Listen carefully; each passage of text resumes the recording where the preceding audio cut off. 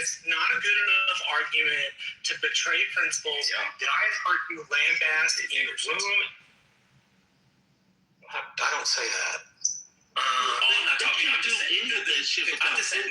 It's so bizarre to me that you call socialism evil, all this stuff, but you can make a defense of socialist takeovers, government socialist takeovers, and ownership stakes. I shouldn't say takeovers, but ownership. What Trump is thinking about taking over an airline, which now I guess according to Brian, Spirit is essential for national security. I would not support that. You'll vote for engine. All right, it really got me. I'll never vote for Donald Trump again. See, that joke was really hitting. You got it. Anyway, you know what the book of? You voted for Donald Trump, and you know about the book of Thessalonians. Oh yeah. What's the book of Thessalonians about? It's a good one. What's it about? I'm just kidding. I did earmark a quote from that. I know. What's the book about? You love a good Thessalonians. I know you don't. You have no idea. No, I don't. I did notice a quote from there, a verse that I did earmark. Let's see. Let me pull out my personally inscribed Bible that I have off my. Brian is one of these people. So Brian is what's called is in the like free market libertarian to conservative Republican born again Christian pipeline. In about 6 years, Brian will be a deacon in some Pentecostal church where a bunch of white people are playing with snakes and the women. Rabid atheist when he came onto the app. Every year, closer. He'll be born again soon. That's why he's got that Bible. Brian said there was no world in which Brian, 3 years ago, would be working for his local Republican Party. He said he was inspired by Charlie Kirk's assassination. Imagine being a 60-year-old man inspired by Charlie Kirk in any way. Inspired to do what? And his evidence was Biden hired tax agents at the IRS to audit people. Oh, yeah, because taxes are definitely something that... The welfare of the founders, national security, but not food and health care.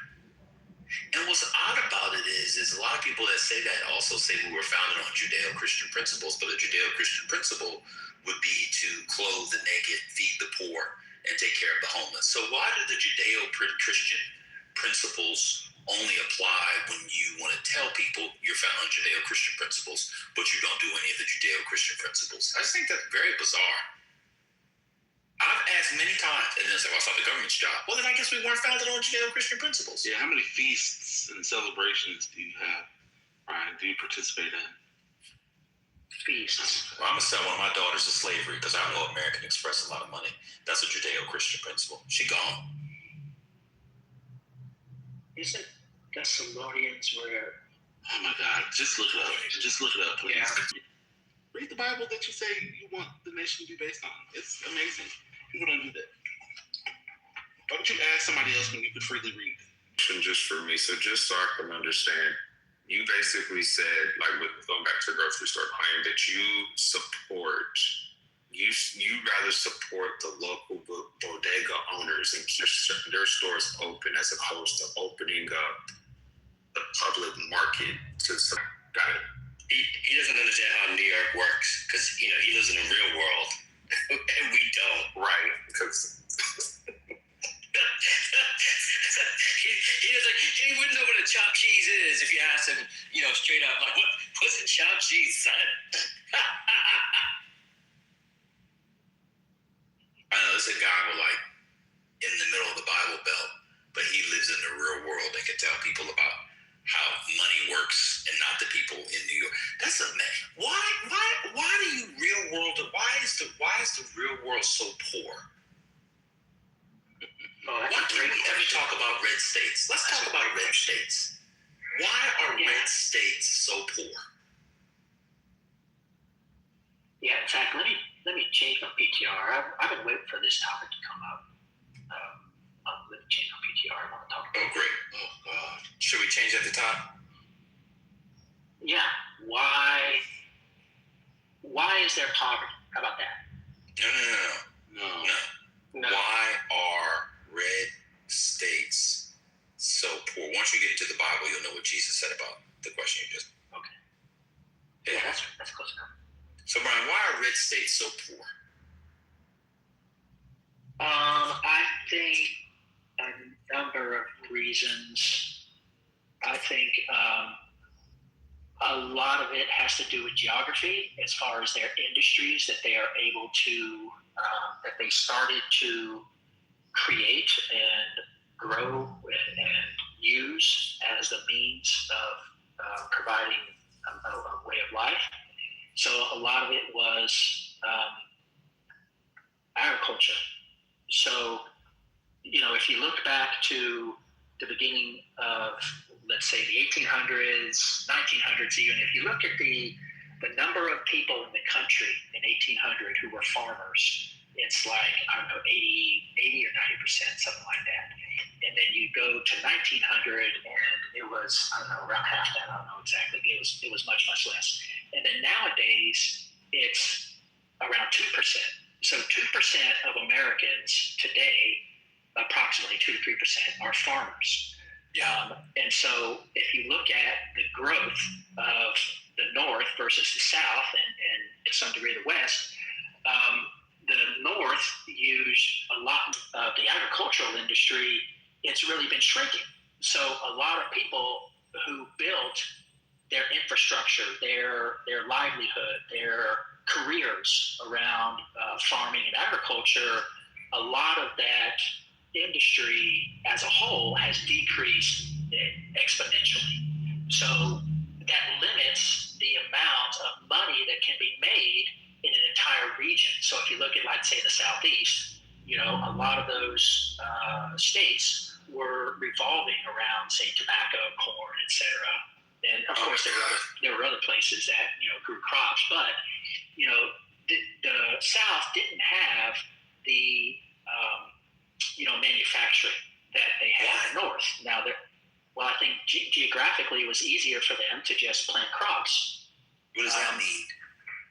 So, I'm going to come. Have to. So they were geographically. So why did they do that? Because they were somewhat limited by geography as to what they could do. What geography limits you from building a factory? Well, I'm just saying there were. No, you said they were limited by geography. So why didn't they build a factory? So, for example, cotton. Why did they send all that north? Why couldn't they put the South? Not produce. Do the textiles in the South. Well, growing peaches, growing oranges, growing things in the South is easier than growing them up north. So I understand that. It depends on the crop. You're kind of all over. I'm just asking. Sure. I'm just asking, why is it that they didn't build those other downstream, if that's the right term, parts of production? Why they have to send it to the north? This is the 19th century. We haven't even got to the Dust Bowl yet. Your whole thing on farms is so ridiculous and silly. I'm not even going to go into all that. Okay, but where am I just going explain wrong? why. Explain why they couldn't build farms in the South. Well, let's just not stop farms. there. Why they couldn't build factories in the South? Well, let's just stop there. Where am I going wrong? About farms? About the claims I've made. Where am I going wrong? Oh, farming had been wiped out. Are you familiar with the Dust Bowl? Yeah, I've heard of it. You've heard. Wait a minute. You have an argument about the American economy, and your response to the Dust Bowl is that I'm not talking about specific events. We're talking about over time since the creation of the country. What do you think? Why farms, especially in the prairie lands? Hang on. Why certain industries were more likely to thrive and prosper up north versus what was more likely to thrive and prosper in the South. So generally speaking, farming and agriculture was more prevalent and available and accessible in the South. It wasn't in 1800. You literally just said that 90% of America, which include, by the way, do you know the nickname of New Jersey? The Garden State. Cool. What do you do with gardens? Is that a form of farming? Interesting. You literally said in 1800, 90% of the country was into farming. I'll take you at your word for it. I think it's very high. I know it's over 80%. Very high. I agree. Or if not farming, agriculture. It could have been post piggy bread, all types of stuff. Yeah, but I agree with you. Of course, that was the main economy. Why didn't the South, to this day, why does the South not invest in advanced technology and education? That's the question. It is not because of farming now that Oklahoma is the way that it is, especially after the Dust Bowl. So let me give you an example. What are the major science centers in the South? I'll give you the ones in North Carolina. What are the major science centers? Centers of scientific innovation, scientific breakthrough, scientific study, investment. What Southern legislatures invest in science? That's a question. I don't know. Well, probably the Research Triangle in North Carolina. I gave you that one. I literally said, and of course, that's mostly run by like leftist, communist, hippie dippy Northerners. There's a town there called Cary, which stands for Concentrated Area of Relocated Yankees. There are no North Carolinians that live in that area anymore. It's totally taken over by homos from the north and Indians from India and the Chinese. But keep going. Somebody gave you one. Huntsville. There's one. Small. There's one. Someone gave another. Anything else? UT Austin. Super Blue. How about Vine? Where are the major? Oh, in your state of Tennessee. The communists over at Vanderbilt.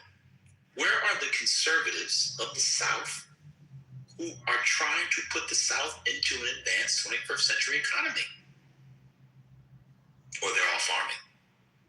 Or they're all waiting for rich people from Seattle and New York to bring their wealth down so they can have jobs.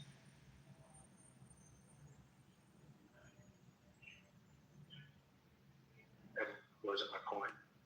What about Little Rock or outside of it, Arkansas, the Waltons? What is the South doing now that we've been post-agriculture for a long time? Where are the major Southern investments in the kinds of industry and technological hubs that will make them not so poor? Better way to put it, why is the South so anti-education? I think there are a lot of attempts in the South to increase manufacturing, and Charlotte, for example, is trying manufacturing. Manufacturing. In Charlotte? Charlotte doesn't have a manufacturer. That's not You what need I'm saying. banking? Finance? Let me finish. Oh, okay, go ahead. So what I'm saying, across the South, there are efforts to increase rate or amount of manufacturing. If you look at another example would be Charlotte trying to get into the banking finance industry. Well, they've been in it. Trying to expand. I'll say that.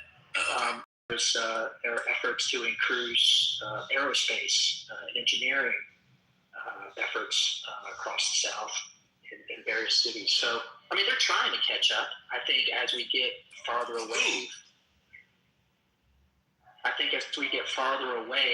from a need to have such a high percentage of Americans in the farming industry, I think you saw Live Aid or Farm Aid with Mellencamp, 30 years ago, right? There was a big push to try to help the farmers that were being pushed out because we basically had too many farms, and so a lot of them were not able to move, or American states transitioning away from farming. You see cities in the South trying to catch up from a manufacturing and technology, banking, different industries to help diversify, to help grow their economies. That's my point. Okay, so the Democrats who moved are trying to pull the Republicans and conservative anti-education people in the South into the 20th century. So you named Charlotte and the Triangle. That's Mecklenburg County, the former, correct? So that's. Do you have anything else? What's going on in South Carolina, Arkansas, Alabama, Mississippi? We got Huntsville, Louisiana. These are major. What are the major research centers? Conservatives always, you guys had a lot to say about the 1619 project not being taught in colleges. What are your major research centers? DeSantis did the whole thing with that school in Florida. He put a lot of investment, aerospace engineering, biology, anything. Well, breaking news on what is it? The Congress has voted to end a record government shutdown. Oh, the DHS is all right, cool. Mm-hmm. Nice. Now I feel less safe. Go ahead, Brian. Yeah, I'm not dividing it upon partisan lines. I think there are people who can live in it. I think the vast majority of people, not vast majority, there's a substantial, perhaps majority of people who don't, get involved with partisan politics. Yeah, I would say the vast majority. They don't look at it like you do. You're looking at it like, what did DeSantis do to bring in, engineering or research or technology, free market options for people to do what they want to do, whether it's in technology or whatever they have access to. Opportunities for trying to build a technological hub. You can appeal to businesses, and you can say, hey, move to our state. We have, a number of workers who are ready to they're not educated in this area. Well, so they're not educated. They don't have the skills, the education in those areas, Brian. Well, maybe because your party cuts education. Places. Because you want to raise them in Christian schools. I know you want to make this about left versus right politics. It quite literally is. Well, read the title, my Brian. My point is. Brian, read the title of the room for us. Gotcha. My point is, I don't think people. You said you wanted to have the conversation on red stage. You had a special PTR. You want to show your Johnson. That Put your Johnson on the table, Brian. That wasn't my. It's a politics room, brother. Okay, well that's fine. If you want to have a general discussion about poverty, I'm sure Kitover and Rohan are somewhere in the hall. They're great accents, and you can do that with those brothers. And by Rohan, I mean Rohan and Royfield. Calling in from D.C. This is Royfield. Peter, are you there? Well, let's see what's going on in Ukraine. Why is there such poverty in Eastern Europe? Then what I think is happening is that you can go and find them, and then in Black News, and he can read something online, and he acts like it was in his brain, but we can hear him typing in between bites and chews and swallows. So again, if your free market solutions that are so great, why places where the free market's thriving not propel the American technological dominance? None of this stuff this stuff is powered by government investment. Why are people in the areas that you think, the Bible Belt, why don't they have the skills to do the things necessary that people in San Francisco and Baltimore and New York City and Chicago and Durham and Memphis and all the blue cities can do? How come we don't have great engineers coming out of Missouri outside of St. Louis? I think generally speaking, if you look at what I was trying to describe earlier, given that the South based their economy on agriculture, which they that's not the right word, which they used slave labor, I think it depressed and, what would you say, not retarded, it slowed the growth. So when you operate in an agrarian economy with slave labor, you don't have the diversity of technological opportunities. So it made the South invest less, but it resulted in them investing less in education, because why do you need PhDs to work on a farm? You only need facts. You only need people. Well, that's my point. So the South used agriculture and slavery that tremendously slowed down their rate of investment. Yeah. It's wrong. Okay. What you're saying is wrong. How so? Because in the antebellum era, several scientific, the germ theory, all the developments around the mosquitoes and shit came out of Alabama. You're 100% wrong. The South was not far behind. You're cherry picking. I'm almost done. You're cherry I'm picking. just telling you. I'm about to give you the cities. See, you're not interested. Charleston, major cities. Mobile, major city. New Orleans, major city. I can go on and on. But I wanted to ask you a question because you keep making this claim about what state produces Well, that's the most. false. I mean, the rebuttal you gave is not correct. It's not. I actually studied this. This is not false at all. Southern cities were major, and cities and northern cities that had slavery too, and also places in the north had slavery too. What was false? What did I say? Let me continue. So, Brian, I have another question. One, I don't know if you hear yourself, but in Massachusetts, Lowell, when those women were making stuff in factories, but those weren't intellectual pursuits. But let me continue. Brian, are you there? Do you know which state produces the most crop and livestock in America? Do you know? Crop and livestock together?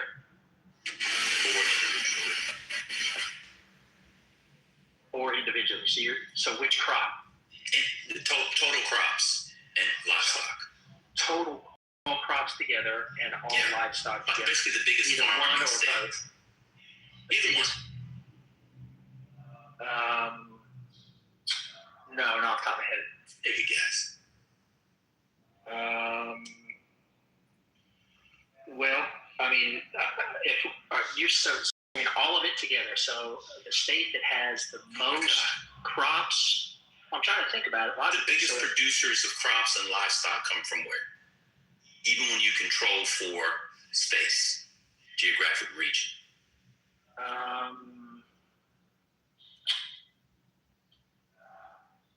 I would think probably somewhere in the Midwest. Nope.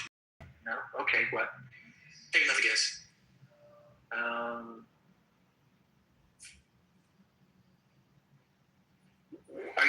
So you're saying total, not per capita. You're saying in every way, geographically, you wouldn't do per capita. Well, I mean, we have to get specific because you're randomly mixing and matching different variables, and you're shitting the argument. I'm not. Listen. You're saying because first you said crop and the answer's the same for any of it. Is what I'm saying. It's the same state. Okay. I'm saying I don't know off the top of my head. I'm trying to think through all but based off your argument, it'll be in the South, right? So you're asking me like 5 different questions. But the answer's the same for each one. Okay, but I'm trying to clarify what criteria are you using because you keep shifting the argument. Which state, based off of geographic area, or how about which state has the most, as a percentage of, it has the most crops? I still don't know. Based off your argument, it should be in the South, right? No. Why not? Well, because other states in the country have probably evolved to learn the lessons from the models of farming, crop rotation, what sells. And so why were they based on, but also do the technological advance? Because they probably have a combination of how do a combination? Because they probably have a combination of all the factors we're describing. So why didn't they do the combination in the South? The same reason I just said twice. Oh, I didn't hear you because it didn't make sense. Say it again. Okay, are you ready? Yes, sir. I'll explain. Third time. Third time's a charm. Third time's a charm. Let's go for it. So they probably have a combination of all the amenable factors to combine those two different industries. What is the amenable factor for the technological side? I just want to know what that one was again. Well, so you're asking me about the specific. I just want to know what a factor is, benefits. so I know what you mean. Well, maybe geography, weather, the nature of the soil, the number of. I said on the technological side, not on the agricultural side. Oh, okay. So technological side, it would probably be maybe there's access to certain Let me tell you the answer. California. in that area. So California is able to do, I'm almost done. So California is able to do all the farm stuff that it does and have Silicon Valley. Why couldn't, and by the way, relative to the South, California is a new state. Wouldn't you agree? Yeah. You know when California became a state? 1850 or 49. Look at you. Now, see, you just redeemed yourself. It became a state as part of what law? Do you know what we call the law? No, it's part of the Compromise of 1850. It becomes a free state. Look at you. I was close. How come couldn't do that?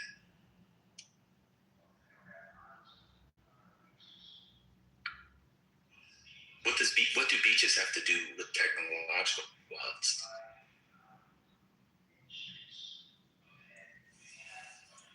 Okay, Louisiana.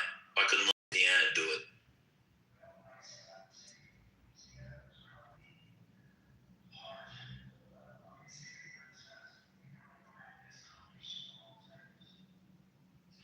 So why didn't they make them? Why didn't they make those? What do you mean? Why didn't they make those factors? Yeah, the like ones that are quote amenable to technology.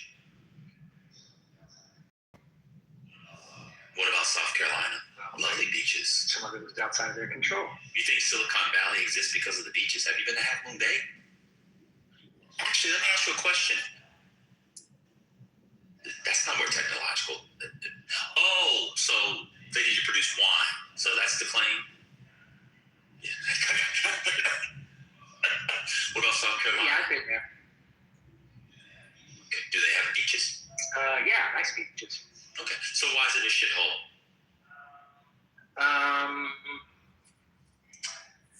I think they have deliberately kept their economies and cities rural with some intentionality. They prefer. I think they prefer being poor. Prefer that style of life. They prefer. Charleston? Are you familiar with Charleston? A simple, small community. Charleston's a major city. There might be some technological. What do you mean? So they prefer being poor, not having good health care? I'm confused. What I'm saying is, if you talk to people in South Carolina, that doesn't mean they have to be poor. Prefer living in a rural environment. They're happy to just, to support the status quo. Oh, okay. So that's your point. So the reason is people want to be poor and broke and ignorant and suffering. Okay, so that actually is a good answer. Brian, finally answer the question. Red states are so poor because they want to suffer.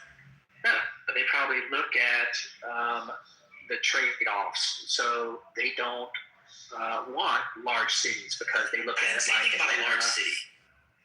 Well, if you look at South Carolina, I think what's their largest town. But I mean, if you look at this, they don't have very large metropolitan areas like Atlanta or Charlotte or whatever other places in the South. Not to the same degree.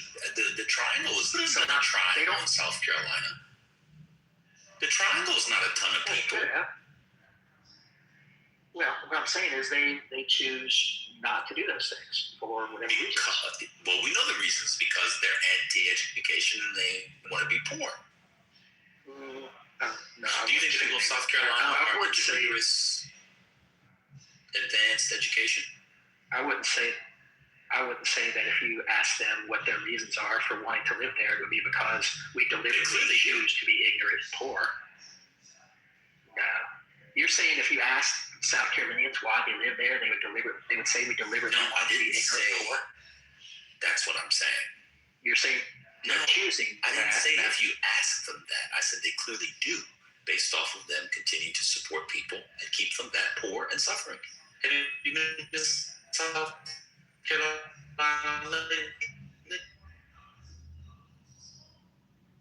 didn't say it was. I'm not talking about whether it's their right or not. That's moving the goalposts. What's going on? I know it's their choice. I'm not asking if it's their choice. I understand it. Choice. Right. They want to be poor and ignorant and dumb. Yeah. In fact, percentage of South Carolinians on Medicaid. What would you say the percentage of South Carolinians on Medicaid is, Brian?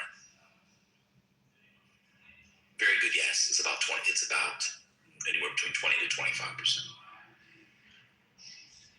So I have to pay for people who choose to be poor for no reason, except they want to live off my money. So they want to.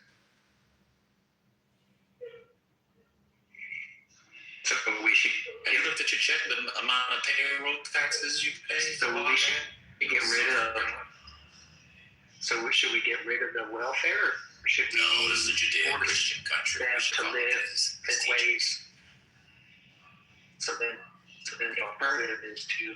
I think people like you who are educated, instead of placating them so you can keep the trans out of sports, you should start.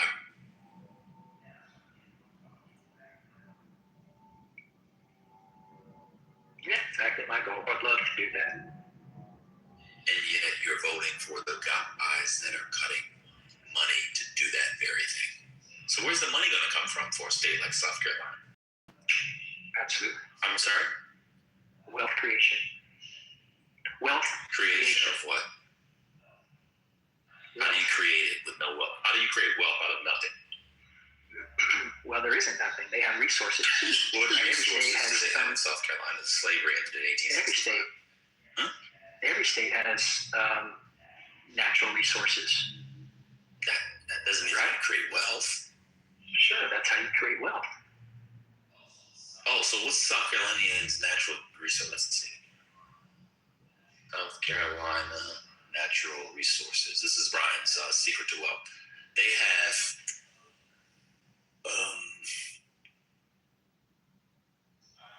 island, kaolin clay, pine timber, fisheries. They're gonna be rich real soon. You conservatives are so unserious. People eat fish. Oh, so you're saying that the fisheries in South Carolina can empower them to becoming a wealthy state? That's what you believe?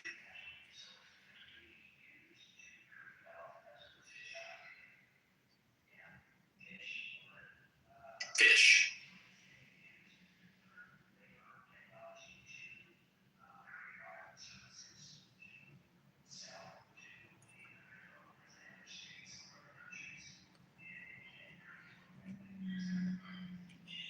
You're right.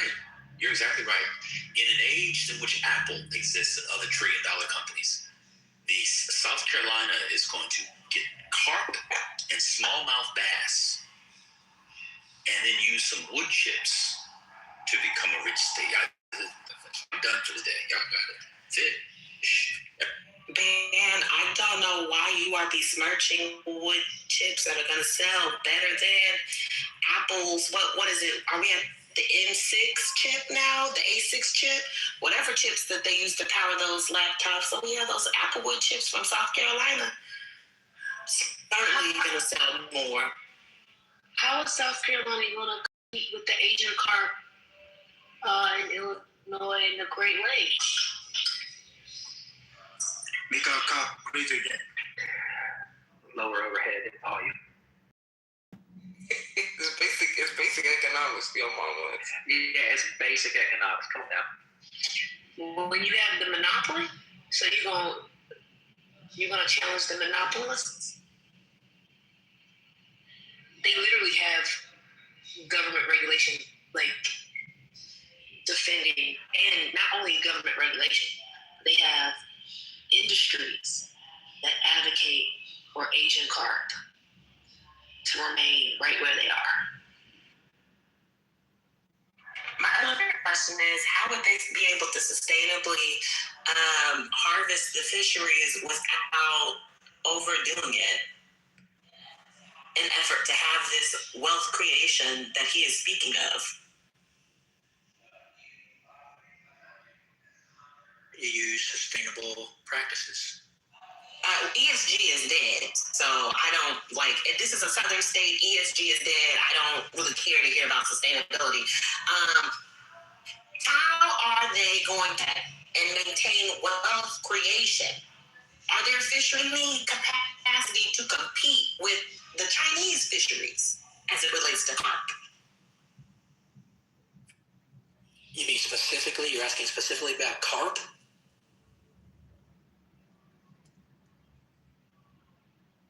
Well, what you want to talk about, Brian? Red snapper? Crabs. Oyster? Shrimp. You know, the low country shrimp is amazing. You know, part of the problem, Brian, people like you don't believe in climate change. This is the great irony. Climate change has actually made it worse for places like South Carolina. You should go talk. Do you ever talk to fishers, Brian? Professional fishers? I used to when I lived in Florida, not recently. Those people believe in climate change. It's been a mess. It's been a really bad shrimp season in low country. But y'all don't believe in climate change. In fact, you have a energy secretary that you support who wants to bring back coal.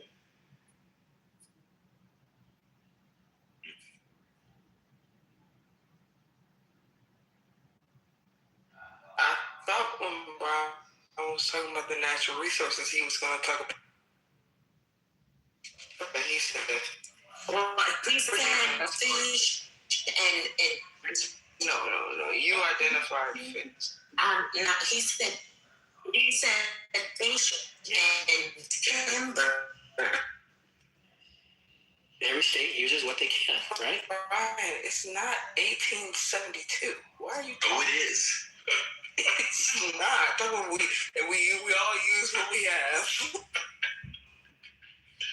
Now, what was interesting, So I guess Virginia's going to start making apple cider again. Just we're using what.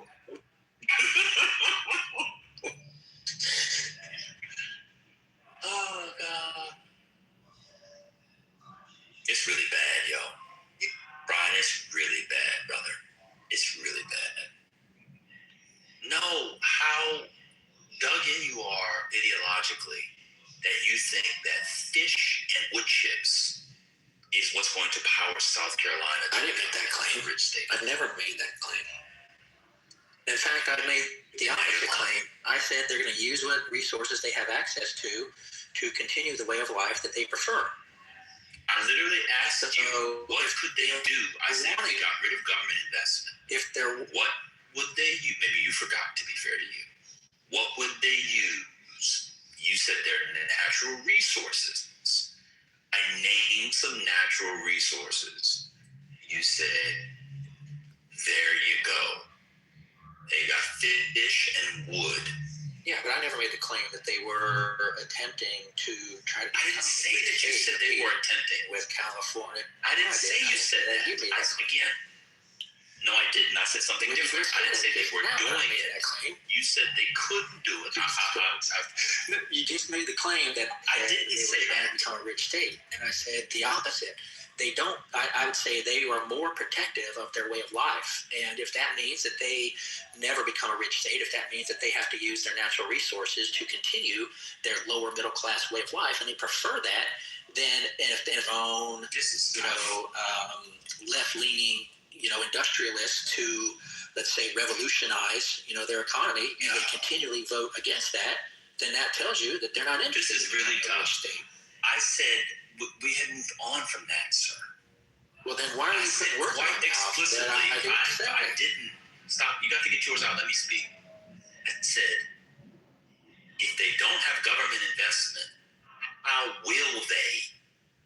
Not what they're doing. I didn't accuse you of saying what they were doing. And you said they would use their natural resources. And then I Googled South Carolina natural resources and read some stuff. So it'd be fish and wood chips. I guess you can use wood for paper and stuff too.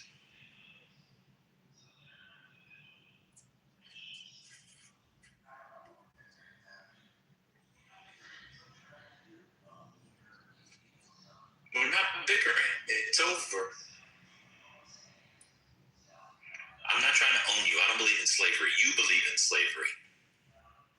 Oh, no, you don't believe in slavery. That's true. That's true.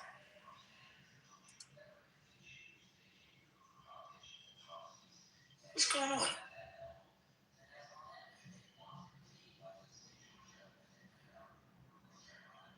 And the research triangle, if those states want to change the culture or direction of their state's prosperity at a statewide level, then they do that. There's nothing wrong with that. I mean, I fully support that. If they want to invite some of these, industries or intellectuals or industrialists, whatever, good on them. Go for it. Cool. Yeah, I don't either. That's a completely different thing than what we were arguing. So you did the thing where you found a way to cakewalk your way out of what we were talking about. But I understand. I understand. Yeah, you're actually too kind. I know he disrespects me so much. I don't know what it is. There's something about,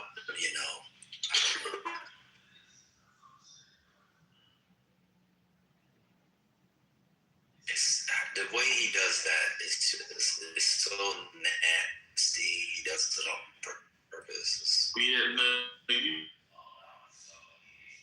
Oh, not Rousseau. He hates Rousseau. Brian, what do you think about Rousseau? I don't hate him. I disagree with his worldview and what he proposes. What's his worldview? What does he propose? What was Rousseau's worldview? I think that Rousseau looks at the world as if in order to maintain or what would you say? In order to maintain or further the greater good, that individual citizens should be willing to give up certain liberties. Where does he say that? Freedoms. So like. Look.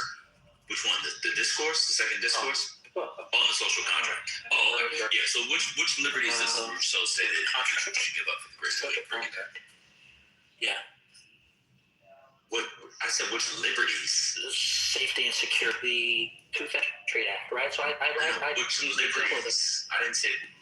I think it's which ends. No. Which liberties should they give up? Those safety and security. Those would be ends. That would be something you would give up. You would give something up to get safety and security. Like privacy or. So what I'm saying is, if you let me finish, what I'm saying is something. No. Let's stay on Rousseau. Before you get to an example. You have. No. I want to go to. I pulled up the social contract. Hold on. I love the social contract. I love this. A great text. Very important text. So, which part of the social contract do you want to? I'm just talking about in general. Where he says we should give up liberties. Yeah.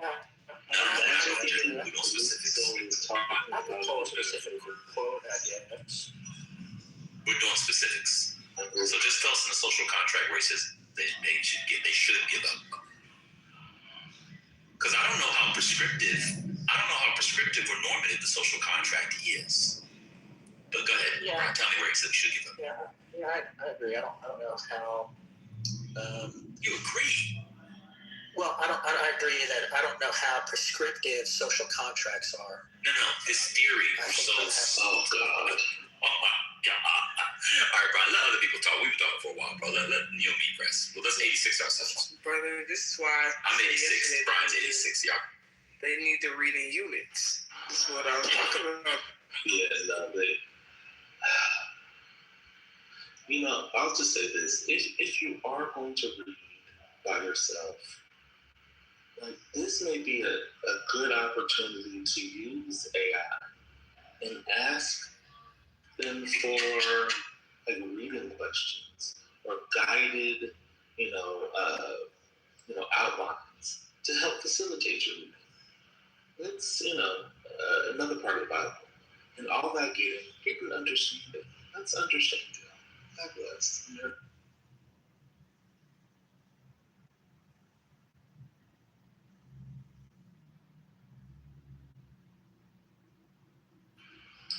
give up liberties but have a direct democracy. Give up liberty, return to nature. Yeah, everybody wants to return to nature. People got the softest hands in the world talking about return to nature. Never formed a callus in their life, but return to nature. It's amazing how that works. People are worried about sunburns, but then we're SPF 500. We'll talk about return to nature. It's just absolutely amazing. See, brother, the problem is that you're not living in the real world, and it's just basic economics. You just obviously don't understand because you don't look. When Trump does it.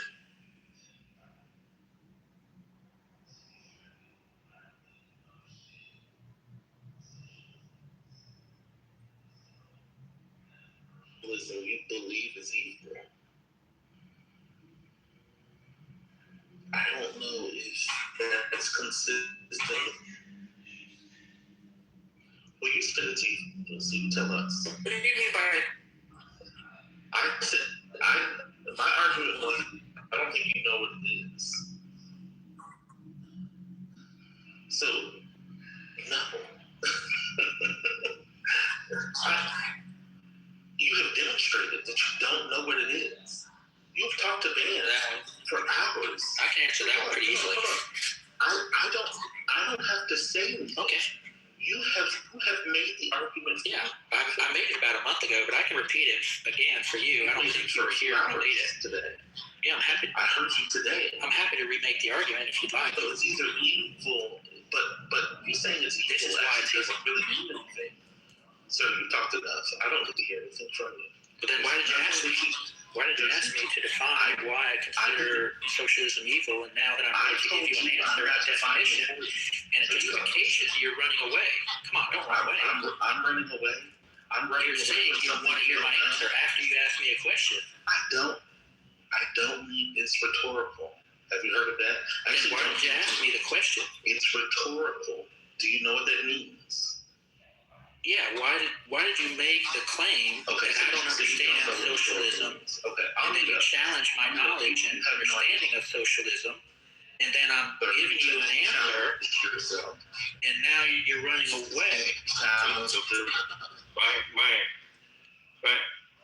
I mean, if you don't want to know the true answer, then you know what? Say you're scared. Brian, the reason why you're saying you don't like socialism is because it failed?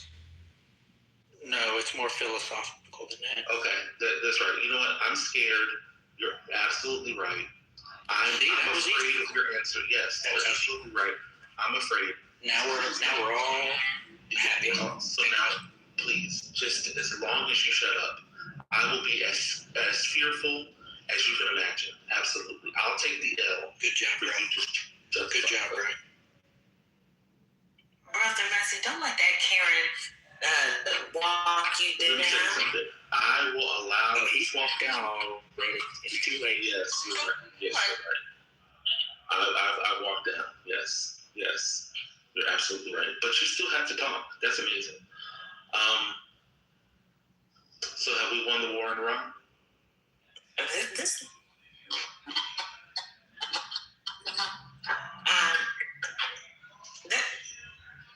All right.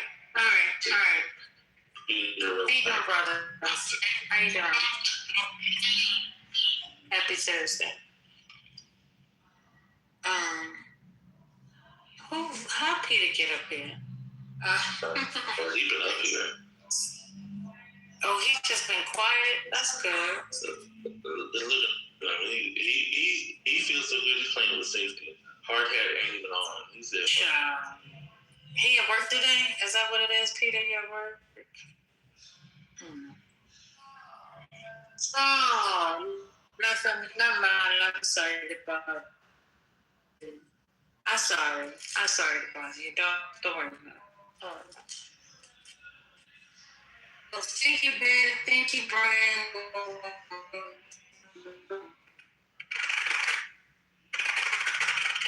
Contact.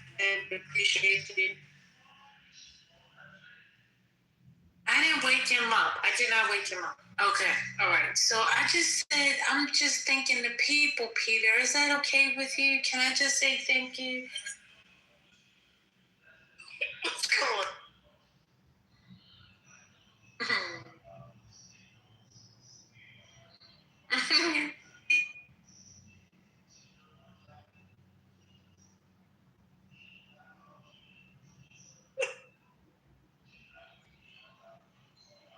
What's this one topic, Iran?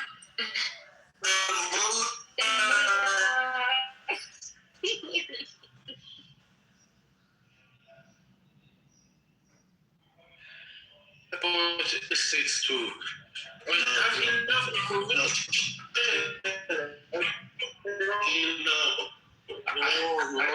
Universities listed it. I once had a professor tell me in a quant class, constrain yourself to the data. Peter, I point to mullahs, okay? Just stay with mullahs. Oh, I'm going to answer. Can you leave me?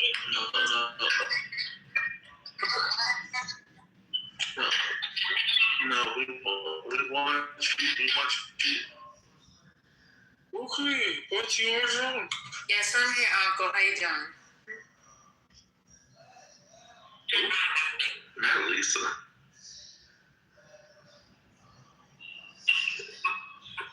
I think he took a break.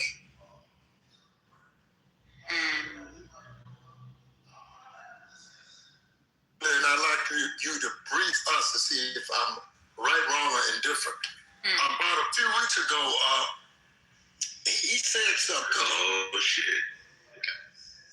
Yeah, you are right. He said something that rubbed me the wrong way. It was said in the spirit of arrogance, and he called somebody dumb or something on that. You know how he does when he gets on when he's on a roll and nobody's asking his question. I asked a couple of questions. So he and I've been having a little quiet feud, a little something. So he's been ditching my mic lately, and I think the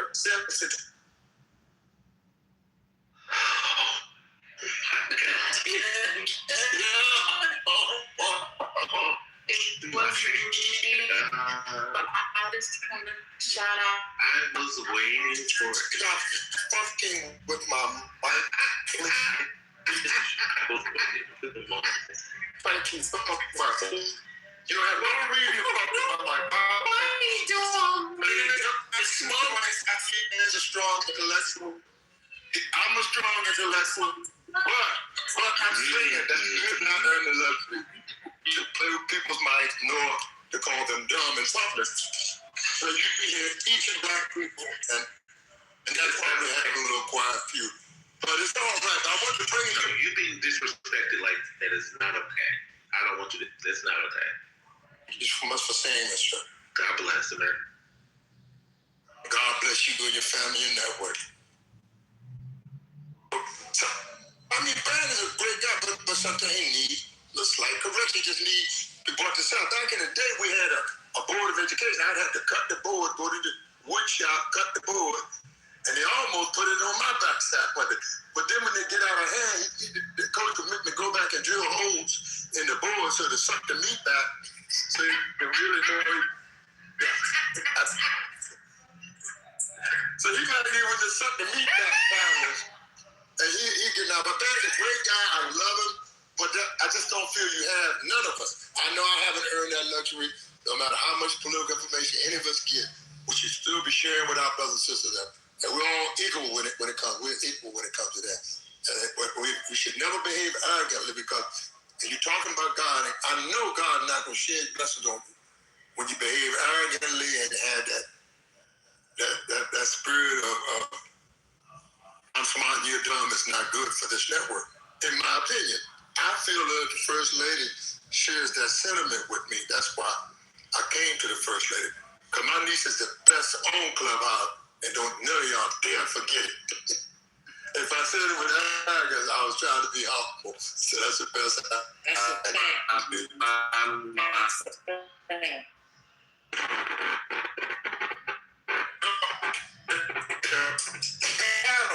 See, the Board of Education, I know a band know what I'm talking about. You cut the board out in the wood shop when the child was misbehaved. They go to the assistant principal, and the coach had the assignment of piling your backside It's not over to the Board of Education. And then when you got online the second time, when you drill the holes in there, It's not here. and stop cutting up. When you get out of it, I definitely. usually straight. But passing that shit on the band fucking day. I don't mean it no disrespect, no dishonor. But actually, please stop saying that people are dumb on here. And don't behave arrogantly because you know something they don't know to come. We prove many times we know things that you don't know.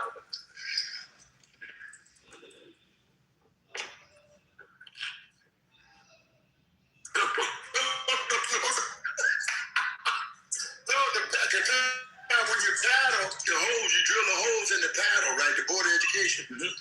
Well, it's just a paddle. You know about the And you drill holes in it. Yes. Okay. The paddle suck the meat back. Man ain't gonna suck the meat back. He get his meat sucked back to the paddle. Okay. Well, by the paddle now, not by the individual. Okay, by the paddle. If we I just want to make sure that we confirm that Ambassador believes that Van knows about the whole sucking his meat back. And I just want to make sure that we confirm that. But you make sure you got the full picture now, brother, right? You ain't gonna mess that up. I definitely got the full picture. I didn't want it, but I got it. I bet your brother gonna make it messy, but we'll take it. Just serve some hors d'oeuvres. Serve them hors d'oeuvres with it. Listen, suck the meat back with an hors d'oeuvre is insane work. But God bless you, Ambassador. I appreciate it. Thank you. I appreciate the honesty. I always listen to you, and you got a great way of putting the political views that we can receive. And I thank you. Thank you. Bless you. Oh, God bless you. God bless you. Thank you. Hello, Dan. Are you there? Have you come back? Hey, how you doing? Hey, brother. Just wanted to ask you.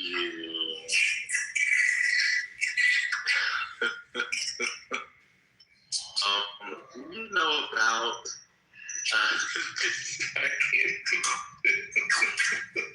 I'm sorry, I'm just a little busy here. Okay, sorry, let me.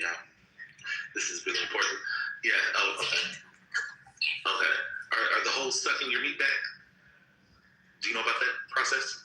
About something that we can confirm you know about? Oh, okay. God bless you. All right. My time here is done. God bless. Later.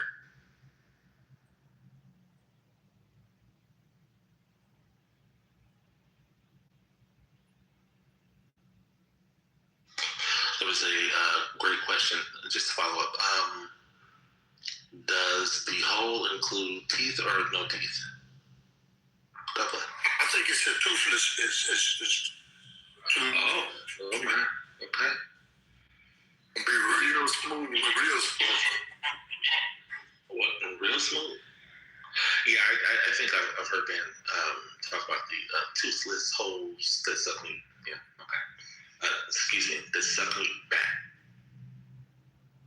I think he had a late night room on that recently here in PC. Was that was the first word? Peter, please. Peter, please. God bless.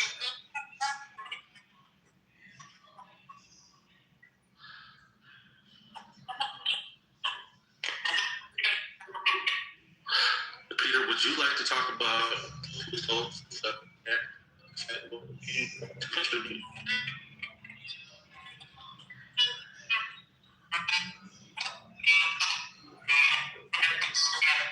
Peter, I asked you.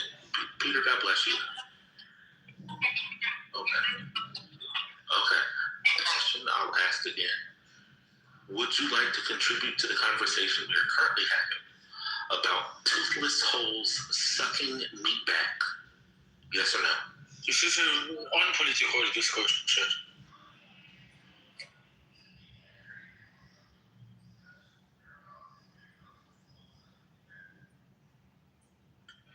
I think that you are wrong about the topic between classes and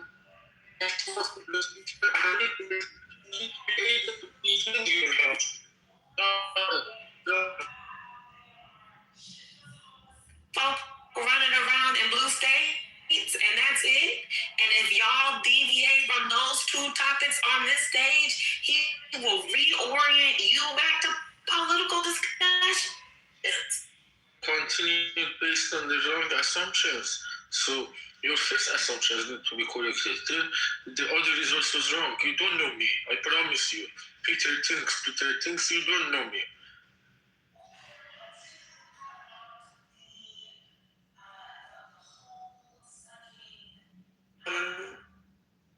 Rod of enchantment. What do you Oh my God.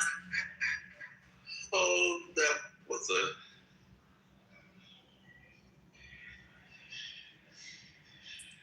no, I'm asking you what you think. You said Peter has lots of thoughts. So what do you think of? I mean, but this is a very political issue that we're discussing currently. You don't understand the politics of the sucking of the meat? I mean, I'm having a very politically correct discussion. I just don't think. I disagree. I politely disagree.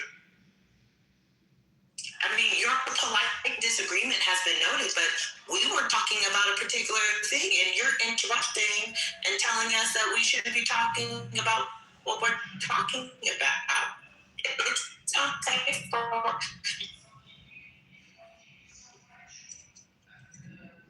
So.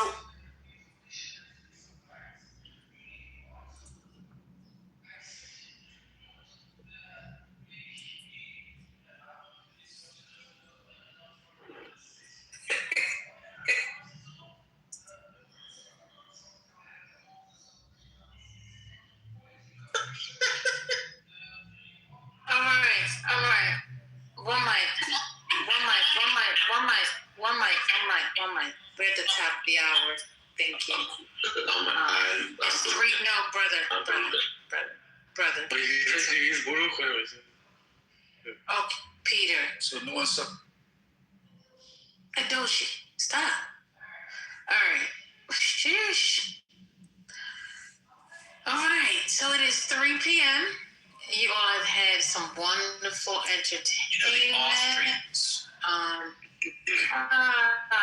I've been reading about the history of Austria the last several weeks, and what a fascinating country in many ways. Pause. Now you're back to sucking meat again. And Austria in the early 30s, before the Nazis annexed them in 1938, the fascists literally took over the government. They had what they call a May Council. I read it. Fascinating. But did you have a question? This is World War II history series. You have to keep up, brother. The precursor to World War II. Did you have a question? Did you have the quote, Brian? Did you want to do the quote? Yeah. So I'm looking at page in my Just give me the chapter. copy, it's page 78. It's 1 second. Pull mine up, brother. 1 second. I have PDF over chapter here. 5 Pull of it book right 2. up. Or not a PDF. What do you call it? E-reader. Chapter 5. All right, will you be reading the original French, or will you be reading it in translation? So this is back to the first convention. Oh no, I'm not reading the French. Yeah, My that's a copy good is enough from copy. Penguin 1 second. Classics. So you're saying, it was book 2? Book 2, chapter 5. On my, yeah, it shows. Book 1. 1 second. Book 2, chapter 5. Go ahead. Okay. So should I repeat my premise or claim, or just read the quote. read the quote? Okay. So it's the second paragraph under the chapter 5, the right of life and death. All right, second paragraph. The purpose of the social treaty is the preservation of the contracting parties. Whoever wills the end wills also the means and certain risks. Even certain casualties are inseparable from these means. Whoever wishes to preserve his own life at the expense of others must give his own life for them when it is necessary. Now, as citizen, no man is judged any longer of the danger to which the law requires him to expose himself. And here's the payoff. And when the prince says to him, quote, "It is expedient for the state that you should die," then he should die, because it is only on such terms that he has lived in security. There's that word. It is only on such terms that he has lived in security as long as he has, and also because his life is no longer the bounty of nature, but a gift he has received conditionally from the state. So this is the right of life and death. Yeah, that chapter 5. Okay. The question has been raised: given that individuals have no right to dispose of their own lives, how can they give that right to the sovereign, transferring something that they don't possess? This looks very hard to answer. All right, so you read the second paragraph. I'm going to read it again. Because I was looking, but the social treaty aims for the preservation of the contracting parties. He who wills the end also wills the means, and the means must involve some risks and even some losses. Someone who is willing to save his life at others' expense should also be ready to give it up for their sake when there is a need for this. Now, the citizen is no longer the judge of the risk that the law wants him to run. And when the prince says to him, quote, "Expedient for the state that you should die," he ought to die. Why? Because his life is no longer merely a natural good, but is a gift of the state. It is conditional on his always meeting the state's demands, and it is only on that condition that he has been living in security with the rest. Okay, Brian, were you in the military? Yes. No, I'm not sure. Yes, sir. Brian, were you in the military? Okay. Did the president, who's the commander-in-chief, tell you to do things? Well, not personally, but generally, yeah. Okay. And does the president tell people to go, say, to Iran, Iraq, Afghanistan, Belarus, etc., and they may die, give up their lives for, quote, watch this. Watch it. Excuse me.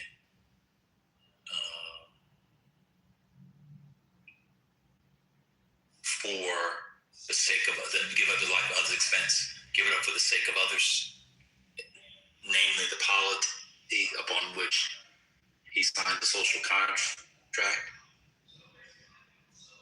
Cool. So basically, what Rousseau has outlined is the thing that you signed on to. That's. I don't know if Rousseau's. I have to go back. I don't know if he's agreeing with this, but he's giving a social contract theory. This is what people agree to. So we live in a particular society, you and I, in which we have a military. A military, shout to DMV, military.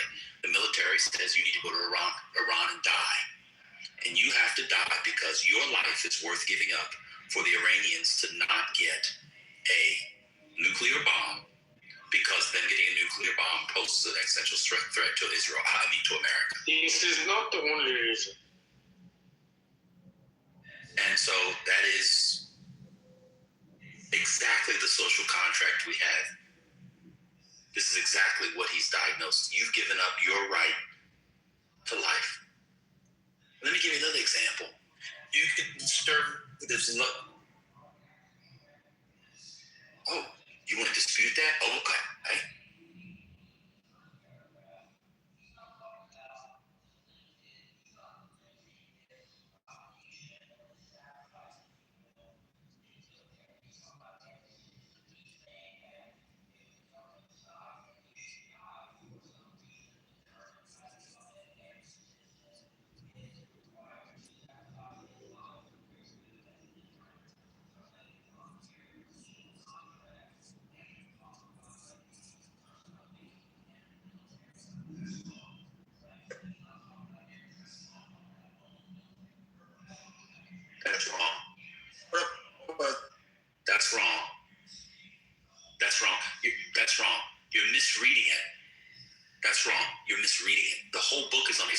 contract.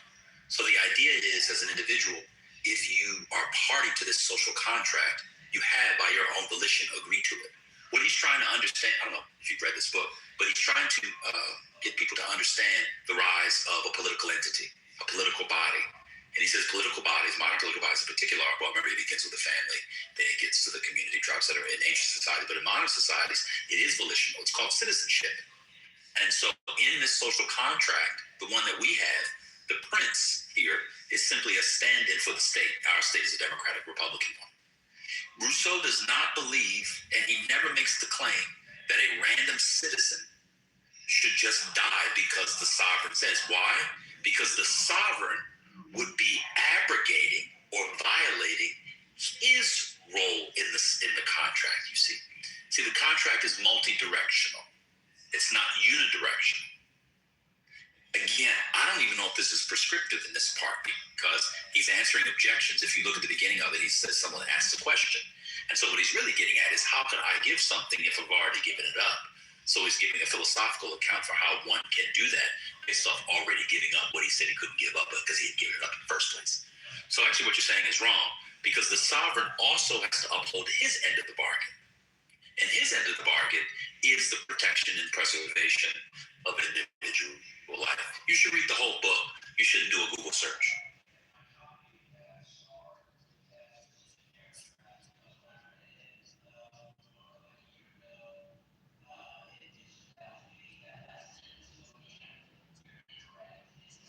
I'm not. Sir.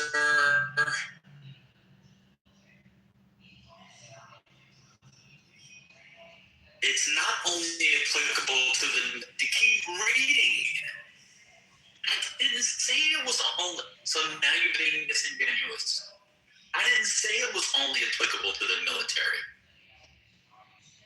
No, keep reading.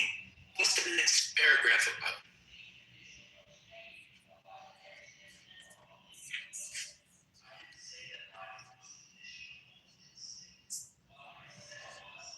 I didn't say that life was conditional only to the state. What I said is when the sovereign, in this case the state, and the individual enter into a contract, or in here, a social are meant to uphold. I'm not saying life comes from it, but if you're in a community, if you're in a family, you are in it. Well, he uses family. I don't like the family bit. That's how I started the book, but it's fine. But because he's trying to teach you that's what the first social contract is. I don't want to go through that. But he's saying that in this instance, this is what people do. That's why if you keep reading, so the last sentence, it is only on that condition that he has been living in security up to, it is expedient for the state that you should die. He ought to die. Why? Because his life is no longer merely a natural good, but is a gift made conditionally by the state. Because he's in that contract, it is conditional on his always meeting the state's demands, and it is only on that condition that he has been living in security up to that present. So, if you live in a state, remember the social contract or political entity emerges as a response to the state of nature. So you and I are in a state of nature. We don't have security. We don't have safety. We have our natural instinct, which Locke and others have pointed out, of course, would be self-preservation, right? We decide to go into society. Society provides police, firefighters, and a whole other set of public goods that maybe you or others don't like, but whoever doesn't like, that's fine. Cool, got you. But when you enter that, you also enter into a set of rules that the sovereign state, in our case, the collective, have agreed to in exchange for those things. If you keep reading, Brian, the death penalty for criminals can be seen in much the same light. It is in order to save ourselves from assassins that we consent to die if we become assassins. In our society, I think it's barbaric. I think it's disgusting. However, I've decided as part of the social contract, we have a thing called the death penalty. If you violate the social contract, you get the death penalty in certain states. You don't get the death penalty if the sovereign will be wrong to kill you if you didn't violate the social contract. So this is not saying that the sovereign, which is the state, which in our instance would be the people, because we live under the rule of law, that democratic law, statutes, common law, etc. This is not saying that the state can just kill people and then your life comes from the state. Rather, it's saying your life as such, as a condition of being in the state, can be taken away. Military, police, operations. This thing right here is why the cops who killed Breonna Taylor aren't in prison. If you surround yourself with criminals and you get caught up, you never know what could happen. That's exactly what your side says. Death penalty, etc. That's the social contract. I don't know if Rousseau is saying he agrees with that, but he's just giving you what the social contract is. You got to keep reading. Okay.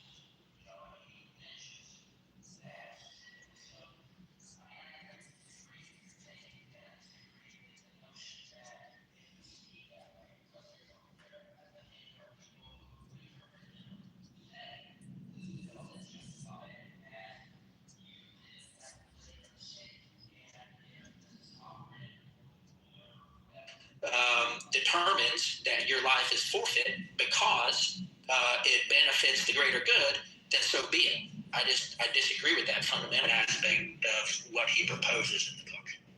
Okay, so let me respond to that. That's not what he's proposing. Again, this is not a prescriptive text. It's descriptive, this part. He's not proposing anything. He's saying that's what happens when you enter into a social contract. That's your interpretation. Honestly, it's not, because he's answering It could be very prescriptive. That could be a principle. He's answering a question. Look, the example I was using was the Patriot Act. That's a perfect example of this. This is about taking life in application. Let's stay on Rousseau before we go to the Patriot Act. Let's stay on Rousseau before we come on. Let's stay on topic. Yeah, I know it's easy to move. Let's go a little deeper, although you're running out of PP. So, this part right here goes completely to what I've said. The death penalty, military. There are certain people in a society whose lives are expendable, and in fact have been expended for the greater good. Whether you like it or I like it, that's just how social contracts work. That's just simply how social contracts work. It's really, really the case. What's odd is, if you continue to read, he critiques governments that actually do use death too hastily and without thought. We may add that frequent punishments and death are always assigned, this is a few paragraphs later, that the government is weak or lazy. Every wrongdoer could be turned to some good. There's no right to put to death, even for the sake of making an example, anyone who could be safely left alive.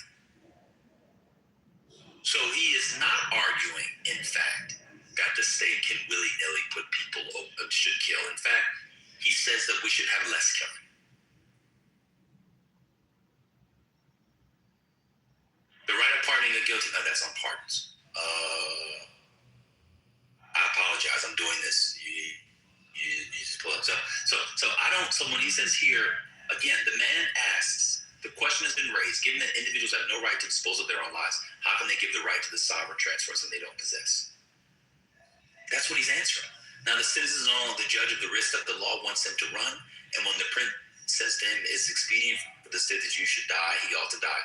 Why? Because this life is not merely a natural good, but is a gift made conditionally by the state. When you enter into society, you have to also remember the context he was writing in the middle, late 18th century. He was suggesting when we enter into a society and we want things from that society, these societies send people to death. This is the age of colonization. It's the age of enslavement. It's the age of wars. The French and the British are constantly at war. You want to be French, you might have to die. But go ahead, give me your Patriot Act example.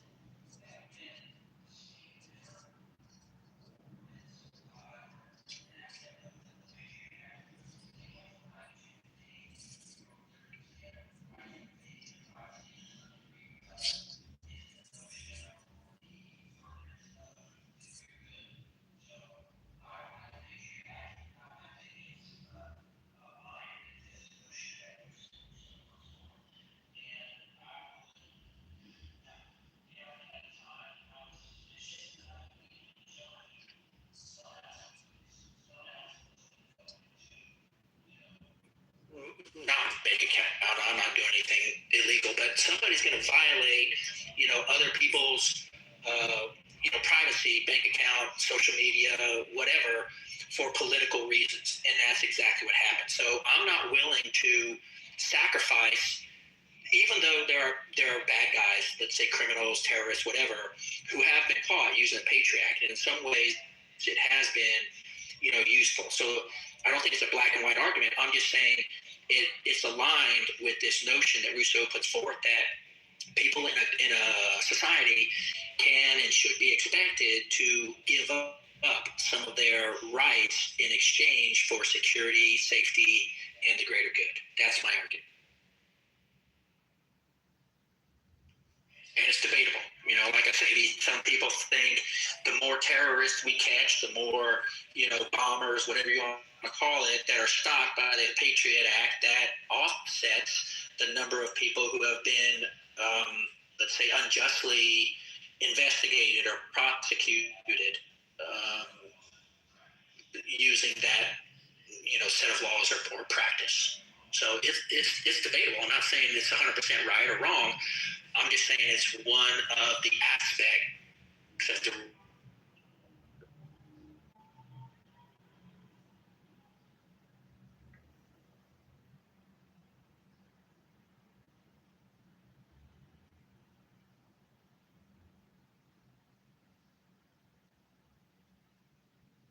Okay.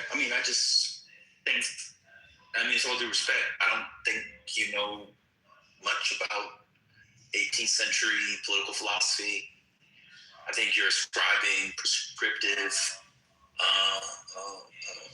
aims when they're normative or descriptive.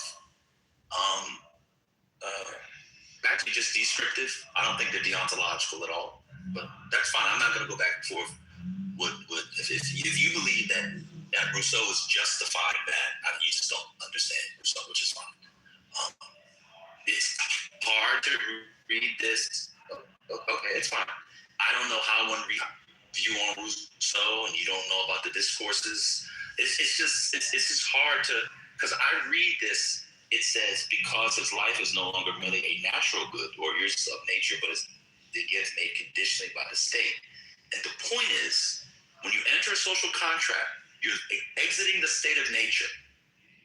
If you don't know how the state of nature functions heuristically in 18th century political philosophy, what it means to leave that, I can't have the conversation. Now, 3 or 4 years ago on the app, I would have spent 5 hours having the conversation. Now, I'm going to go look at some porn on Twitter. Yeah, I told you he knows about the paddles with the teach the soul and stuff back then.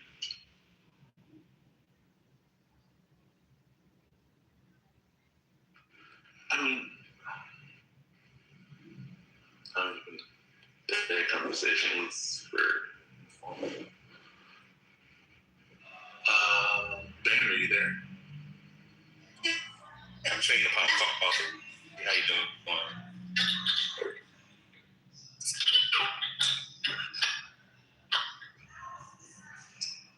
Okay.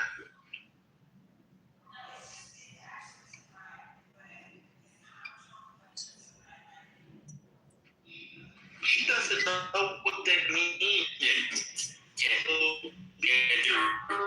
Yeah, it's not meant to be answered. It's asking yourself out loud. Okay, you just don't have to do this. I just didn't answer you.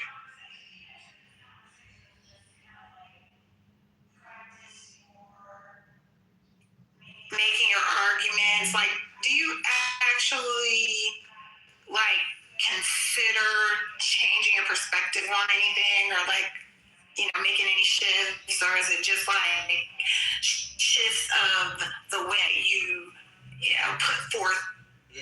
No, that's a great question. I appreciate it. I have changed my opinion on substantial issues since I've been on the app. I usually, like I said, I've been in Mensa for many years, and I would go to the chapter meetings, and I'd get into some debates with people, and they were useful from time to time, but in my experience, the large majority of people in Mensa are left-leaning, and so that was fun to some degree, but I come on here because I want to learn. It's the easiest way to learn from people like Ben and, you know, other people. So I come on here to learn and strengthen my arguments. If my argument fails, then yeah, I shift like with the gerrymandering, right? I had some false understandings of how the process worked and, you know, the nature of the process and stuff like that. So yeah, I've kind of shifted my understanding. The biggest thing I've shifted is probably away from the overall libertarian perspective. And Marshall, honestly, was very instrumental in that. So Marshall takes this,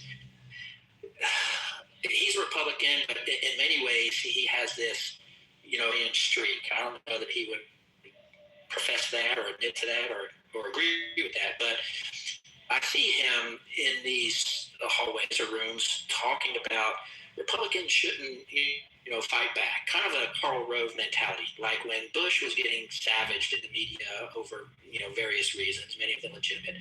Karl Rove and George Bush would be like, I'm not going to fight back. That demeans the office of the president, and, you know, I'm just not going to get in the mud, you know, with the swine and all that stuff. And so for years, the right, by Bush, the younger, was just savaged and I think Marshall is very similar in that way. He doesn't like to, you know, he thinks that if we just leave people on the left or we just leave people alone who disagree with us, they can be persuaded. They, you know, realize on their own their ways. And so I've come to understand the fecklessness of that. And I think that to the point that I hold libertarian views, you know, like liberty and just fundamental libertarian principles, they're good philosophically and they're good. There also comes a time when you get poked and prodded and pushed that you need to fight back. You know, like game theory, one of the big takeaways from game theory is don't be a pushover. So, you know, I've learned that I'm willing to take a lot of abuse and slanders and, you know, insults, and that's fine. I don't really care about that. But, you know, at some point, if there's a point being made, then, you know, sometimes it's worth defending. Like the stupid government takeover of, you know, grocery stores, you know, like that's worth arguing about and defending. How is opening a grocery store a government takeover of grocery stores? I'm gonna tell you why. Because one second, Brian. Because after he finished speaking, you said something. Doing it to torture you. After he starts speaking, I'm gonna turn the phone down and stop listening. Oh, okay, this won't make his case. No, I Thank you, Brian. I think government is yes. Brother.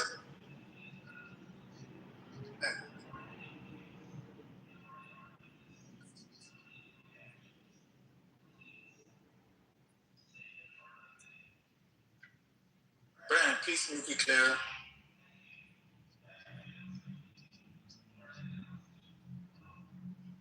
Yeah, fair enough. Why do people call fascists? Why do people conflate fascists and socialists?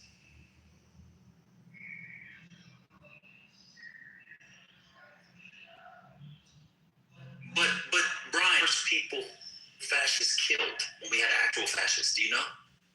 The first people they killed. You mean like the group? Socialists. Are you familiar with the Austrian Civil War? No. There was a civil war in Austria. I told you I was reading a bunch about Austria, and the Catholic conservatives, right wingers, fascists rise to power in the early 30s. They basically take over in 33. You get a one-party state, and then have a civil war. Do you know who's on the other side of the civil war? The socialists. What about the Spanish Civil War? Are you familiar with the Spanish Civil War? Like, do you know who Franco was fighting? No. Oh my God. Brian, are you serious? You don't know about major war events in the 20s? What's going on? You know Hitler killed the socialists, right? And the left-wingers. Yeah, I mean, I think they looked at you taught at the war college. You don't know about European civil wars. No, and I didn't teach military. I taught. Oh, First Lady. So Neo, you should come up and speak. You're not who I thought you were. Neo is a guy. Anybody can look on his profile like I do because he has replays. You can go hear him speak in his other rooms. I thought Neo was somebody else. That's not who I thought he was. Wow. Anyway.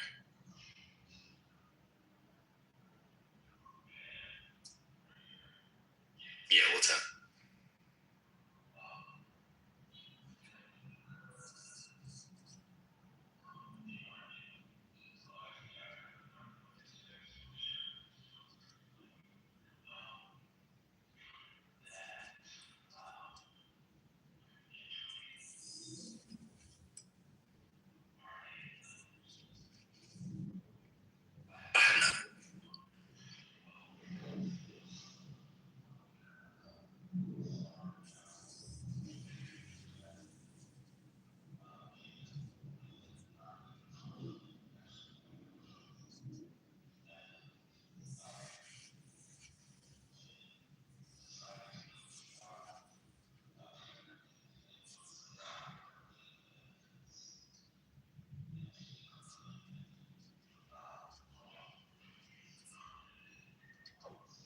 Interviews with anecdote and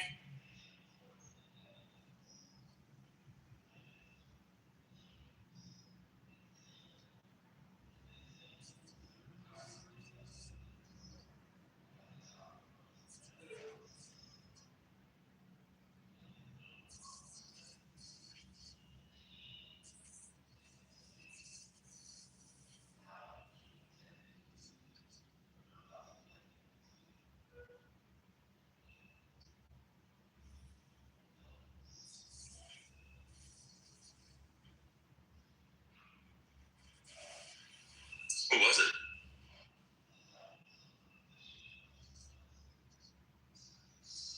Shielders.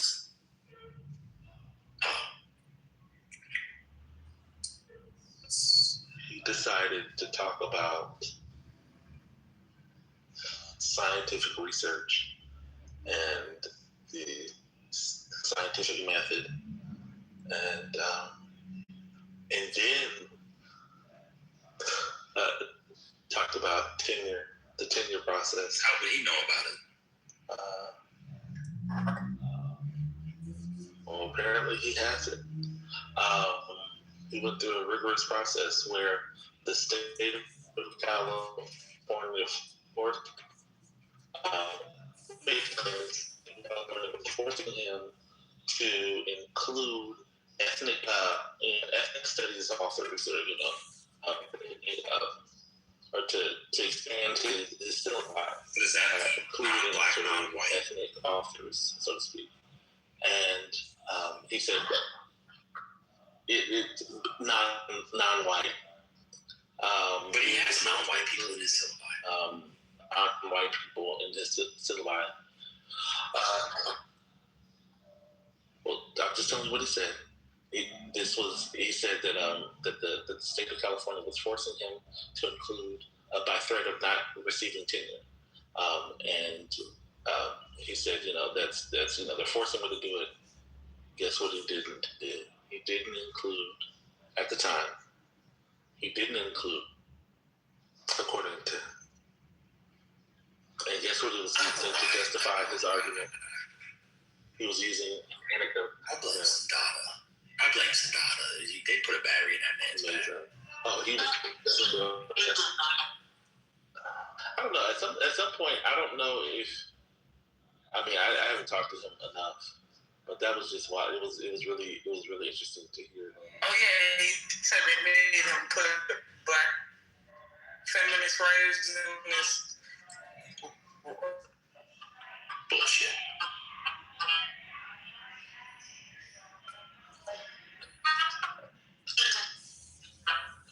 He said that was the same. That process of suggesting to include authors was the same as Trump withholding money to the state of California because they have they have ethnic authors in their curriculum. He said those two things were the exact same. Anyway, it was interesting. This app is so dumb. It is. Look at Eduardo. So since I mentioned Spain, he's like, oh, I know this is my thing. I said that Franco killed socialists and other left wingers. Wow. Right? He said that it has nothing to do with concepts in the U.S. Who mentioned Republicans? Oh my God. I was talking about civil wars in Europe that preceded and led to World War II as a way of showing Brian when his side calls left-wingers fascists and socialists and conflates them, it doesn't make any sense. No one mentioned Republicans. Obviously, the Republicans, because it'd be a small R in Spain, as part of a popular front against Franco, would be on the left. What in the world? This app is full of do people just hear things? Oh, this is my thing, I gotta get in. I know that the Republican Party is just the name of a party. I think, people just insult. And it's always people who don't participate. They're literally looking for me in particular, and some of you and other too, to say one thing that they think is wrong or that you said was wrong so they can point it out and win for the day. It's really bizarre. It's weird stuff. So this is fascism and socialism are both forms of collectivism. Well, I guess fascism can be a form of a kind of cultural collectivism. But yeah, I mean, they are in some ways opposed to liberal democracy. In some ways, Brian, maybe. But I don't know. Socialism has different branches, and a lot of times you can be in socialism and still prioritize individual rights. Well, and I think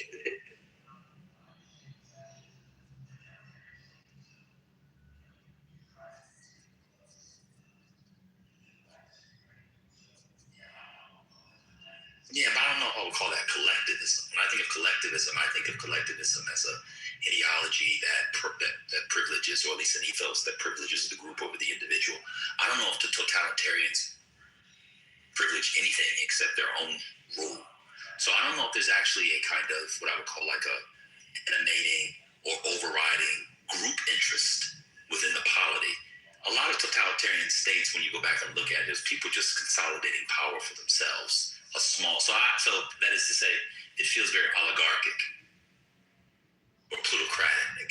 Yeah, and so they're collectivists. Yeah, they're hierarchical, right? So they're looking at the oligarchs. No, not hierarchical.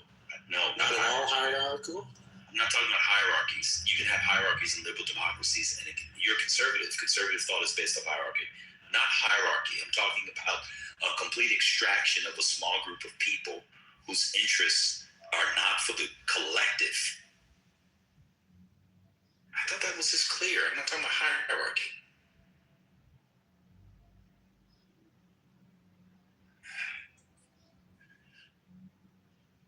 Whatever. I just see socialism aims for like egalitarianism, right? Like one class of equal class.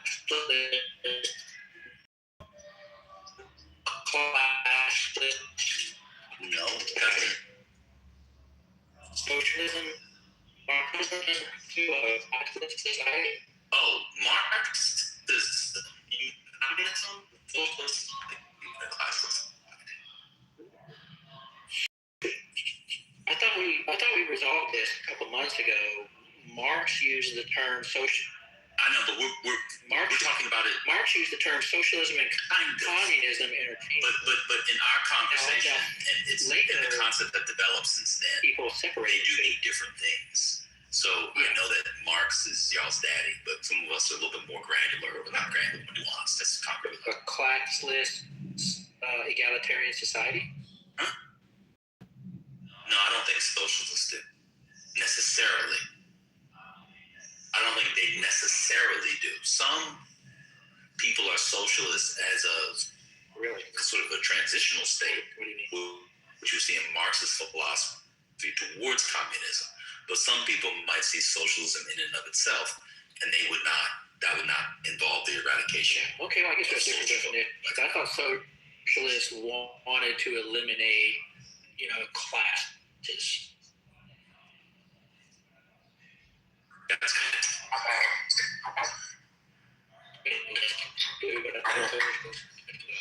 communism, just what's the point? My point is what's the point? Both. What does it have to do with fascism? Looking to rule. They're both looking for state control. Socialists look for state-owned means of production. Fascists look for totalitarian control over society. So in that way, they're collectivistic. They're not honoring or respecting individual rights. So they're not individualistic in nature. Socialists, right? What individual so that's what they share in common. That socialists don't. What part is wrong? Adhere to. The whole notion of individual liberty. You think socialists are against free? Well, actually, let me come at it a different way. Would you call Denmark a socialist country? I don't think so. No. Okay, what would you call it? I think it's a market-based economy with a heavy social safety net. Not heavy, but extended. So democratic socialists then. That's what they call it. Well, I thought it was more. When I think socialism, I think government-owned means of production. I thought they were So I think what they do is they have market-based economy, but then what they do is they tax the shit out of those earners, and then they turn around. Socialism. Have you heard of that? And then they turn around and they provide, social safety net, services to the citizenry. That's different than the state-owned means of production. Are you familiar with? Is that accurate? Well, no. They do own some means of productions. No, I just said no. And I'm so then you're saying that. So then you're saying that Denmark owns the means of production. I'm saying that certain countries like Denmark can own parts of means of production. So what I'm saying is there's a thing called market socialism. Are you familiar with that? I've heard of it.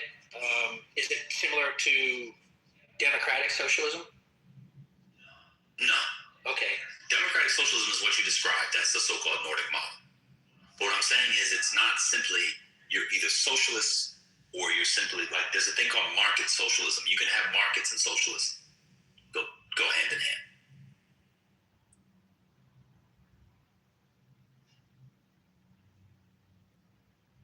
You ever heard of market socialism? I've heard of it. I'm not fluent.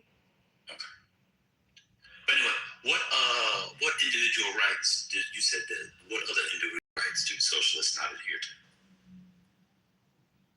I'm just saying in general, I think when you look at the duality, the individual pursuits of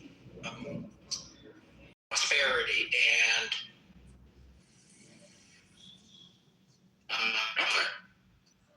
Good. individual pursuit.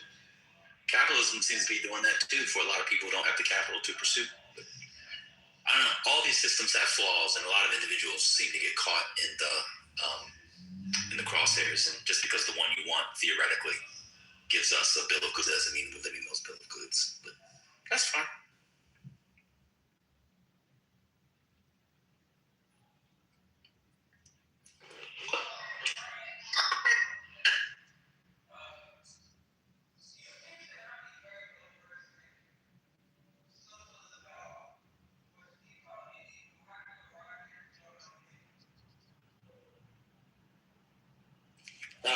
Well, just based on the fundamental premises of the ideology, the theory.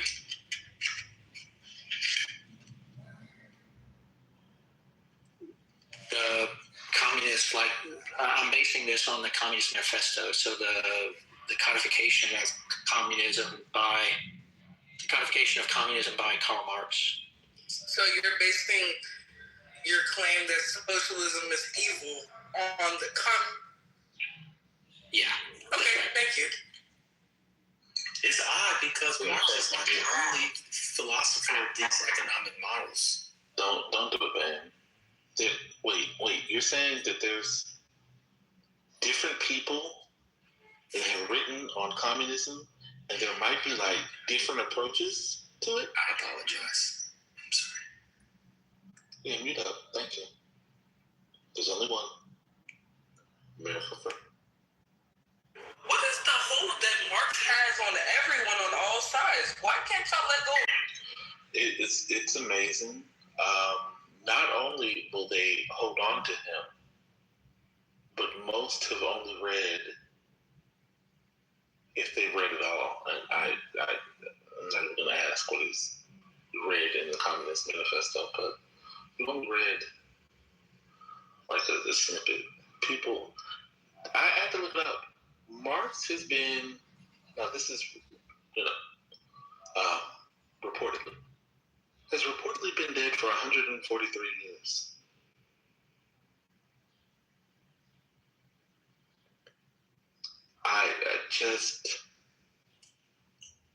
It is amazing that no one else in 143 years has written anything about particular framework that apparently so many other countries now participate in. Nobody else has written about it since then. It's like y'all were talking about the Montessori method the other day, and it's only like there has been no one else has written about it since I forget their name. There's only one thing. Somehow they have Montessori high schools. Imagine thinking that things don't evolve. Imagine thinking that Marxist scholars, people who write about Marxism as an idea, have not written, have not expanded, have not critiqued, have not developed anything else for the Communist Manifesto. And I would ask him why. Ask him why he read it. Because what does he think he's getting from the Communist Manifesto? Marx wrote other things. Why the Communist Manifesto? Why not Das Kapital?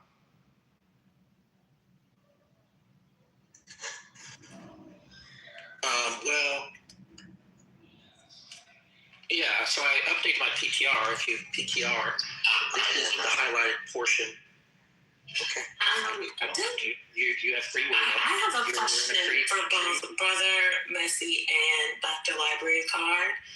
Why, for y'all's little past exchange, why did y'all both capitulate to the idea that socialism and communism, by virtue of the Communist Manifesto, are the same thing?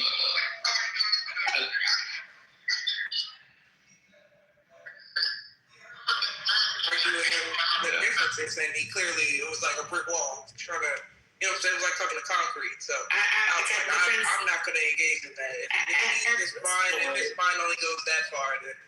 You know. But Dr. Library Card, at this point, I'm thinking to myself, are political science degrees useless or not? Because I feel like most basic 101 courses teach you at least a basic political theory class would teach you the differences between the different ideologies. So this idea that socialism is bad because the Communist Manifesto, that's a lot of jumps and leaps.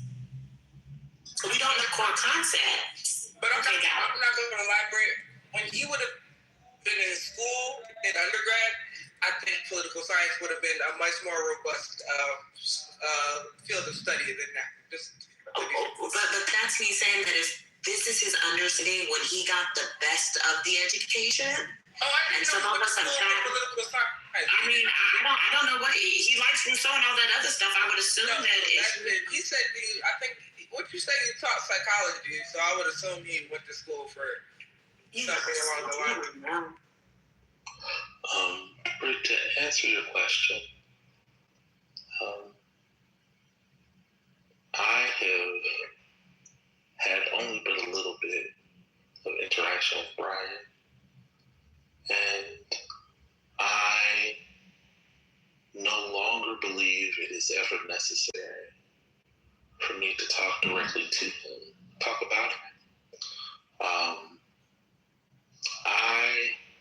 What capitulated is the idea that having a conversation with him about things I know he knows nothing about will be fruitful, because he will give me an answer.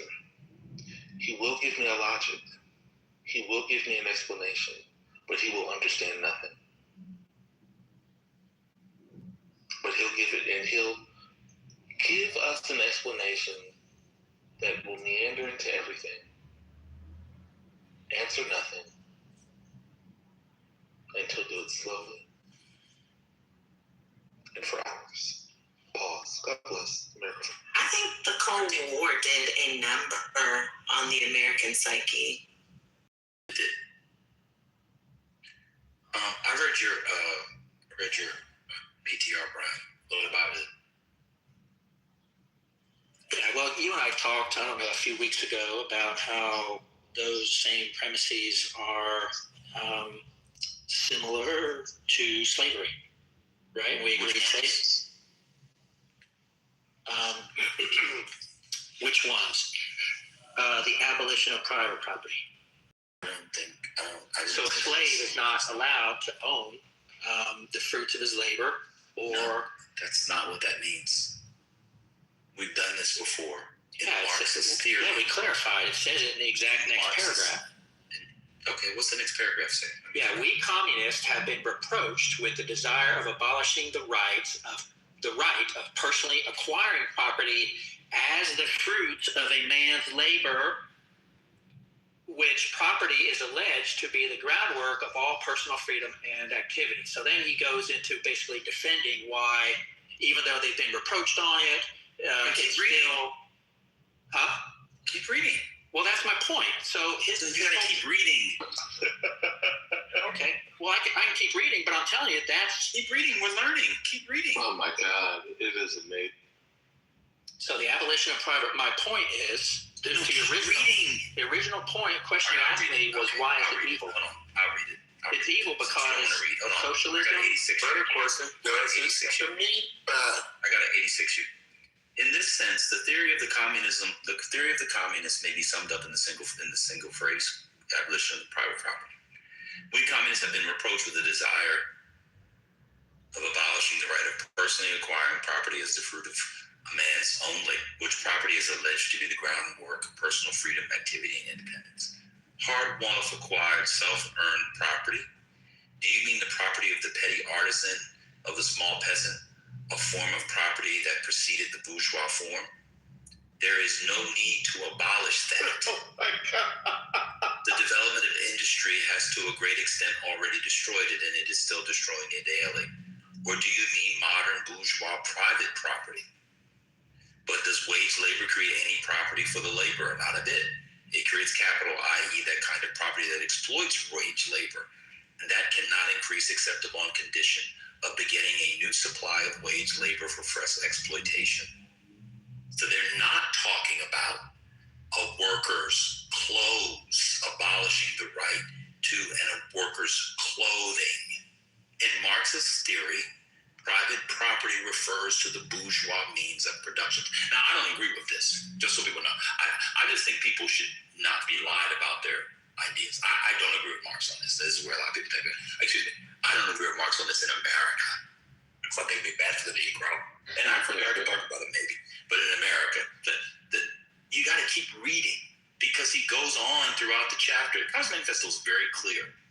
Private property is not the petty fruits of the labor of an artisan or a worker or a peasant, right? Remember, he writes this relatively early. You don't have like the full wage labor hasn't kicked in yet. So it's still a little bit early in the cycle of capitalism, right? That's why you have to keep reading. So when the slave master took over the enslaves, took the fruits of the enslaved, that's not what Marx is talking about. Marx is against that. You know how I know he's against that? Because I've read Marx's writings on slavery. Have you, Brian? You have not. Because you only go back to the same 2 pages. You got one highlight there and stopped highlighting the rest. He actually explains what he means as the chapter unfurls. It's here. No. He tries to differentiate between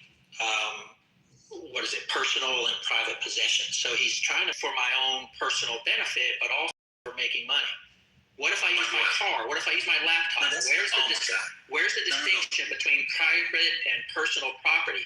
There is no distinction. He's trying to draw this arbitrary, silly distinction between something I use for my own personal use and something I use to create wealth or make money in a business setting. So it's a silly, childish argument. That's wrong. That is arbitrary and false. So I know people want to try to romanticize his distinction. You don't do that. That's wrong. Yeah. That's wrong. No, personal items. No, that's wrong. No, I'm not. Because misinterpreted school. I had to read it. To get through grad school, I had to do it in the German. Unterschlaufen. I'm telling you. What's the German word for that? That was funny. Of course, it's not. It's not like Privatmegatum's or something like that. It's referring to means of production, like banks. It's not referring to a hammer or a sickle. How do we know that? Well, we read the whole book. That's how I know that. It's referring to things. Hold on a second. It's referring to farms.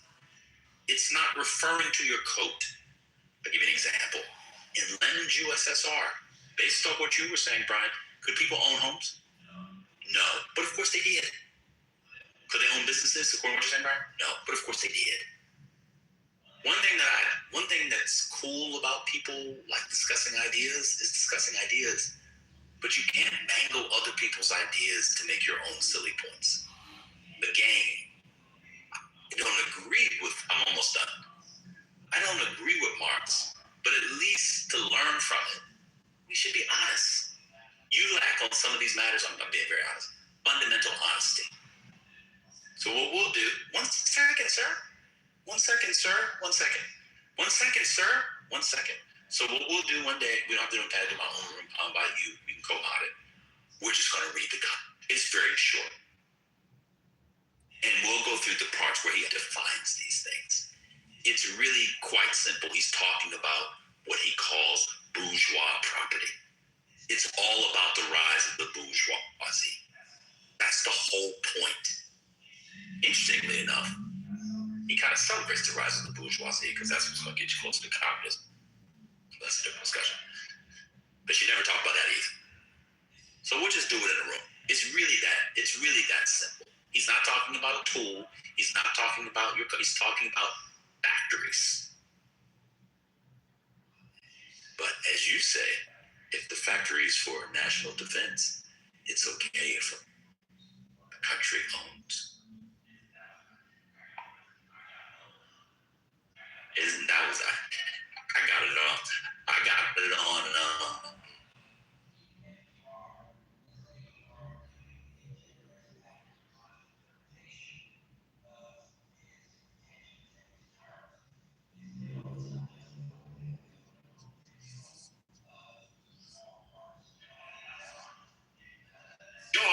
Yeah, that's fine.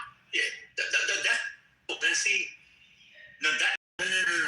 That's where we can begin, and I actually agree with you in America as a Negro.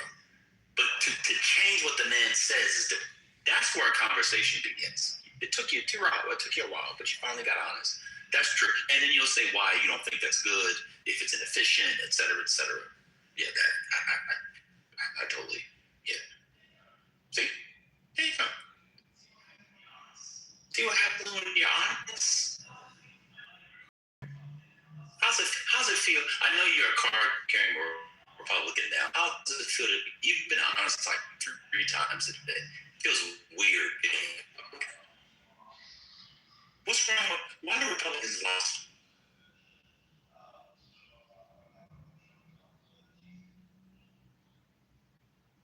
Oh, Brian, I guess we're done. We got brother produced. Well, I would like to just add, I only got the tail end of what was said. I need the breaking news. I'd like to drop his nominee for another one for the Surgeon General. The Surgeon General is different than he didn't drop the black woman that he nominated for the CDC, right? Wasn't there a black woman? Surgeon General. I'm just trying to remember. Is the surgeon? I know there's a Surgeon General and then there's the CDC. I'm trying to remember the black woman that he nominated was the C director for the Surgeon General. Okay, or just drop someone. But the main question. In the same way that you can read the Communist Manifesto and pick out things that, have certain truths and value, even though the full import you reject, it seems like. That's what I was able to gather from your discussion with Brian. I didn't mention any truths or value. I said if someone defines a term, especially in translation, we should just stick to the term. Okay. I didn't say anything was true or valuable. Okay, I'm sorry, that was a misunderstanding. Let me just ask you directly. Go ahead. Why can't I do that with Donald Trump? Go ahead, ask the same question you asked. I wasn't even going to bring up Trump. I actually was going to bring up Hitler. I'm curious if you... As an Adolf Hitler? Because Adolf Hitler, because put the voice on. In the past, I have to, in order for me to speak in a way that flows and makes perfect sense. I like to speak in this way. What about Hitler? What I would like. What about Hitler? Excuse me. What about Hitler? My question was, because in the past people have said, "Oh, Trump did this," and that makes him like Hitler. I thought you weren't bringing Hitler in. I mean Trump. No, Trump. I'm not bringing Trump. But what I'm saying is this about Hitler. You just brought Trump. What's going on, man, Kennedy? Well, that was aside. Really, the point is this. Okay. Are there aspects to Hitler's rise to power? Yes. That we can. I haven't even asked the question. So, what are you answering yes to?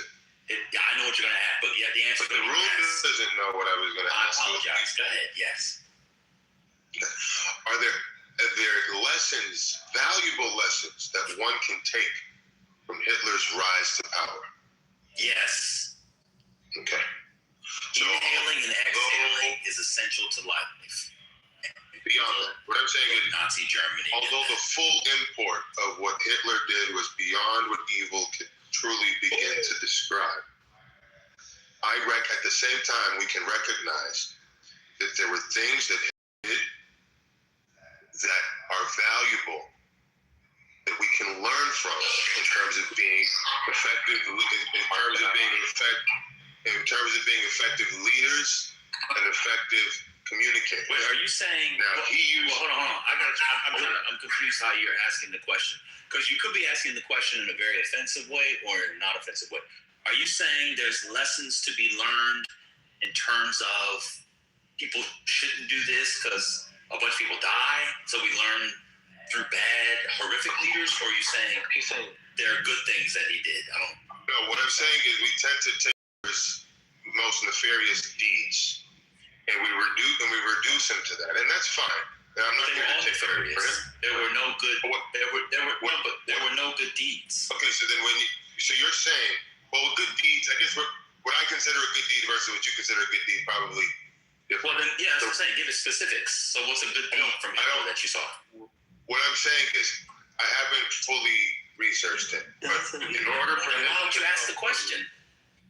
I don't understand what you're saying. He started with the premise that he believed he murdered his Don't tell me what the premise I started with. I know what I said, brother. He started with the premise that he believes Hitler has done good things. No, I didn't even say that. But we just focus on the bad. I didn't say that. That is not what I said. That is not what I said. You did. You said you did. He's laughing at his own narrative in his own mind.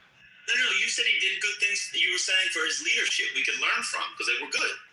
Well, no, I said that there are lessons. Maybe he was an effective. I said no. The terms I use, I don't like to say that good things. But I said there are lessons to be learned in terms of being an effective leader and an effective communicator.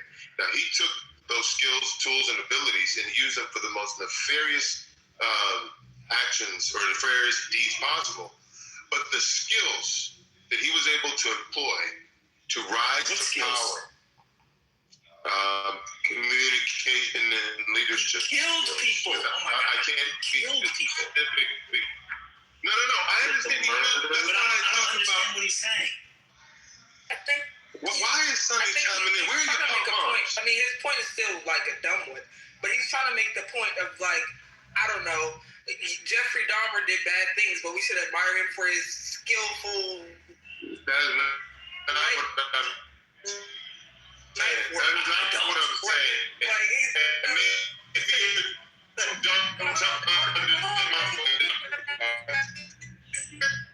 Understand my point. Because you understand. And Igor makes me understand. And I'm trying to build the better minds in this room. He just came in and suck his dick. And with Ben, okay, other people with minds in this room, and it's not you, Igor. It's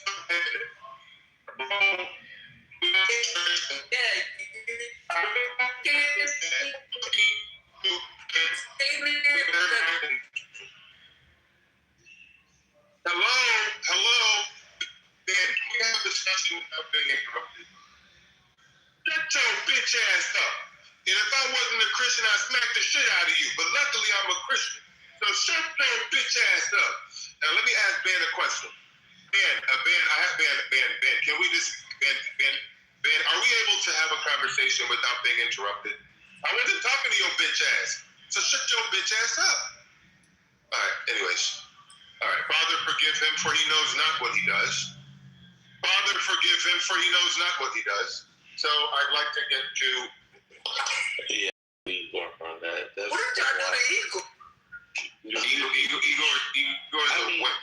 To be honest, Igor is a wimp of the first... I don't know, maybe he had family members that died in the Holocaust. But we don't understand what you're talking about. Outrage. Just screaming in woman like a little. So anyways, may I answer your question, Ben, without being... That Nicole Safier, she went to the Caribbean to get her doctorate, her MD. Who? The new person who's nominated for the Surgeon General, she's a radiologist, but she went to the Ross University School of Medicine in the Caribbean. Of course she did. Shut up, Of course she did. Ben, are you moving around the conversation that was presented? Yeah. Ben, are you done with the conversation? She's from Phoenix, Arizona. The Caribbean, shout out to the Caribbean. The best and the brightest It should be about that because I'm lose my train of thought.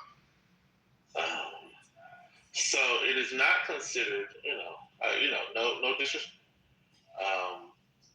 but it is it's not sort of recognized here in the U.S. as sort of well ranked, but it is considered top tier in Caribbean Medical School, accredited by the Caribbean Accreditation Authority for Education in Medicine and Other Health Professions.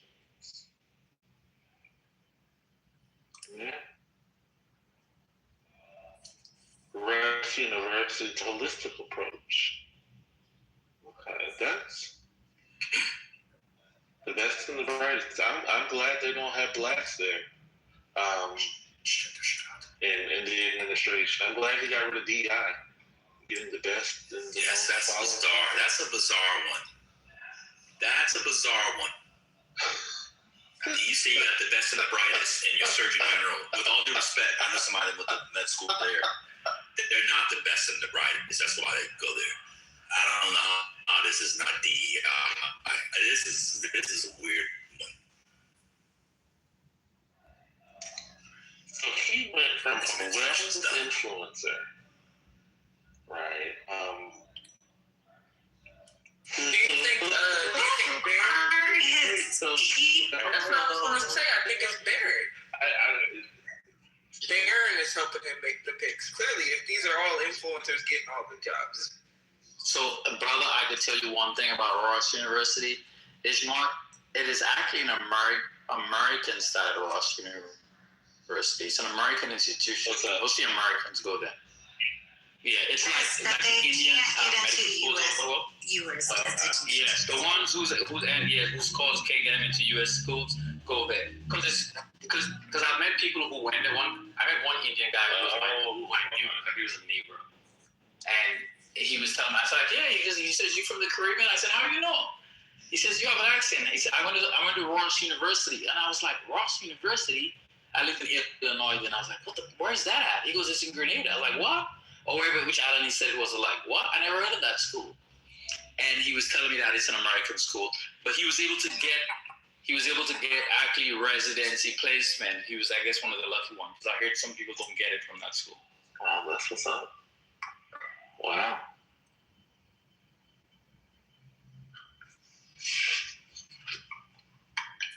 All right, Anthony. All the people have crashed out. Oh, they left. You guys beat them. Damn, that was crazy. God is. I don't know why y'all don't like having Infinity defend. Don't do that. Why do you guys not like? Well, I would say recording the audio. Why couldn't we have him defend on audio? I don't know. Y'all just. I would have loved to have him. He's about to defend Hitler. Well, he's gonna. The room is being recorded. I would have loved to have that. He's gonna do it later. I guarantee. No, it's not.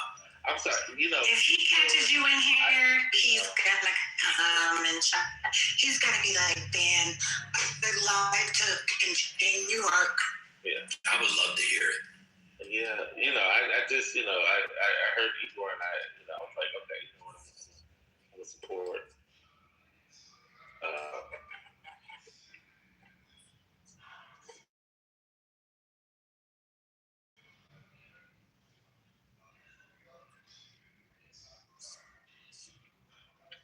Listen,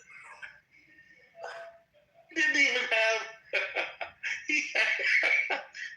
He was like just the general premise that Hitler clearly has done. He wanted you to fill in the blanks for him, Banger. That's what he wanted to do. He was putting forth an idea that he wanted you to answer for him. He was actually having you do the heavy lifting.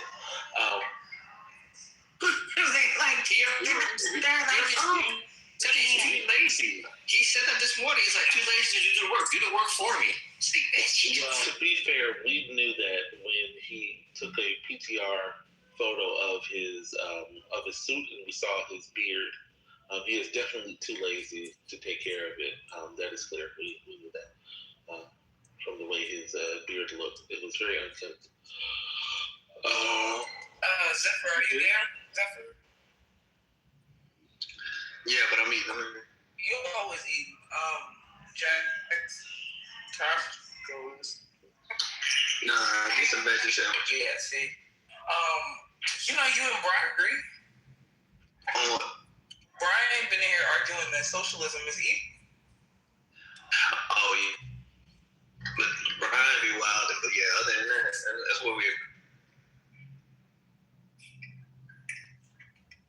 He was in here trying to make you. She a Looney Tune. She act like that with everything. I don't want to get back at that. I'm like, why'd you do to that girl, Taylor? Big sister. You big sister. You versus.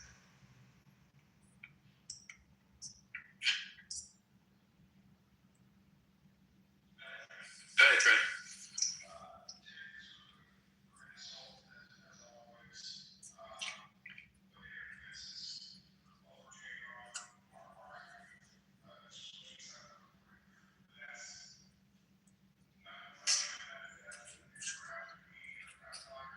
Or if it's actual bombs, there could be surveillance drones, and they're firing at the surveillance drones, not necessarily actual bombs dropping. But this is minutes old, so we'll figure out what's going on.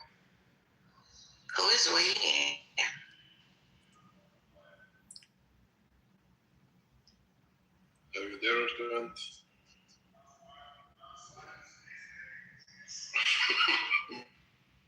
Why would you say to take this with a grain of salt and then I don't understand.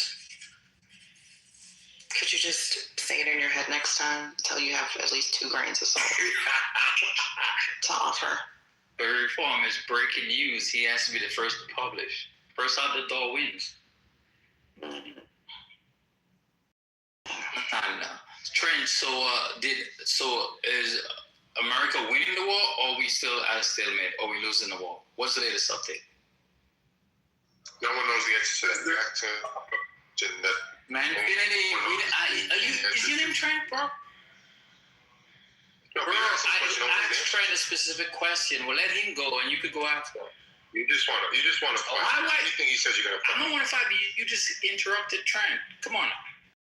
Look, man, what time to go? Man, you want to eat my sandwich, Corey? I was just saying, no matter how you respond to that question, he's going to take the opposite side and fight you because there's no real answer to that question. How do you know what I'm going to do? I asked a simple question. Answerable question. It was a genuine question.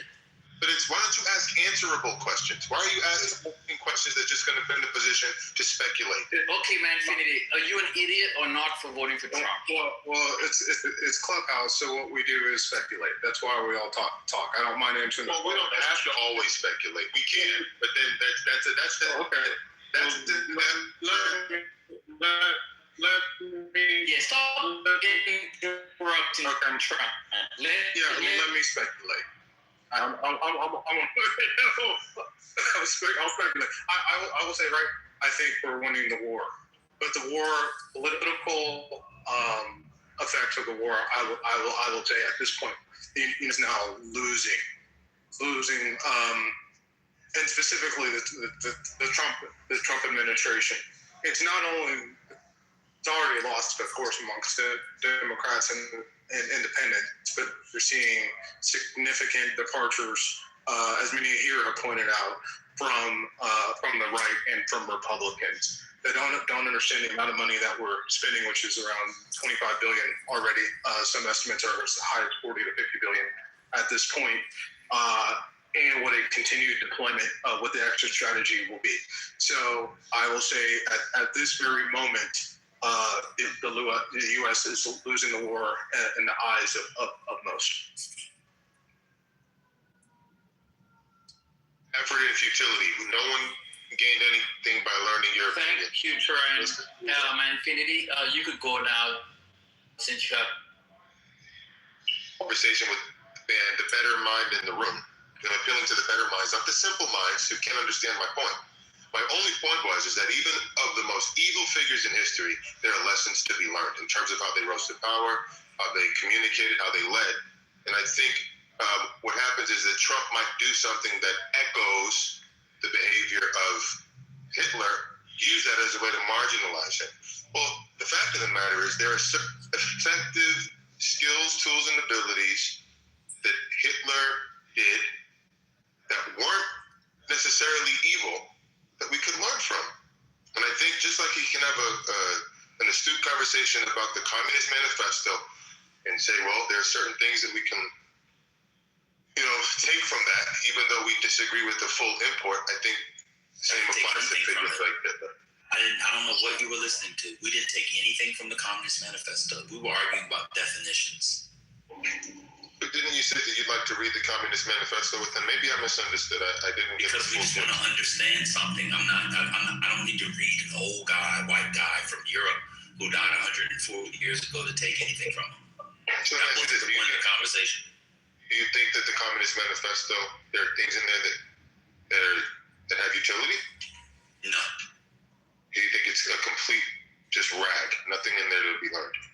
No, I think it's an document at this point that it's important to understand its place in history. But I don't think Marx could anticipate the state of capitalism, or that doesn't anticipate where we are in capitalism right now. No. And at this point, I don't just read things in the past to better myself. I read things because I like knowledge. Right. I don't mind, maybe real quick before you respond. It is now broken from the Iranian news agency that the aircraft fires in response to FPV drones, that these are reconnaissance. So the explosions are heard are not bombs that have dropped. But obviously, for the next few hours, all eyes will be on the skies. See you guys soon. Yeah, there's nothing to. I don't even understand how Hitler fits in. Like, if you want to learn a rise to power based off great speeches, why you wouldn't use Hitler? Like, there's nothing positive to be gained by what he did. He killed people. Let me give you an example. No, but that's a the Nazis annexed Austria. Remember, they were trying to surround Czechoslovakia. They annexed them in 1938. Then there was a plebiscite. 99% of the people said yes. We want Germany to annex. It wasn't because of Hitler's great speech or persuasion. The Nazis invaded the country. They had good relations with the Standesstaat from 34 to 38. And then Hitler said, I want it because the Standesstaat was like, maybe they're going too far. He said, that's fine, I'm taking it, it's mine. They invade. They have a plebiscite. It wasn't because, Hitler's a great speaker. We can really learn. You know what you can learn from Hitler? Invade a country that's more powerful, and people are afraid to vote against you because otherwise they're being shot in the street. If you want to learn, if you need Hitler to learn from that, that's fine. That's Hitler's rise to power. I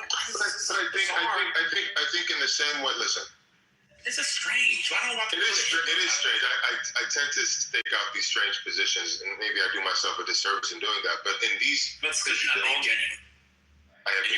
You're being fundamentally dishonest. That's why. I'm not though. You just want to in the same way Thomas Jefferson raped his slaves, spoke against slavery, yet he had slaves and raped them. In the same way, I find figures in our history, complicated, complex figures, I find them fascinating. So it's not fundamental dishonesty.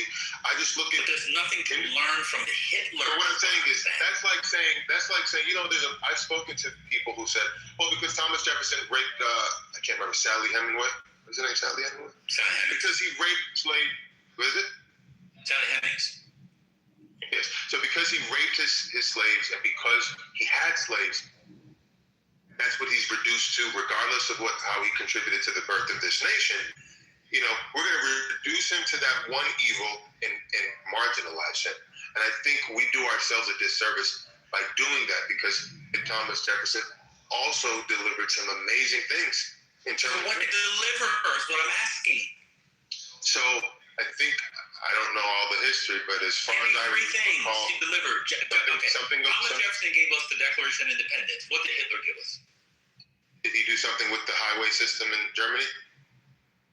Yeah, you got to jump off a bridge, bro. Okay, so there you go. This is your problem. You don't have to have conversations without being insulting and The highway system? Is that We true don't or need not? fucking Hitler for the highway system?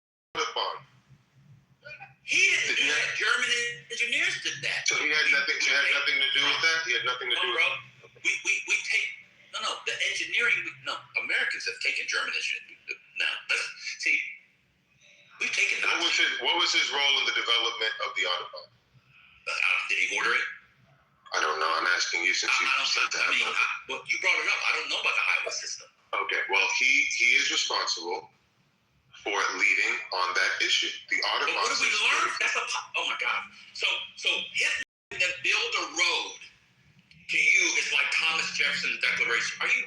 See, you're better than what you're displaying right now. Do you understand what you're saying? What I'm saying is that although there are evil figures in history who are complicated and who have done at the same time horrible, dastardly things, like Thomas Jefferson, who raped and pillaged people in his own.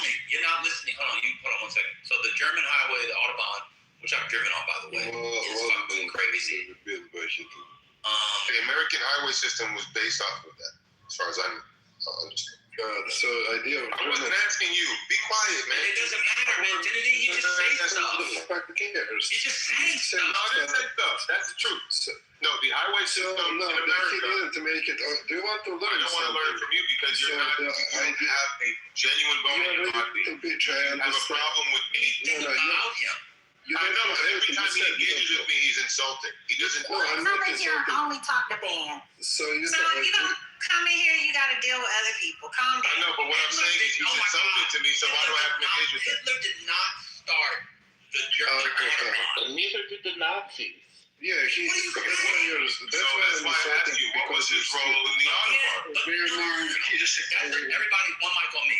That's a separate conversation. You said that there's something to learn. Even if Hitler started the or signed up on the Autobahn, there'd be nothing to learn. What? Do infrastructure projects? The Nazis had fly-ass clothes. Shout out to Hugo Boss. You just conflated the Autobahn with Thomas. Come on, man. So what can we learn? So let's say it's true that Hitler started the Autobahn. What will we learn from? What did we learn? The American highway system, being able to travel. What did we learn, though? I'm saying we learned how to develop travel in an interstate basis, which is very important for all. But what did we learn from Hitler? I don't know exactly his role in that, but I know he played a pivotal role. So do you think Hitler is an engineer? No, I don't think he's an engineer, but if he led on that. You're talking about an engineering marvel or a set of sort of connected interstate travel and all this stuff. Hitler would have nothing to do with that. So you're saying because he's not the engineer. One second. You're conflating what happens in a country with the horrific human being. Thomas Jefferson, we can look at the Declaration. He did that alongside the horrific stuff. Give me something that Hitler himself gave us intellectually, personally, that we can learn from. Not roads. We don't need Hitler to know about interconnected roads. Okay. I think you're on purpose trying to misunderstand my point. I'm not. I understand what you're saying. What am I saying, brother? Some good things happened under Hitler, but I'm saying that's not a condition of Hitler. So you're saying that would have happened with or without Hitler in office? Well, it started before Hitler. I mean, I'm giving you the historical fiction that it's apocryphal that it was Hitler. Then did the Autobahn into Austria and all that stuff, but the Nazis didn't start. I mean, are you suggesting that cross-country and interstate, intercanton, interprovince roads began in the 1930s? No, what I'm saying is that the American highway system came about in the 1950s, and they used what was going on in Germany as a way to be. They were inspired by what happened over there. Yeah, they learned he was the leader at the time. The fact that I know that. And that's another lie, Sonny. Sonny believes her whole lie. Stop responding to her. Well, tell her to be quiet. I'm done talking to you. stop. Why can't she stop? It's a free app. Because you don't own the room. I can talk to her like you can talk. Respond to her. If she can pipe up, you want to put a muzzle on me, don't respond to her. But why not just tell her to stop? I'm done. You go around defending not to be a black man. Because him telling me to stop is just as effective as you telling me to stop. Okay, so then why tell me to stop responding to you? Keep responding to me. Because I wanted to have the conversation with you. I'm trying to, but if you would just politely tell her to be quiet, then we can keep going. Why? You tell her. I'm telling you to And I'm telling you to just tell her as the moderator to stop interrupting. So you can't even just tell her to stop interrupting? No. Then why not move it to the audience so she can control herself like you really do? Because I'm busy doing at work. I'm not living. You don't want to call me a bitch because you're a bitch. We would have been passing. You're doing too much, man. Cry-city. It's a very difficult conversation to have in front of people. Conversation. You're playing on that top. You want them to do that. I'm telling you, did a chat. And I got it. Nah, I didn't do no chat. GPT. Is you too lazy to learn? No, we can move on. It's fine. But I just want to. You can't have conversations with people like her in the room because she's. You're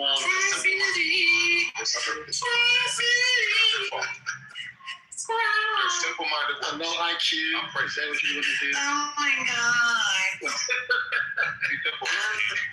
She don't understand. She can't understand deep conversations about that because she got to. No matter how you decorate it, not going to change the fact that she was about to drop. It's real. I don't understand her. It's like Igor was going to say. Moderators all the time tell people to stop interrupting. It wouldn't have been out. Manfinity. Okay. Stop crying. Let's move on. I'm over it. But what I'm just saying is, they want to treat women like princesses. Bro, that's not a conversation. You can have that conversation next week. Can we move on? We can move on. Yeah, that'd be good. Okay, cool.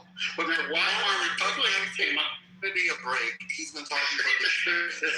I really don't understand why you guys think that you need to talk to him for this long to entertain the room. Folks are sick. See, these people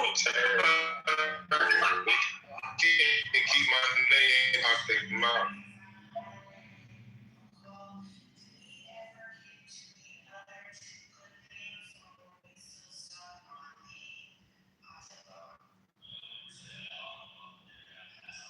No, we kept getting interrupted, Rick. We kept getting interrupted. Well, Rick, we kept getting interrupted. So we got people just keep interrupting. Maybe we could have had a fruitful discussion, but we can't in rooms like this because simple-minded people like to interrupt. I mean, I could acknowledge that, but I also think the lack of understanding of like World War II or at least Germany during that, what Hitler was doing during that time, I think that like there's a deficit. So yeah, you could have the conversation, but you admitted that you didn't know a lot. So what kind of conversation can we have? Because the general, although we don't, I'd like to quickly respond to, although I don't have a of all the various details, all it takes is research. But what I'm saying is the general point that I wanted people to grapple with is that we have complicated people in history who are evil and good, similar to Thomas Jefferson, who, like I said, owned slaves, yet he spoke out against it. That's fascinating to me. Like, how the hell can a man speak out against slavery, have the awareness that it's wrong, yet rape and pillage his own slaves on his own plantation? So here you have someone like Hitler who thinks he's the right thing, but he's doing the wrong thing. He's killing millions of people on the basis of their, he's killing people on the basis of their ethnicity, thinking he's doing the good thing. He's under the influence of brought up one good thing. But at the same time, for him to man fit it. Certain skills, tools, and abilities. Actually, you said you're gonna name and they're asking you to get this very specific against the state. Well, I'm trying to respond to Brick because what I'm saying is I don't have to give you any examples. One example. The point is that evil figures in history are complicated, and I think we do ourselves a disservice to reduce them to their most dastardly deed and throw away the things that we can learn from.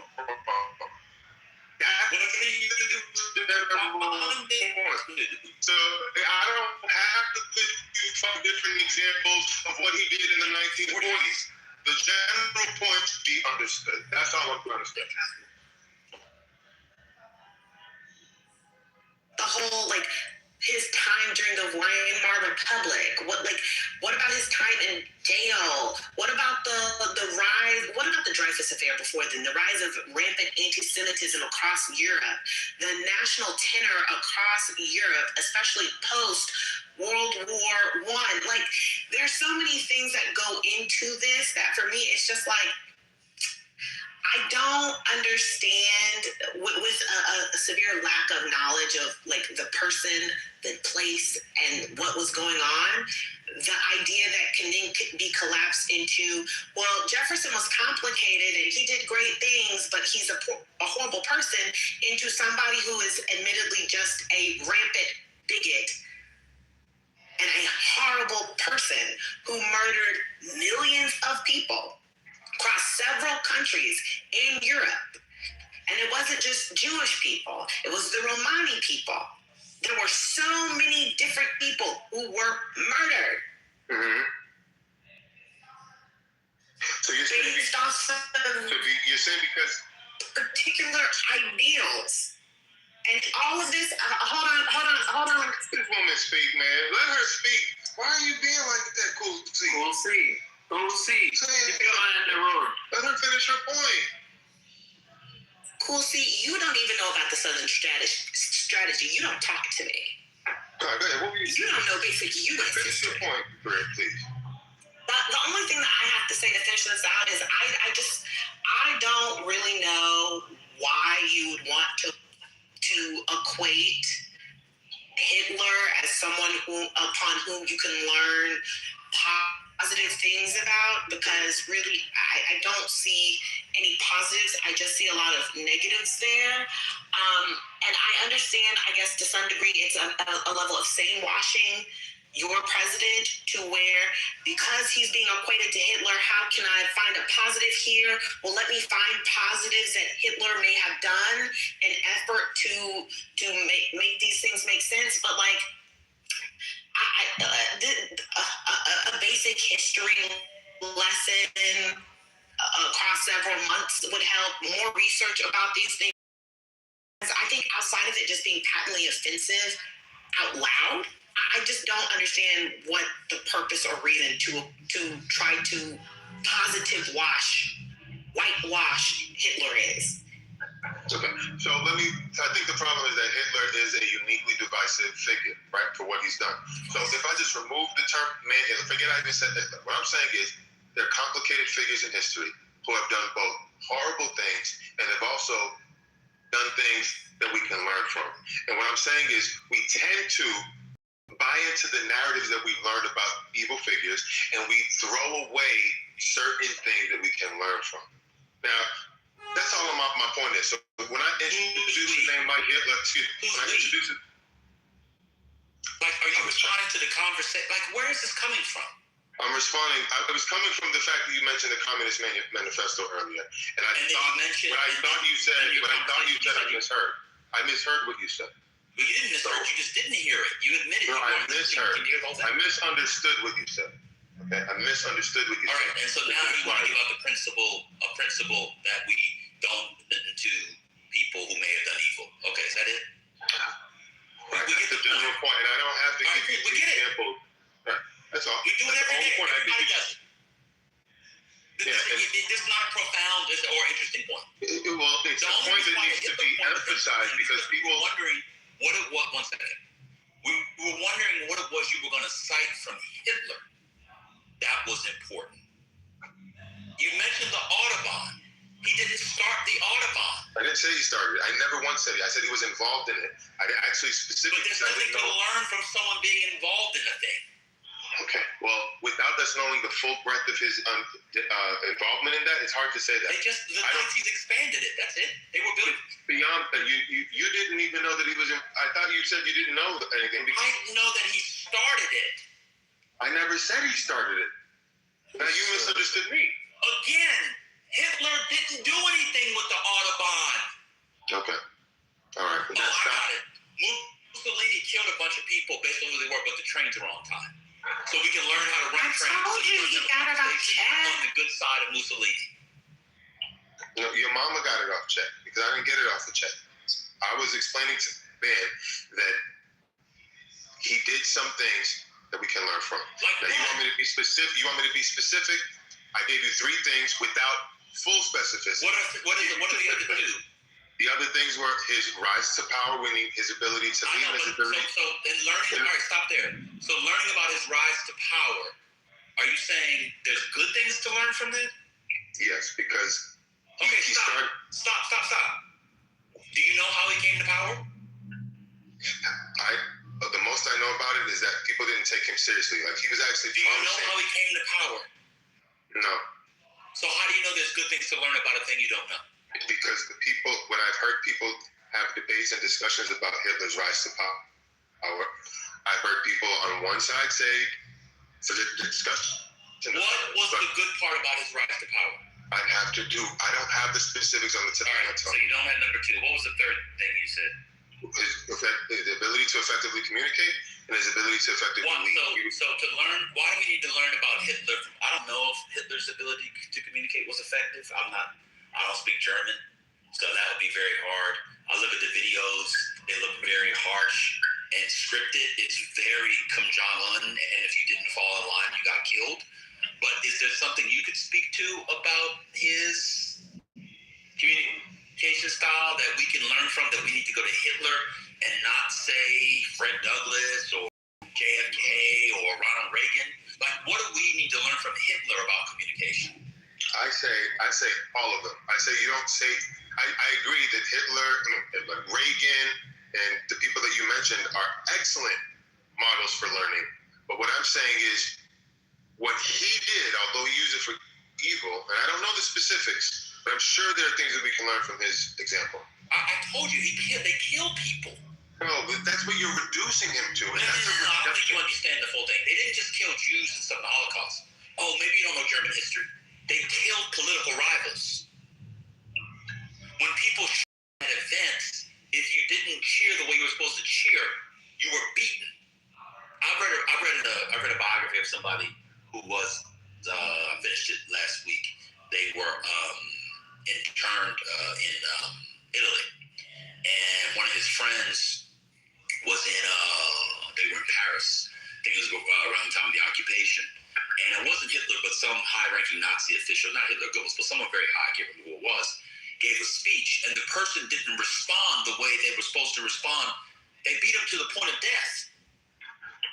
Yeah, but that's not what obviously that's not something I would want to learn from. So, but what I'm telling you is, you can't name anything that Hitler did outside of threat of death that we can learn from.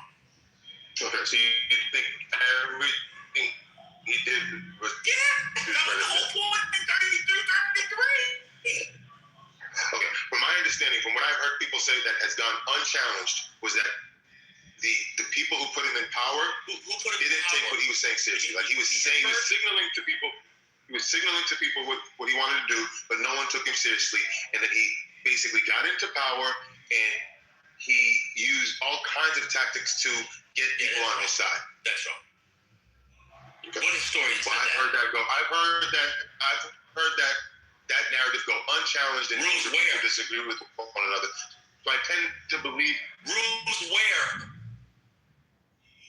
You mean like in the history department, like a German history department room, like seminar room? No, I'm talking about various debates I've seen through the years, conversations that I've been party to. Oh, let me get it. Not only on Clubhouse, but also. Was Hitler elected? My understanding, he was. That's what I thought. There you go. I'm done. Who's next? I'm done. This is. Oh, because I got to throw you down. How'd you get back up? I did it last time. Take your ass back down. I knew you did. 2 for 2. Hurricane, down he goes. He's never gonna get a badge. Don't do that. Do you get thrown down for that? I mean, do you lose the badge? Yeah. You have one to karma lose. for that. Oh, good. Him not having a badge is like calorie-free, fat-free bacon that tastes like real bacon. Fantastic. So what was Infinity? Hitler was elected to what office? You're quizzing me on things to denigrate my input. It's not to denigrate. What I'm trying to show you is there's lots of myths about Hitler that right-wingers, neo-Nazis, Russians, etc. in the world put on the internet that people have just taken. So how do you know what's true? And so it's part. Let me just finish. And so there's this large narrative that's come back around Hitler because history is so bad that people think he won a popular vote in 32, or like he was elected in 32 or 30, whatever it was. So he wasn't elected? No. Well, he was elected. Not in 32. He was appointed. Appointed as chancellor. Appointed as chancellor. And the guy died shortly after, and it was all under threat of death. Why was he appointed? He got 33. Because it was a political crisis, and was the not Hindenburg, what's his name? Yeah, Hindenburg. Was under threat of death. The country was collapsing. They had powerful forces. He had already had the putsch was before. I mean, it's a very interesting story, but they didn't win the election. They came in second. So what is the narrative that I've heard through the years that... Hold on, he's giving you the history. You don't want to hear it. No, I couldn't hear him. I'm sorry. Oh, okay, go ahead. Okay, so 33% he got in 32, and the Hindenburg picked him because he thought he could control him more easily, because there was also the fear of the communists and so on, so he wasn't elected. And then in 33 he got 99% of the votes after the Crystal Night, but yeah, obviously... Do you know what Crystal Nacht was, Infinity? I do not. So you don't know what Crystal Nacht was? No. Okay. But you believe that we can learn something from him as a political figure, and you don't know about Crystal Nacht. No, not Crystal Nacht. Wasn't it the night of Long Knives? But both are bad to be. Well, Crystal Nacht is Long Knives is first. It's 33, 34. Yeah, Long Knives. So you don't know about Long Knives or Crystal Nacht, but you believe we can learn from his great speaking. Oh, let me back up. Do you think Hitler was a great speaker, Infinity? I don't know how to qualify his speaking ability. No, okay, I was making sure. So you don't know about the night of Long Knives or Crystal Nacht? No, but I would say he's an effective communicator. I don't know about great. Yes, any nigga's effective if you're killing your political rivals after the night of Long Knives. Okay, well. What the fuck? No, because you're reduced. Listen, that's what your interpretation is. That's not what I've heard. Interpretation. But that's not what I've heard. I've heard discussions about. You don't even know what the night of Long Knives is. But that doesn't mean I can have an opinion. Just because I don't know what the long knives are or whatever you just said doesn't mean I can't have an opinion based on my limited understanding. No, you can't have an. You of course you can have an opinion. I'm saying, what is your opinion informed by if you don't know about the night of Long Knives in 34? But my opinion is informed by being present when discussions are being had with regard to how Hitler came to power. What about the brown shirts? Do you know the brown shirts? No, I don't. But what I do know is that they say that the people that put him in power didn't. Oh my God. Yeah, we already talked about this. Wait, I don't know. Have you ever heard of the name Ernst? Was it Vroom? You asking me? Ernst? Yeah. He does not know who Ernest Rome was. Not a chance. Yeah, doesn't know anything if he doesn't know the brown shirts. Right. You like, oof. So wait a minute. So but my point is not hindered by me knowing the various details of Hitler's rise to power. To a degree it is. But you don't know any of the details. You haven't given us any details. You're telling us you heard something and you haven't bothered to look into it, and you're totally uninformed. And now you're trying to say you don't need. Because I think part of it is you don't know all of the building blocks that get to his rise in effort to say that something could be learned here. You're just giving a conclusory statement, and you have no factual basis for it outside of the conclusion in and of itself. Infinity, what's the difference between the essay and the SS? You're quizzing me to show myself. To No, I'm not. I'm just asking. Do you know the difference? No. Do you know what the SA was?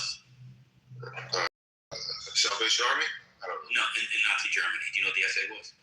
No. Do you know what the SS was? But I've heard of the SS. But what was it? Is that I'm guessing. I don't know. No, I just So this is how you can be effective as a leader if you're Hitler. Get an SA and an SS. That's why I figured you might know what it was because someone said what it was before. So if you'd heard of them, so if you have a bunch of motherfuckers around and they asked you about it, it's pretty easy to be an effective communicator. Would you agree with that? Absolutely. Okay, that was what Hitler did. Okay.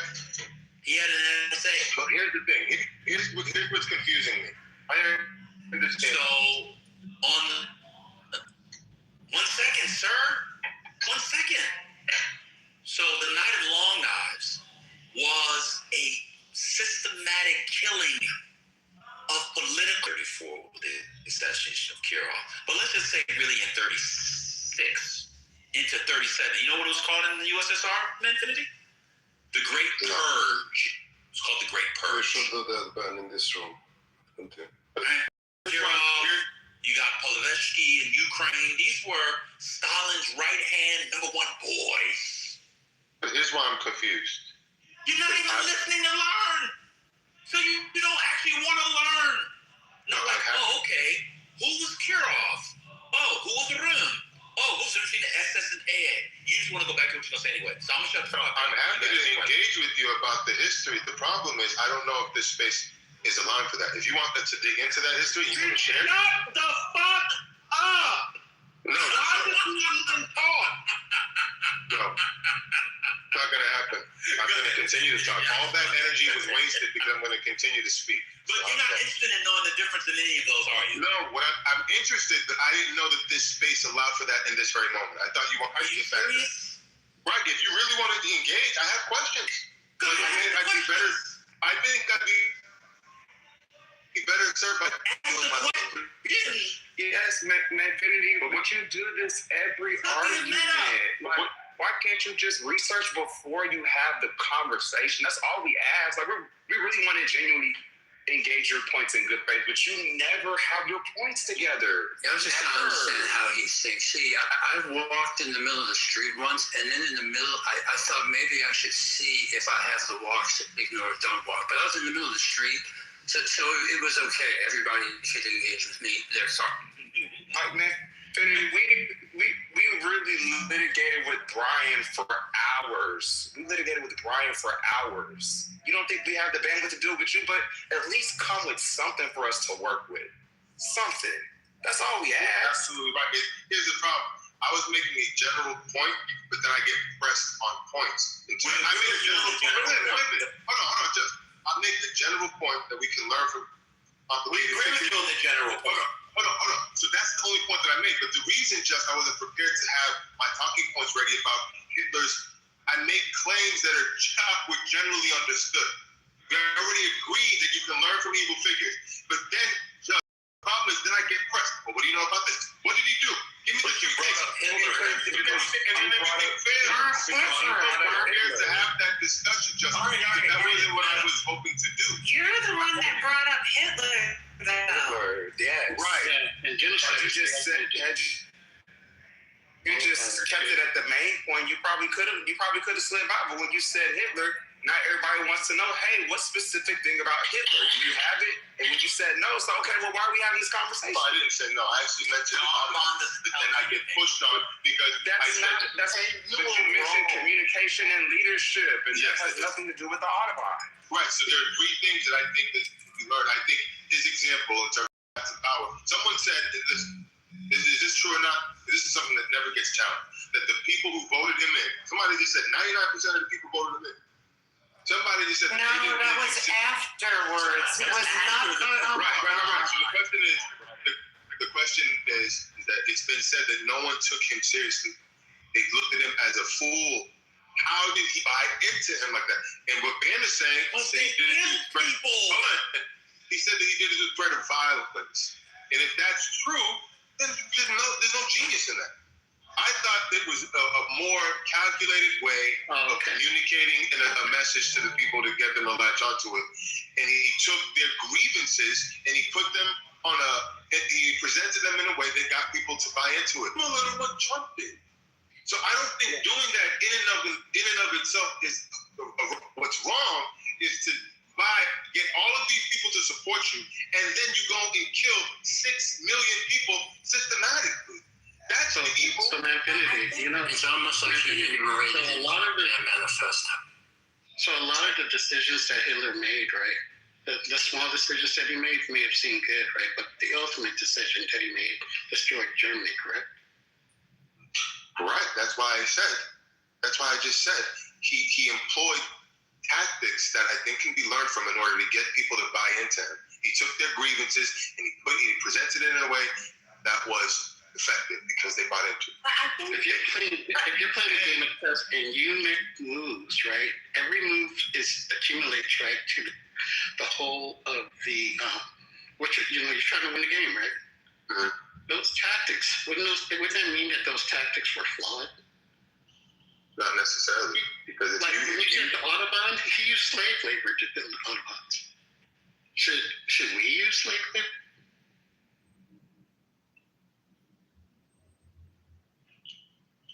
No, I'm not saying you should use slave labor, but Americans were inspired by what he did. And that's not the Americans were inspired by the engineering achievement of what was done, and that was created before Hitler by the Weimar. It was a plan that was designed on the engineering level before Hitler, and had nothing to do with Hitler. In fact, Hitler probably fucked it up, to be honest with you. Well, the slave labor kept costs down, to be fair. I would agree with that.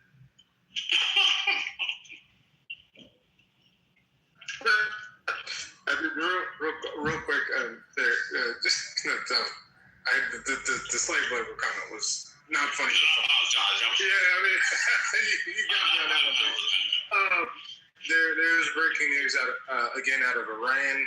Iran has now attacked Erbil, particularly the Iranian Kurdish opposition, with drones. So there has been a confirmed explosion of, I believe, multiple drones there. So we are beginning to see intensifying in Iran again. Thank you, Trent. Appreciate it. I was going to say about Hitler, and now I'm going to take your... Oh, he left. Thanks, God. He left. Oh, that's crazy. One thing about Hitler, RJ, I don't know what you think about this, but of evildoers in world history, he's uniquely unlearnable from. That's the crazy thing. You can learn something from Jefferson, Maximus, there's nothing to learn from Hitler on the positive side. Nothing. Literally nothing. I was trying to think when he's saying what? Yeah, nothing. He didn't establish an empire. He's sitting here essentially advocating of Goebbels. It's fucking insane. So, that was wild. to be clear, that was... You know who Goebbels is. Well, there's that. But I think the other thing is, had he even talked about the propaganda regarding some of the filmmaking with Leni Riefenstahl or something like that, then I wouldn't say he had something, but it would be at least something. But there's nothing that I can think of that there's not one single... Profiting off of pre-existing culture. Science. Also, for people who are interested on that period, 32-33, when he was coming to power, also one chapter that is often not seen is how Goering was chief of police of Russia, basically make the secret service and recourse through Gestapo, and that actually helped a lot. They get votes they got in 32. So that is very interesting read for people who want to dig it a bit deeper. So So his mind would did we learn? His mind would from their scientists that came from there, who came to America to. We're talking about Hitler in specific. We're talking about Hitler, not scientists. He trained them. He had them learn. Hitler did not train the scientists, bro. Shut the fuck up. Wait, Hitler trained scientists? What are you talking about? Hitler was a physicist? But the scientists were under him were designing stuff for war technology. That war technology we brought to America. Are you dumb? He set up. He's talking about Hitler's individual gifts. Shut the fuck up. So Manfinity would shut the fuck up. So Manfinity would probably, blow a gasket when he found out that not only was Hitler's rise to power fueled by anti-Semitism, but also anti-black racism. I've talked about it on this app too. Because they call these sparks of Shanda, the black terror or the black horror. Like there was a lot of shit in Weimar. Things really lined up well for Hitler. Cool, see, I gotta be honest with you, bro. You're an idiot. You're an absolute idiot. If I can add to that, because this is one of my favorite subjects, you are correct, man. One of the primary reasons that Hitler lost and the Nazis lost the war is their anti-Semitism. Had they not forced out the scientists that were ahead on rocketry and nuclear technology, or the theory of nuclear technology, I should say, had they not forced those scientists out of their country, they actually may have developed the nuclear bomb first. And it is his anti-Semitism that ultimately led to his demise. All right, Brian, what positive goods can we learn from Hitler's? Well, Mike, on you. Yeah, I think if you think about the leadership profiling that's been done, there have been attempts to better understand the psychology of people in these positions. And so it's been used for understanding how Putin or Kim Jong-un or somebody like that might react.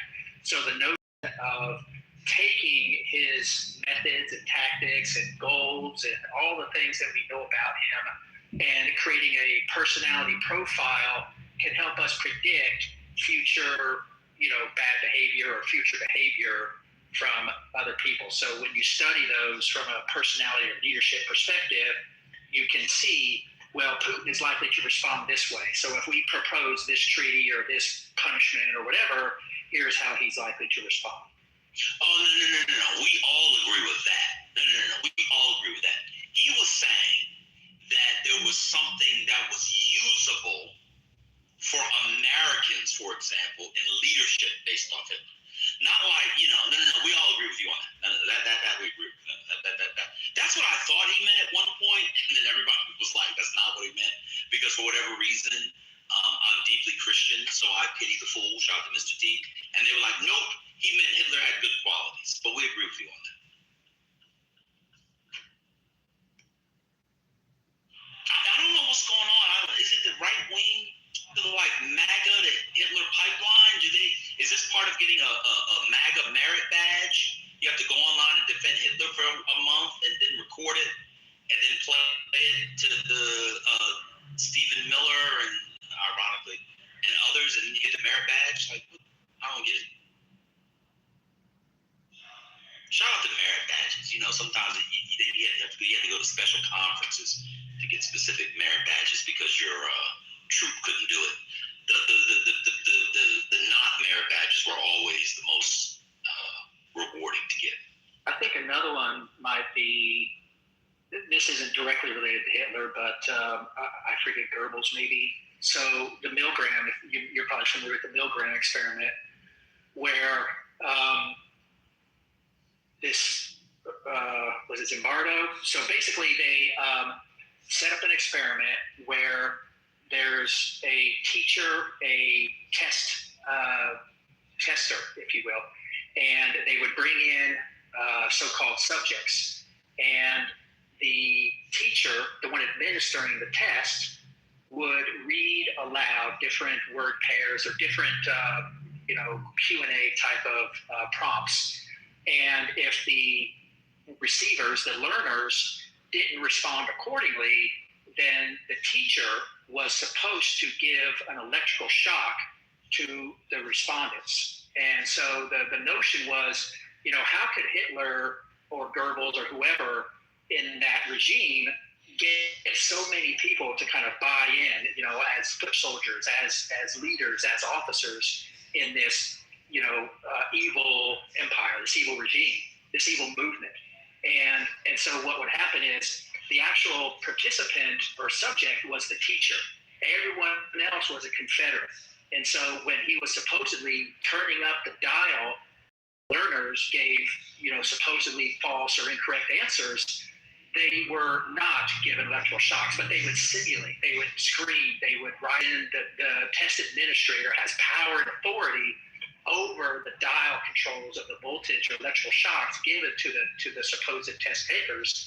Then how far would that person go? Because it was like a dial up to 500 volts or something like that. It was like almost a lethal dose of electricity just for participating in this, false study. So they were trying to study, if you are given power, what would you do with it? If you are given orders to, give these instructions to these test takers, and you're told to punish them for, let's say, false or incorrect or whatever answers, how far would you go given that power and then just given this arbitrary set of instructions as it relates to the punishment? So, I mean,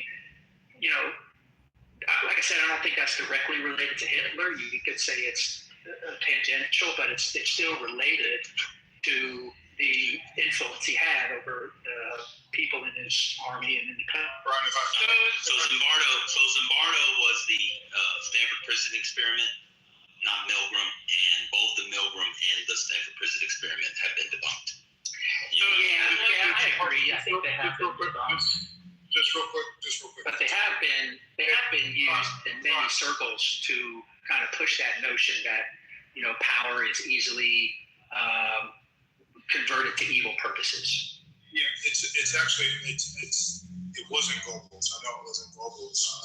Goebbels was the propagandist. I think it was either Goring or Eichmann. I think it was Eichmann that was based upon, and it came out of the Nuremberg trials. The Milgram experiment was later.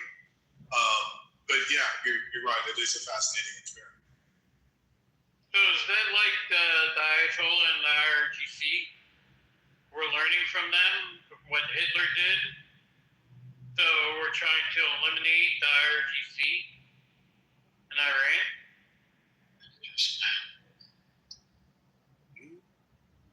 Because they're the leaders and they're the ones killing people in Iran.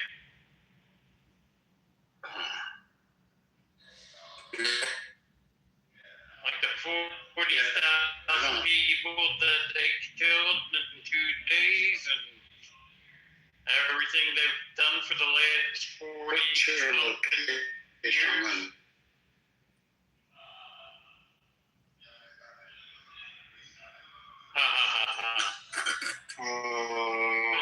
What do you say?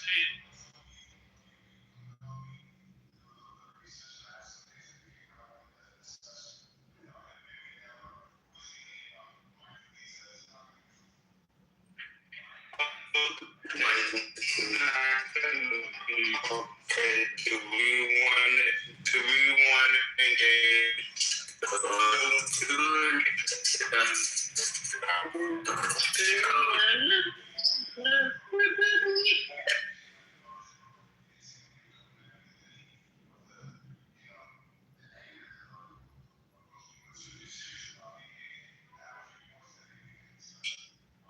Oh yeah, no, I'm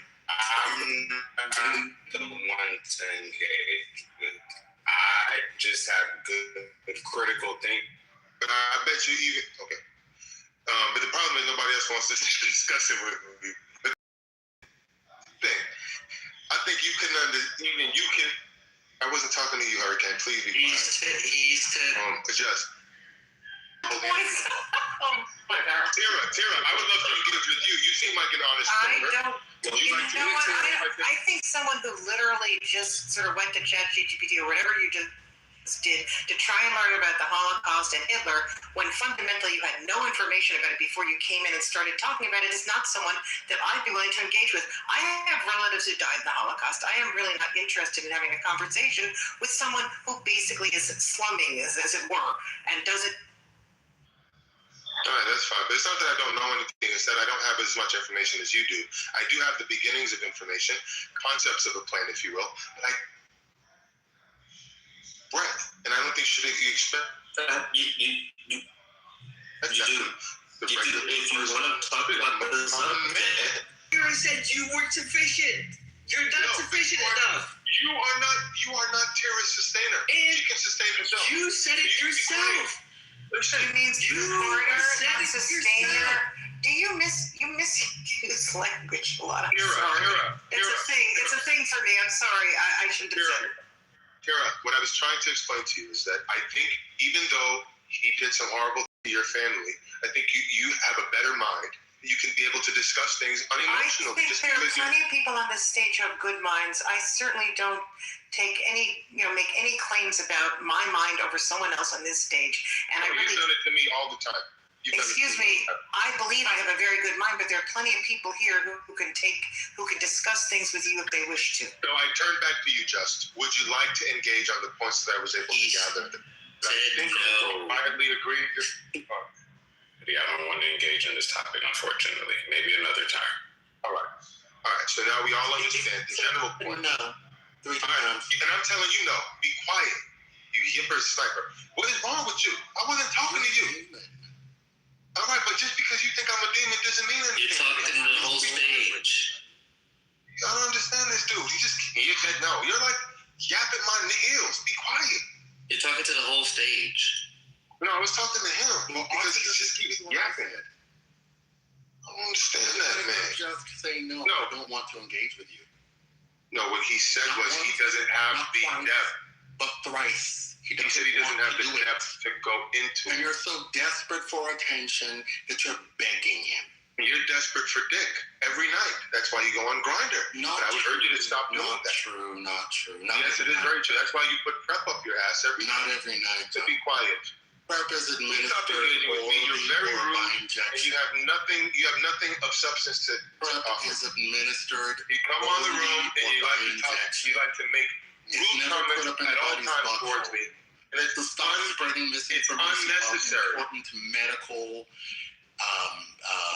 that's because you want to lead a promiscuous lifestyle, which is not to your benefit. What tells you that he's promiscuous? You have nothing to say. Conducive How is it not conducive to a lifestyle? He's a promiscuous individual. How do you know that he's promiscuous? Where are you getting that? He's wasted it all. When has he admitted that? In a previous conversation, he's admitted as much. You're not telling the truth. I'm promiscuous, so what? What's the You'd be prosecuted. Come on here and yap your mouth. So you're unsuccessful too then. Now, Infinity, we litigated fail lawyer on Sunday. We don't need to do this again. No, the fail lawyer was in reference to Tira. We've also Can we not go there again, please? I'm not going there. He went there. I didn't bring that up. Remember, you just called him a failed lawyer. Him, litigator. But y'all litigated the definition of failed lawyer. But as it relates to, it's different in the context of hurricane. In the context of Tira, there was an allegation that was false. Okay, go ahead. What happened to him is different. Okay, if you were successful anything, then you wouldn't be here right now. According to your logic. That's not my point. According to your logic. No, you're misunderstanding me, as always, because you're simple-minded. He's not misunderstanding. Yes. That's not what I said. I never once said that. You said that, but you're interpreting what I'm saying in a simple-minded way. You don't have the the breadth to understand my general point. Right. And that happens constantly. That's the right use of that word. That's right. That's right. In other words, you don't have the range. You don't have the range, Sonny. Trent, when you left last time, I thought to myself, oh my gosh, Trent is paying this guy to be here so that we don't see him as so bad. Tell the truth, Trent. You're cash apping him, aren't you? So how's this really politically correct? Real quick, we'll see if I could just say something. I want you to politically correct, though. Yeah, just real quick. I want to say something.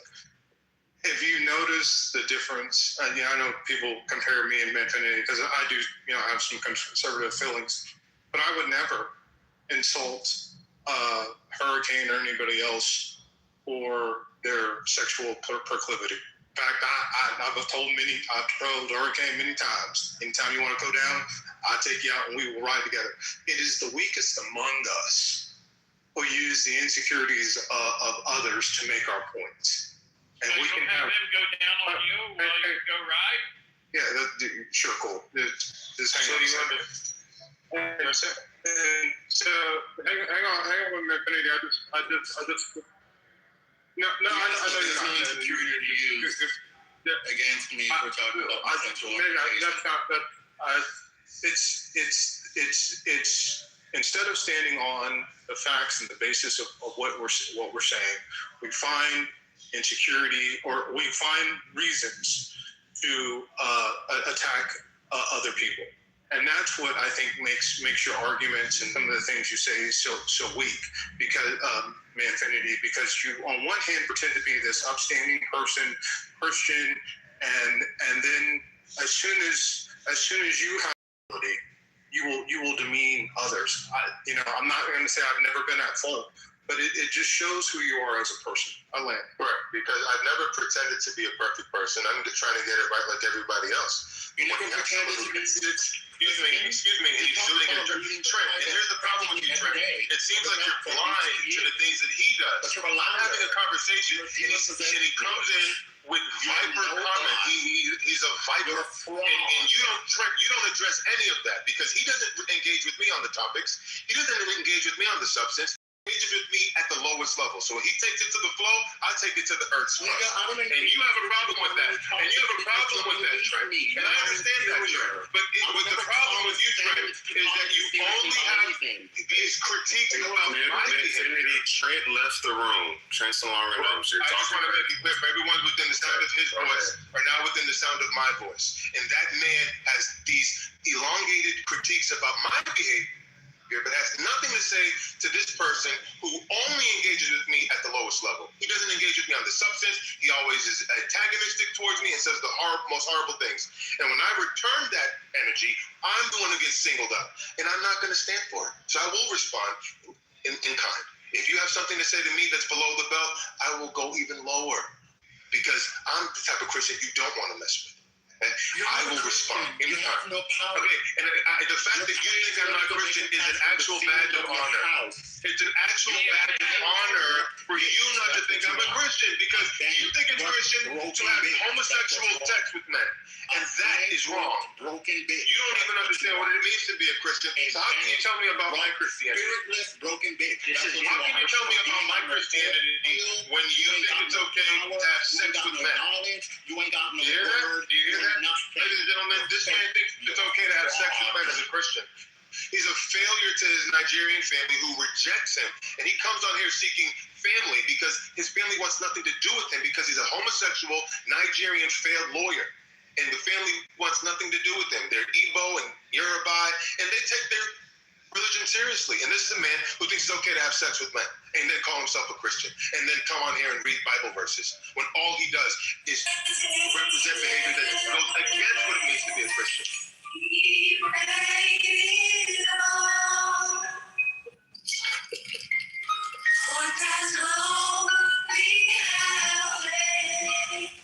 Manfinity, can I tell you something? Yes, sir.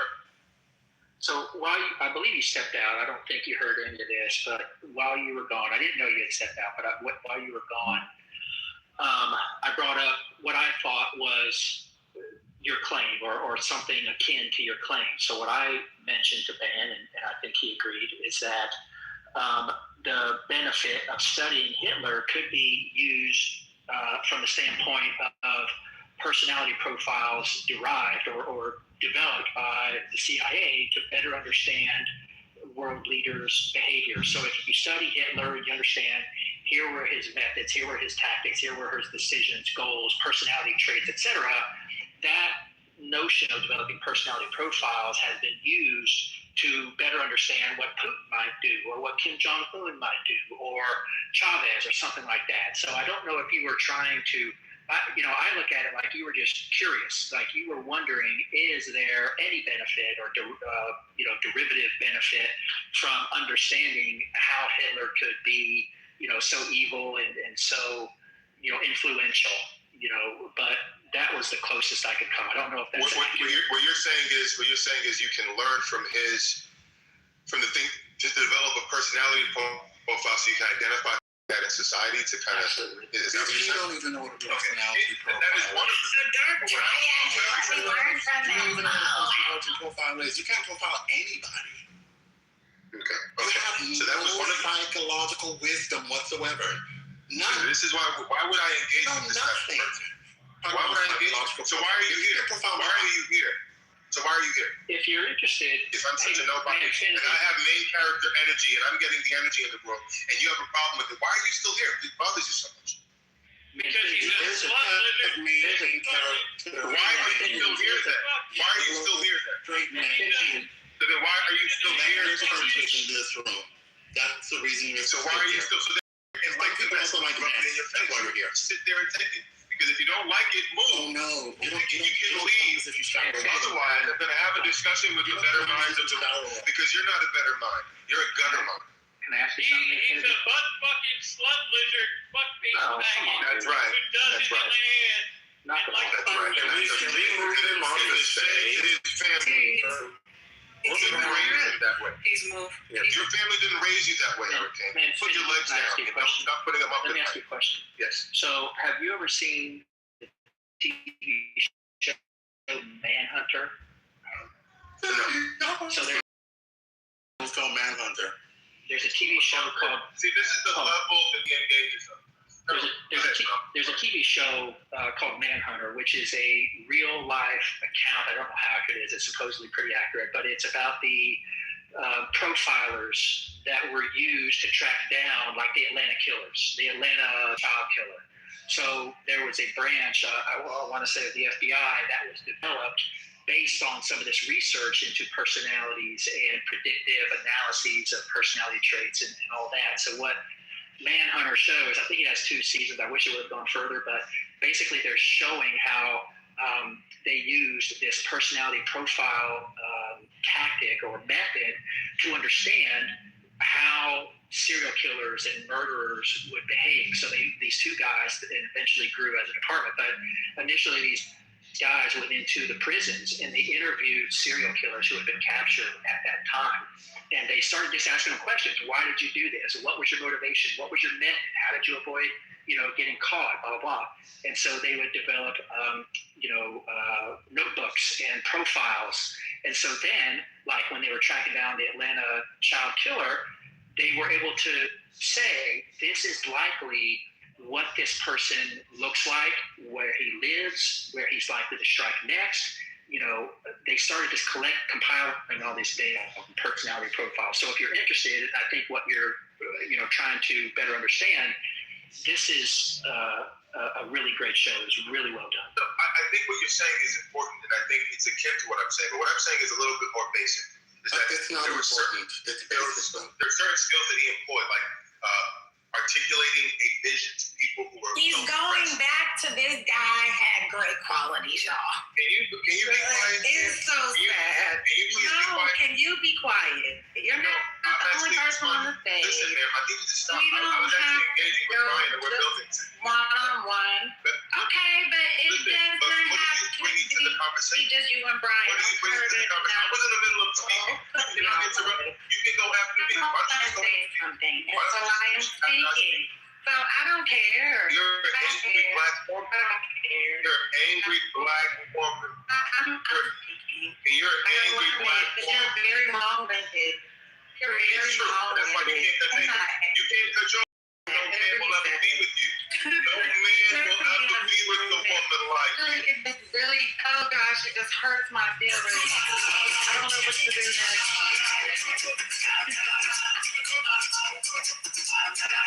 It's the fact that you're a scholar is about you believe all the lies that is in your head. Ryan, It doesn't matter. Y'all are I was repeating responding to yourself. Ryan, and You're just telling us again that you want to identify good traits in. No, I'm not going to let you finish. You just want to say again that you want to identify good traits in Hitler. Nobody wants to hear that. It's disgusting. She's not. And so you're not going to. It's disgusting what you're saying. She is acting like a ghetto. It's disgusting. I don't care what he says about me. He can say whatever he wants. The room is being disturbed by this woman. What you're saying is truly disgusting. And you don't even realize it. And you just going on and digging yourself deeper into it. There's nothing valuable about what you're saying. And you've been told that. And Brian tried to save you. And then you're still going back to it. You're not the moderator. You're not the moderator. You're not the moderator. It's actually ridiculous. Thank you, but you're not the moderator. It's ridiculous what you're doing. Do you know that you're not the moderator of this space? It doesn't matter that I'm not the moderator. Neither are you. So let Tiandra moderate. Neither are you. So let Tiandra moderate. Neither are you. Be quiet and let You're Tiandra not moderate. listening to her. You want to tell me to listen to her, but you're let not. her speak. You're talking too much. You're talking too much. Go ahead, Tiandra. Be quiet, woman. You're talking too much. Woman, be quiet. Be quiet. Yeah. Go ahead, T. Oh, thank you. Infinity, like you gotta let other people talk. Okay, but she was talking over me. I was in the middle of a statement. But it's okay. It's okay to interrupt people on this stage? It's okay to default to other people. But you've tried a lot of. Can I just finish what I'm going to say? Is that okay? Of course.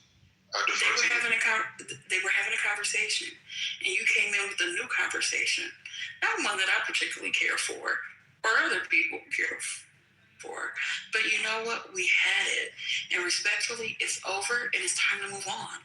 Then that's fine. You're the moderator. Ryan asked me a question. I was responding, then she interrupted. That's where that came from.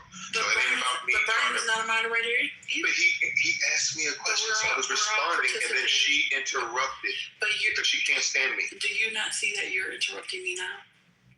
Do you not see that? It's a back and forth. I understand your point. Because you decided, but it's not. I decided what? You decided again. You don't realize what you're doing right now.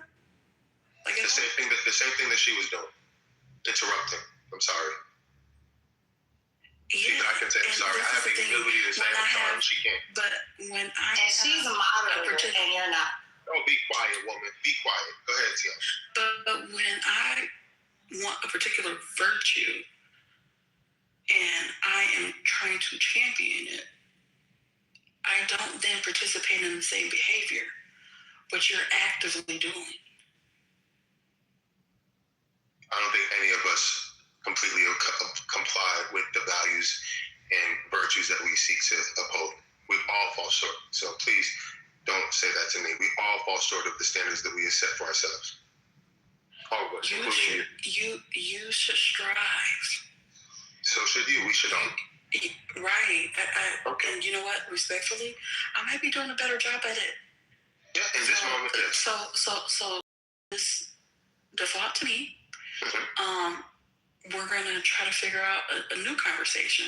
That's fine. My point has been made. Thank you for allowing me to. If you want to police other people, you first have to police yourself. Mm-hmm. I hope I just that is a gem. I want you to take it and carry it with you for the rest of your days. God bless. I hope everybody listened to what you said, because what you said applies to everybody, including Sunny and Hurricane. Thank you, Jesus. It was directed to Manfinity. It was not directed to Sunny. Or was it directed to Hurricane? Okay. So we're not going to police other adults. Why are you policing me and not policing them for what they did? Manfinity, I'm not going to go back and forth with you. Of course not, because you want to make me out the because you'll be 86 to the hallway. Don't play with me. What is that supposed to mean? 86? 86? You wanna check and see? 86 to the hallway? To the hallway. Is that a reference to what James Comey said? Do I need to step in because I'm really about to start going gay and ghetto? Yeah. And Tiandra will probably make because first of all, you're not going to disrespect TT. You're not going to disrespect Sonny. Nobody wants to listen to this gay rhetoric is exhausting. We just gotta find a gay rhetoric. New conversation. Let it go, man. Yeah, we just gotta find a Why can't you tell them to let it go too? It was over. Just let it go. You're supposed to be the Christian. Just move on. We're all Christian. Tell Matt to stop. I didn't stop. I literally said something when he started speaking. I did. Then you said Manfinity. All right, I know, but you're still speaking. I got a clip. Thank you, First Lady. Unanimously approved a Senate-passed bill to fund most of the Department of Homeland Security. This is a move that could soon end that 76-day shutdown that had real consequences in the lives of so many people. It'll now head to the president's desk. Here's House Speaker Mike Johnson speaking on this just moments ago. Forgive me, it was our understanding that we would have that. Now we're going to listen to him live. Trump administration, the president did that, and Democrats are upset about it. So that they wanted to leave that out. They wanted to orphan these two critical agencies that are under the umbrella of Homeland Security. I remind everybody on the Hill all the time, the Department of Homeland Security is the third largest department of the federal government. It has critical responsibilities, FEMA and the Secret Service and TSA and all these other agencies. But the Democrats said, we'll do some of that, but we're not going to fund border security and we're not going to fund immigration enforcement. That's absurd, and we threw a fit, and we had to. We held the Homeland bill, the underlying funding bill, because we had to ensure that they could not isolate and eliminate those two critical agencies. We are getting those done now. We passed the resolution first. That was critically important for us to do to ensure that we're going to protect the homeland, even though Democrats are unwilling to do it. So now that that box is checked, we're allowed then to proceed and go through with the rest of it. This will relieve pressure from the Department of Homeland Security. Secretary Mullen, who I've spoken to in the last couple of hours, will be greatly relieved. The president will, the administration will.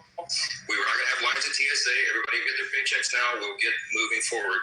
And then we will finish the work and finally get, again, for 3 years with no crazy Democrat reforms, we will fund Border Patrol and immigration enforcement as soon as we return for the work session when that bill is finalized. Mr. Speaker, what do you anticipate from the Senate? And are you concerned that whatever the Senate sends over might be a problem over here? I'm not concerned. I hope that they're going to do the right thing. Look, we sent over a reauthorization that was with minor reforms and with the anti-CBDC measure on it. These are things that the vast majority of Congress agrees with, and they should get it done. They're running out of time. As you know, it will expire tonight, the end of today. And so we're calling on them to do the job, pass the House's bill, and get this done. Check the last box. They're not going to take the House bill. Well, we're going to see. They don't seem to have another alternative. We'll find out how that works. Can you kind of explain what that was about? I know your quote. Okay, so look, this is. They often analogize legislating to making sausage. You don't want to see it made, and sometimes sometimes it's a long process. I've never broken my word to a single person in this building. Nobody can tell you they can. There was a lot of emotion and frustration yesterday because sometimes when you have a small margin, as we do, we're currently working on a one-vote razor-thin margin because of absences and the rest, and people have different ideas, different priorities about very contentious pieces of legislation. The equations that we solved on legislation this week were virtually impossible. Many of you said it couldn't be done. But we got it done because ultimately we just use patience and frankly prayer. And we get a lot of people together and we listen to their concerns and we try to get the disparate priorities handled. I've never asked a colleague in the Republican Party ever to violate a core principle, but sometimes we have to give up on our preferences because we are in a large body. On some of these bills, some of the ones that I just named for you, they're so complicated and so complex, you literally had irreconcilable demands on either side of the House Republican Conference. And so it takes a long time to work through that and get people to consensus. But we do that patiently. We do as we must, and we ultimately deliver. Don't doubt the House Republican majority. We always deliver for the American people. We did it again in spite of the challenges, and we'll continue to do that. Thank you. This is the third. Oh, it's going. I thought it was over. No. That was here. What happened was the Senate had passed a bill. I think it was March 27th, so over a month ago. That this particular bill, the House refused to act on it because they were squabbling, and the Republicans refused to bring it up. So now, a month later, they are acting on this bill. Now, this bill does not fund ICE. It funds all other sort of, appropriations for TSA and things like that, but it doesn't fund ICE. What they're going to have to do now is, which is what was suggested a month ago. If you remember, John Thune, all these people came up and said, look, we can just do this on our own. They will now have to pass a bill on their own that funds ICE. Correct, yeah. They waited a month to do this, and it's not a victory. It's like a cave, really. I must say it's the typical strategy. Like, they created the problem, and like you said, like, this bill was already presented a month ago, and they're trying to say like, oh, the Dems didn't really get anything out of this bill. And it's just like, no, well, that was their original proposal. They're just fund DHS. We're going to table ICE for a separate bill, and we can pass it then. They were like, no, and then now here we are doing a month later, and it's like, oh, yes, we're going to sign the bill. But they're just doing this to save face now. It's a lot of stuff going on. They need to claim a win. We got the war still going on. The president was almost assassinated. Now they didn't pass they did what they did with the VRESA. So they're just trying to rack up the wins at this point. So I get it. It's a strategic move. But yeah, they didn't get it. This wasn't a loss for them to think what the Democrats had told them about a month ago. This is what they said. Here, you take this bill, and then on your own, you pass whatever you want to for ICE. Right. That's what happened. So, and that came from the Senate, and then the House said no. The House had said no for the last month, and all of a sudden they just took up the Senate bill and said, by voice vote, by the way, it said yes. The Democrats, by the way, in the House voted for this, basically. They wanted this. Right. And now they're trying to claim that, House Republicans, always come through. Yes, and how the Republicans were. But y'all were the ones holding it up. That's right. How they were responsible. And the thing that he said about we only have one vote, and I'm thinking, like, what difference does that make? I mean, it was probably, they only needed, to pass it over with the Democrats, they probably only needed, 7 or. So the idea was simply because ICE was always the problem. It was never the other agencies. Correct. They wanted change in ICE. If they didn't want to have that conversation now, then they could have did this a month ago. Just simply take out ICE and then go ahead and fund the people. They said no, hell no. It's the Department of Homeland Security. We got to get it all. But ICE had already funded. Yeah, they got their previous funding. They got their funding in a previous bill. No, they got their funding. He took it from the Big Beautiful Bill, I guess. Yeah, the Big Beautiful Bill. Yeah. So I don't know how long would that have lasted for. I don't know how. Maybe that was running out, and that's why they did this. I have no clue. Right. And I think, and that's probably a part of their strategy. It's like, hey, ICE already has money carved out in the Big Beautiful Bill.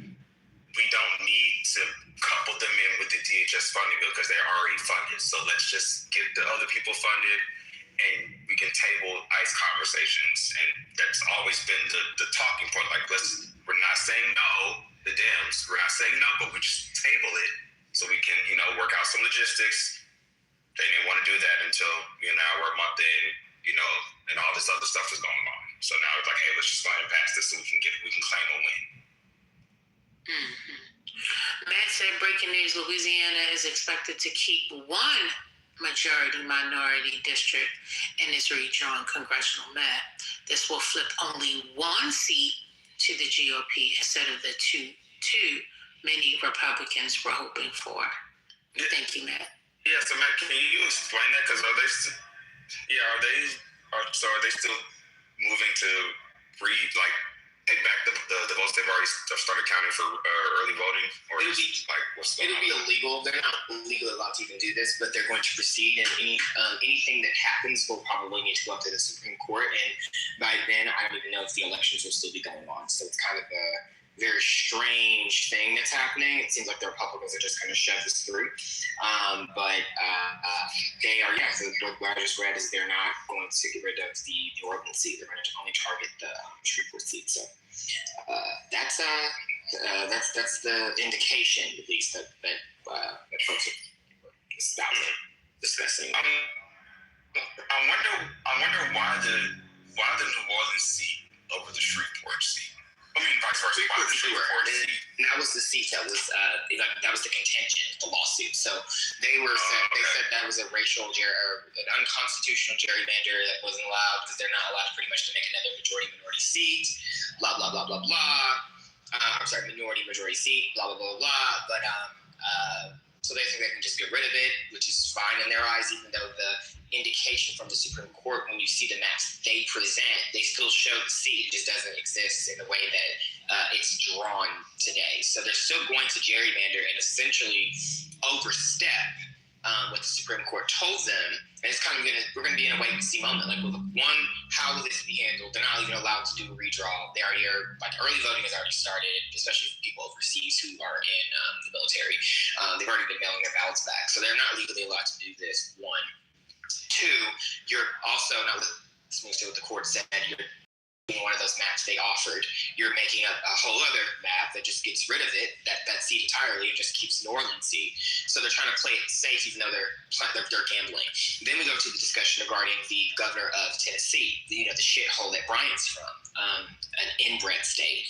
They are getting rid of the Memphis seat. Look, we're going to see though when that matriculates to the court, our Supreme Court going to say. We said in our last ruling essentially that these prior majority districts are okay to stay, but adding these new ones are not allowed. So this is an experiment, y'all. We're gonna have to figure out what's gonna happen. No one's gonna know until the court rules. But this is gonna continue to narrow and chip away at the VRA section 2. That's the intention from Alito and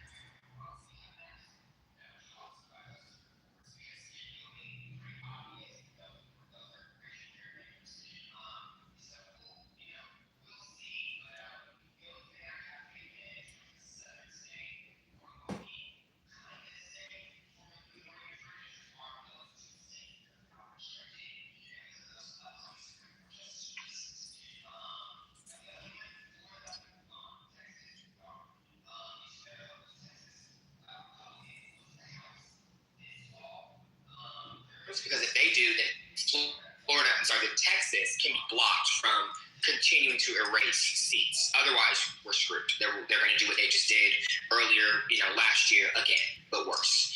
So, y'all. Alabama signaled they're not because they're not in court. They have they can't until 2030. But they also, their Senate president said they would keep one seat anyway in Alabama. They'd be getting rid of Terry's seat though. And then Mississippi said they're redrawing their Supreme Court district map, but they didn't indicate if they're actually redrawing their. They have a trigger law for that. They didn't indicate though if they're redrawing their congressional maps, but. I think this is named Bernie or Benny. I think it's Bernie. He is Benny Thompson. Yeah. Benny. I don't know if he is. I don't know if they're dumb enough to do that. They might erase the seat, but they also have a race next year, a governor's race, where it's likely that Brandon Presley runs again against Tate and probably beats his ass because Presley only came within 3 or 4 points of losing a gubernatorial run in Mississippi, and they also have Scott Cologne, who's running a tight race against Sydney Heightsmith. Do y'all really think she's a KKK bitch? Y'all really think doing this before that election? Y'all really think doing that in a midterm year is going to help Cindy win? Y'all going to activate black voters who really don't vote in Mississippi to come out and vote. Supposedly people think, like, they're looking like, for because Alabama's chipping away, they still got a ways away, but Mississippi is surprisingly the southern state that people are not really paying attention to. It's the sleeper D state. If the whites in Mississippi voted like the whites in North Carolina, it'd be a safety state. And that's the thing people don't realize. But if they do this in Mississippi, which they're already going to do with the Supreme Court Justice District maps, if they go ahead and proceed in doing this, then I think that Cindy will lose her race. I'm going to go on record and say that, so Trent can voice record me. And so can Brian and send it to all his libertarian cousins, friends in Tennessee.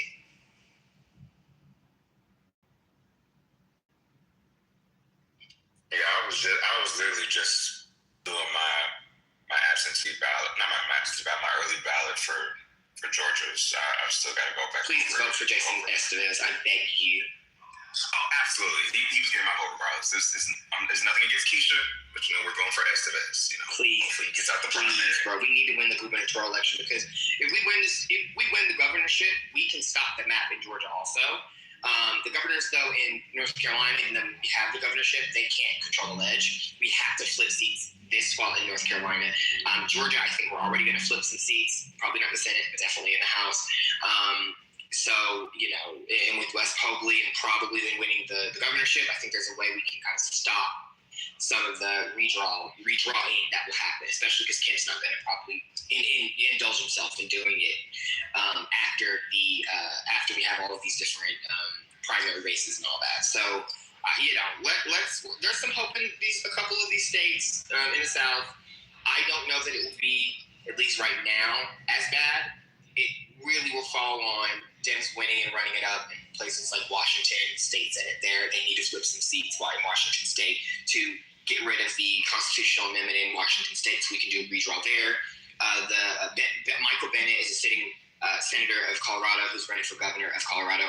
He's indicated he's open to suspending their state's constitution so Colorado can get rid of those two Republicans, Byrd and what's her name? The crazy ass woman, Bobart the retard, Botard. Let's get rid of that. So that's an option. New York, Hochul said that they're going to be redrawing. New Jersey, it will take some time, but I think that Mikey Sherrill can get it done in figuring out how they can change their state constitution so that we can get rid of all of the Republicans in that state, potentially except one. Same for Maine. Maine will likely have a Democratic governor. It might be, he's the South Asian guy, Nidaz, I think is his name, or Troy Jackson. They're going to probably pursue redrawing so that the second congressional district of Maine is less competitive for Republicans. So I don't know. There's a lot that Hakeem Jeffries has talked about today that we're going to all have to kind of take this wait-and-see approach for, to see if some of these governors are going to step up now that these red states like Tennessee, where Brian is from, the cousin fucking red state he's from, where they are taking off that black district in Memphis. So let's do it. Yeah, I would actually support getting rid of evil Republicans. So the socialists.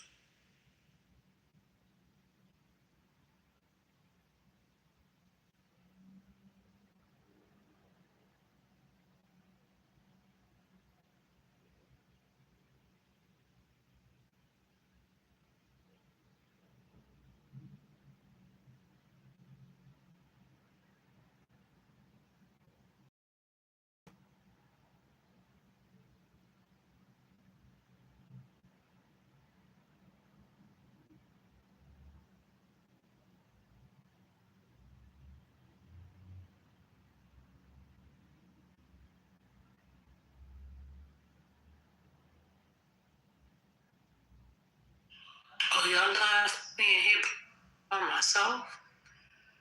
Oh, okay.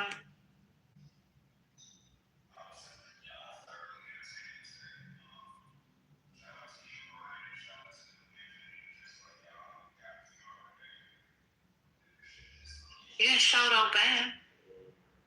Oh yeah, band, of course.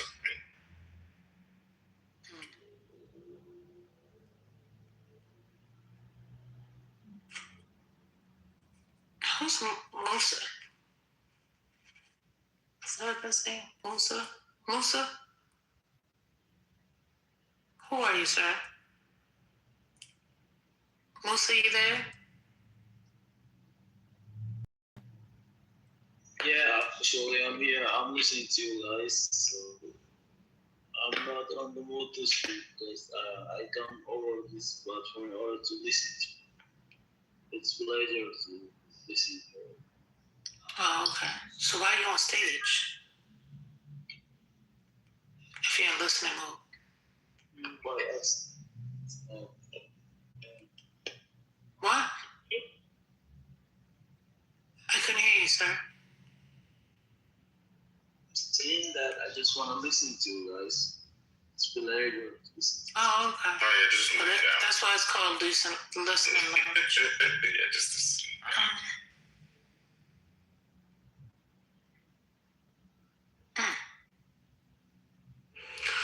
Oh, this was definitely a Thursday packed. Did your week go by fast? Not fast for me. Tomorrow's Friday. And that's the first of the month. Should be great.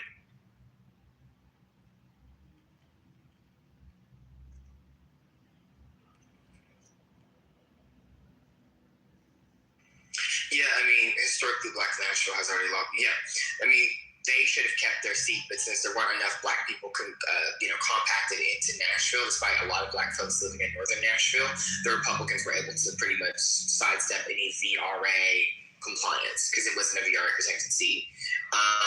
Arguably, I think it could have been, but Memphis obviously is. So, yeah, they already fucked us with Nashville, which sucks. They already broke Nashville up into 3 districts. So Memphis is about to be broken up into 2.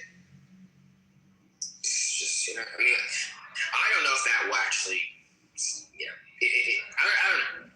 Maybe, I don't even remember which justice covers Tennessee. Is it Alito? Because I know he's over Texas and shit. Is he over? Is that his region? You know what I'm talking about? Well, y'all might not know what I'm talking about. Sure.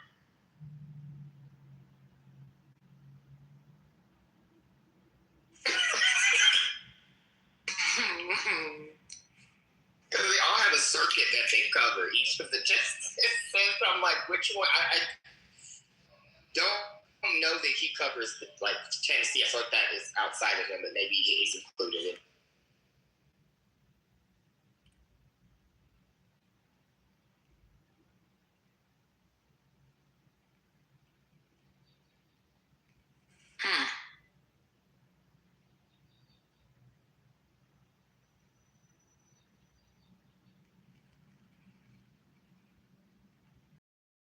Oh, it's Kavanaugh. Oh, yeah, it's gone. Yeah, they're going to probably give it. Yeah, it's so good. I was hoping it would have been fucking Kagan or something, because I know which one Sotomayor and what's her name, Justice Ketanji Brown did. I just didn't remember Kagan's. Yeah, it's fucking Kavanaugh, bro. So,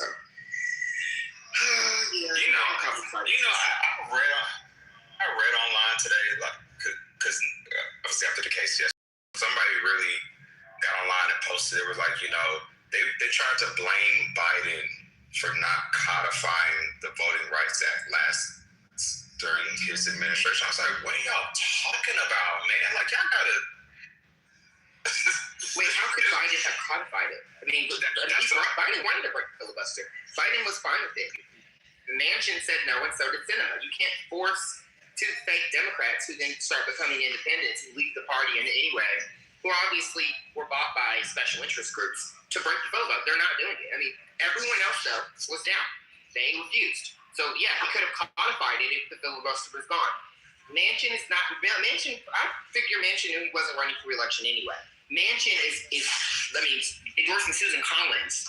Like, he's a fucking loser. Like, you're not getting these fake Democrats who are not liberals, who are weird-ass, bought-and-paid-for corporate Democrats or corporate politicians to do shit. I mean, there was apparently a screaming match between him and Manchin over this, over breaking the filibuster. Manchin refused. This is I don't remember. I think it's Kamala's book. This is in a violent screaming match. voice and shit after like yelling at this man so much in this argument. Like y'all don't know anything about any of this stuff. Like why are y'all? The internet people get on my nerves. Like, oh my God, Obama should have made our Ruth Bader retired. Yeah, you can make someone do something now. They said all that, and I was just like, man,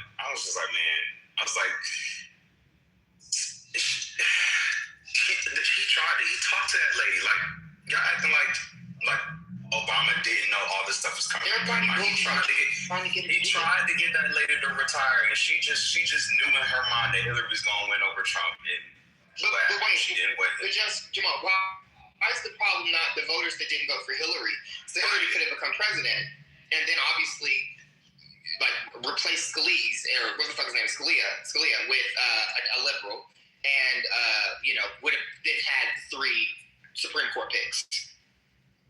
Why is the fault not the Jill Stein voters, the Breonna Joy Gray, whose tweet circulating when she tweeted that Democrats are gaslighting us about the Supreme Court and about how important it is that we vote for Hillary or the Supreme Court's on the line? Fuck that bitch. I just want to say, and she's a Harvard-trained attorney, or at least she got her law degree from Harvard, and she said that.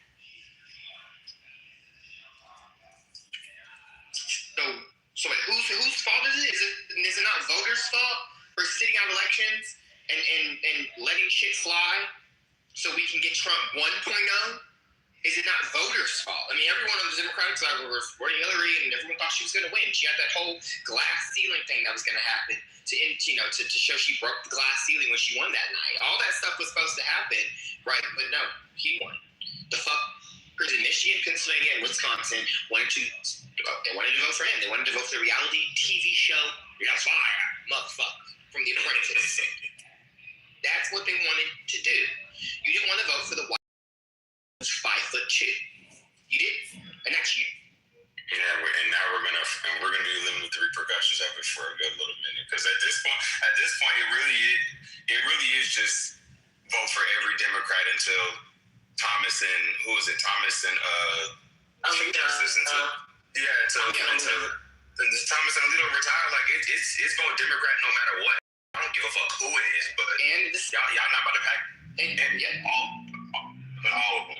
And Jamal, what you said, I think we should do the other day about the preacher. I'm pivoting. We're supporting the preacher in Kansas, the Methodist founder of the first church. We're supporting him now. We are. I don't like Christianity, but we're supporting the Methodist preacher. He has the best shot of taking down Roger Marshall, and I don't like him. He was going to run as an independent, and then I saw the reason why I wasn't about him is because he was running as an independent, and I thought that was a distraction. But now he's running as a Democrat, so I'm all for it. Let's support him. He will be a moderate Democrat. Who gives a fuck? Let him do his thing. Hopefully, Laura Kelly endorses him, and hopefully he and Ethan Corson both win, and we keep the governor's mansion blue, and we flip the Senate seat blue. Fuck Roger Marshall. And then when they erase Sharice David's seat next year, because they're going to gerrymander, I'm sure they're still going to have the ability to override the veto of the governor. Let's make sure Sharice Davids runs against Jerry Moran and flips that seat too. Fuck it. I'm really just curious to see, like, if the gerrymandering really pans out in the Republicans' favor. Like they're really doing a lot on redrawing these maps. Oh, Jamal, you didn't see the map? So someone did a Maximander map. They showed the max of each. We win by 13 seats. We win the Maximander war. They are fighting a war. They are going to lose. We just need to make sure Bob Ferguson over in what the fuck is the state?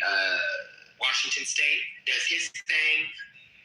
We need to make sure by 28 we win a couple of these state Senate seats in Washington that we lost because of 2024's bloodbath. We need to make sure that we get Josh Shapiro. Someone needs to put a gun to his head and make sure he gerrymander. We're gonna have to make sure some of these Democrats who don't want to gerrymander get on board. And I think there'll be enough pressure over the next 2 years for them to, especially those who are trying to run for president, named Josh Shapiro. So some of these people are going to have to do it. And then some of these Republicans are going to have to chill on it, especially if they want to run and win independent support, i.e. Brian Kemp. So that's why I do not believe Georgia will do it. I think they're going to want to, but I don't think they will. I think they're going to lose the governor's mansion. So it'll be... Georgia, I honestly don't think Georgia really needs to. But they want just three tenths in those congressional seats. They want to get rid of three or four other seats. I don't think that they're going to be able to do Georgia. I just think Georgia's dead. DeSantis would be. I mean, if magically somehow Florida flips blue in terms of the governor's mansion, that'd be great. But they have a supermajority, I think, this year, or they will have a supermajority in Florida for their General Assembly. So, Florida's gone. I mean, yeah, Florida and Memphis will be our test, though.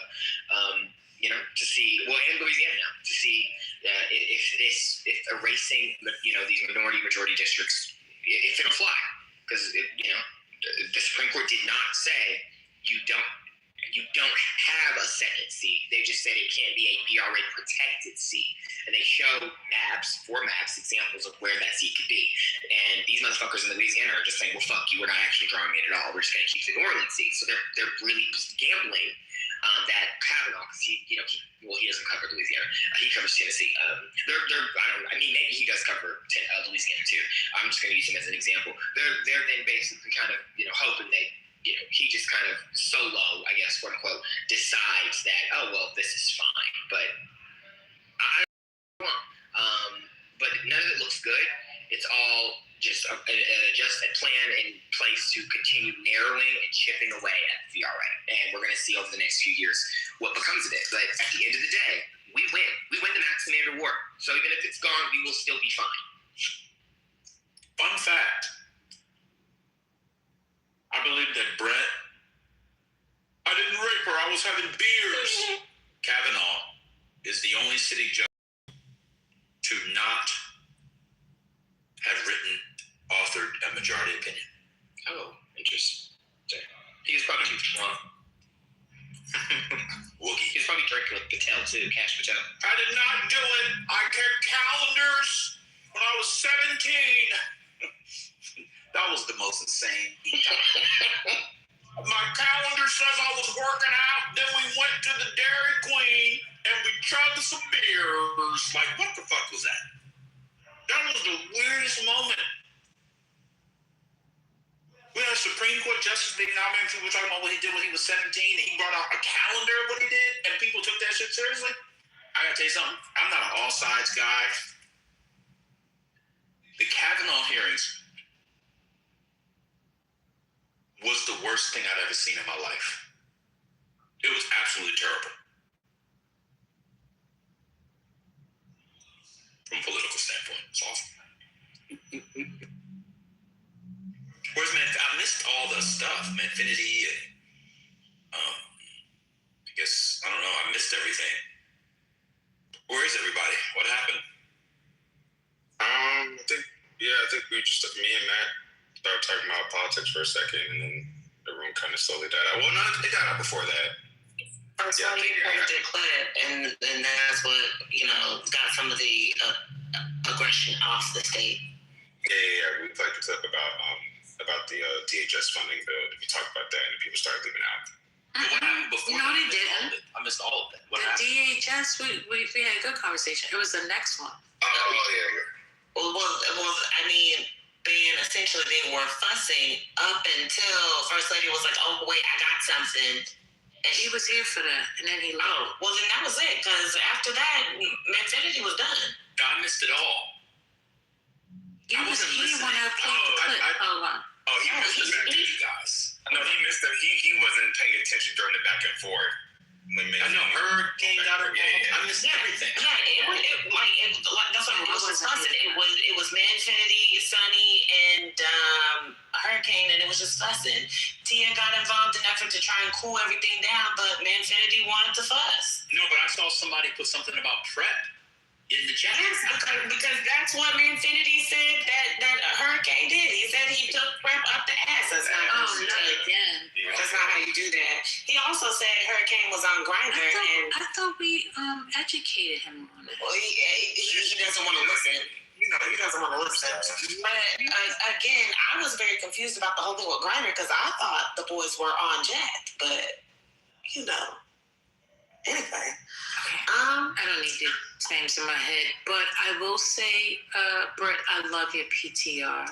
I have to put that up for Brian because after a while I was very confused about what was up there. But what was the crash out? Manfinity, because Hurricane was tired of hearing Manfinity talk, and he was tired of hearing Manfinity repeat the same things. So he started cutting Manfinity off to give Sunny space to speak. And then Manfinity just crashed on him. And then when Sunny did the same thing, because she wanted to speak and was tired of hearing Manfinity speak, Manfinity called her an angry Black woman, said that's why she would always be single, and said something about that's why she just has to attack them because they were tired of hearing him say the same talking points. Wait, so did you hear his did you hear Trent's submission too? Or you missed that? Oh yeah. Did you hear Trent? Yeah, I heard Trent say we will ride together. That's all I heard. Oh yeah, no, Trent. Yeah. Trent gave a whole dissertation on why Manfinity began to attack because Manfinity started crashing immediately. He thought Trent was still. It's like, hey Manfinity, Trent's not in the room anymore. So he's like, well, I'm just talking to everybody on stage. Like, okay, keep crashing, and then and that's when him and Hurricane started going ahead. Also, someone said that Trent pays Manfinity to make him look good. That was a good one. But yeah, I was like, not Trent being the voice of reason. I was like, I agree with Trent today. Y'all doing a lot. What? Trent was schooling Manfinity? Yes. Yeah. It was bad.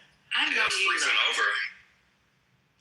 And Manfinity sat there and took it? Well, I mean, he was quiet, but like Just said, as soon as Trent hit his usual dip, he was ready to let me at him. And Trent even acknowledged, he was like, I'm even guilty of it sometimes too, man. He said, but you do it all the time, and that's why, Damn. They be coming at you the way that you be doing. And like I said, when as soon as Trent muted his mic and left the room, Manfinity instant crash. Yeah, Trent did hit him with the, I don't have no problem with the gays. I love the gays. I tell her all the time, whenever you come out with me, I didn't know there was a crash, man. I just heard at the end when they started was going off at the mic. I'm like, thought of the job. Hello? Yeah, that was Manfinity, and then Hurricane tried to correct him, but he's not listening at that point. He's just.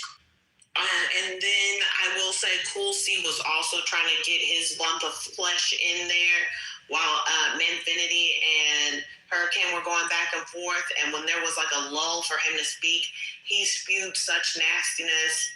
Oh, yeah, I don't know if it got removed, but he definitely said the F slur, and he got moved out. But it was just more than that, because like all the shit that he said leading up to that. Oh yeah, it was just nasty. Y'all talking about I threatened to start crashing. I didn't want to crash, but I was just like, at this point, I'm really not in the mood to hear any of this. And that's when Ben came off the mic. He was like, wait. I know when I crash, I go to hell. And I know Ben ain't trying to hear it, so I'm glad he did that, because I really needed somebody. I know TT was going to remove one.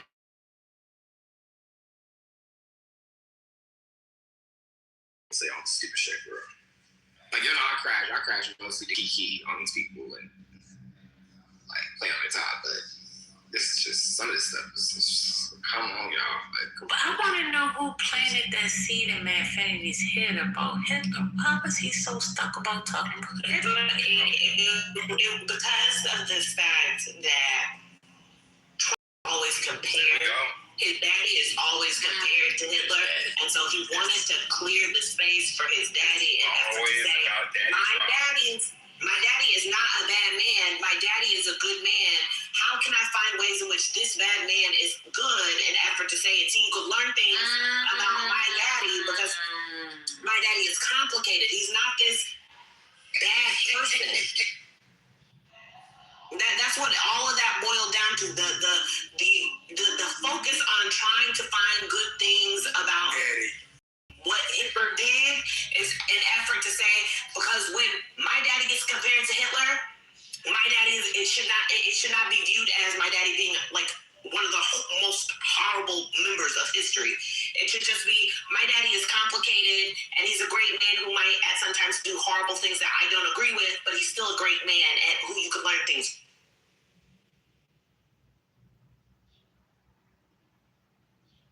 Yep, I saw it. As soon as he said, I saw that. I literally put that in the chat. I was like, this is about Daddy Trump. Y'all know.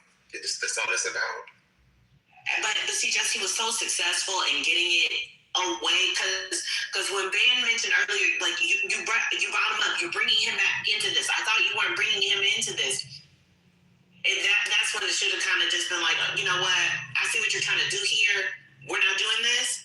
But he got the conversation so far away from that initial bringing Trump in that when you look back at it, it is just all of that to make his daddy look good. That's crazy.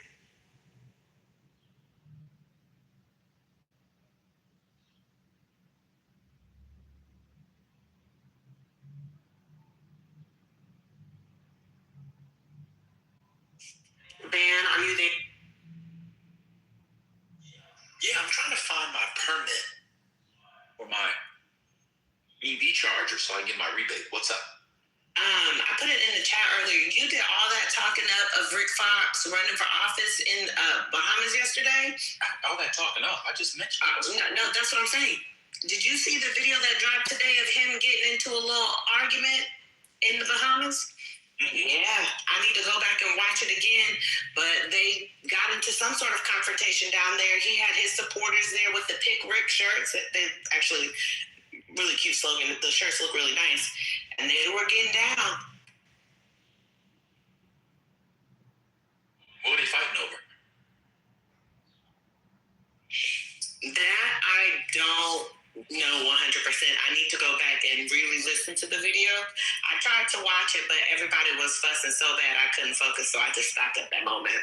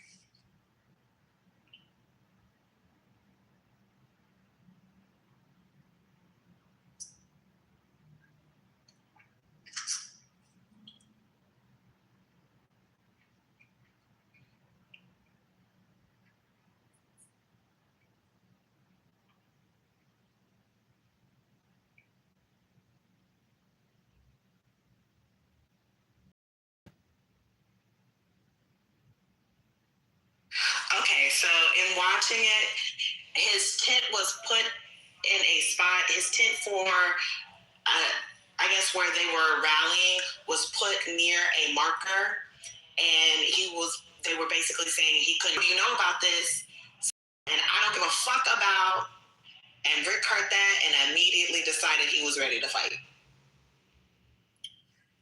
Caribbean people are funny to me. What great people. I got something important in the chat. I'll put it. It's pretty bad. We'll see what happens.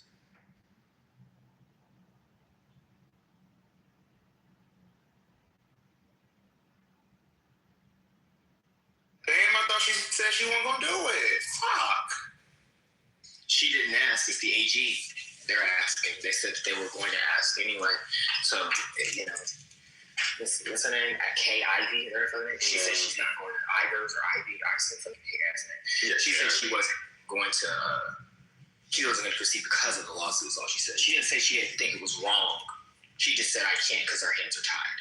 And the AG said, "Oh, we'll fix that." And this AG, by the way, is running for Senate. Is it Barrymore? I think it's Barrymore. She about to get voted out next year. Is it this year or next year? No, she's out. She's already retired. Toby Tuberville's gonna be here because Doug Jones is gonna shit the bed. Gosh, about that. Help the state of Alabama. Nah, I'm good on Alabama. They're fucking trash. From one idiot to the next.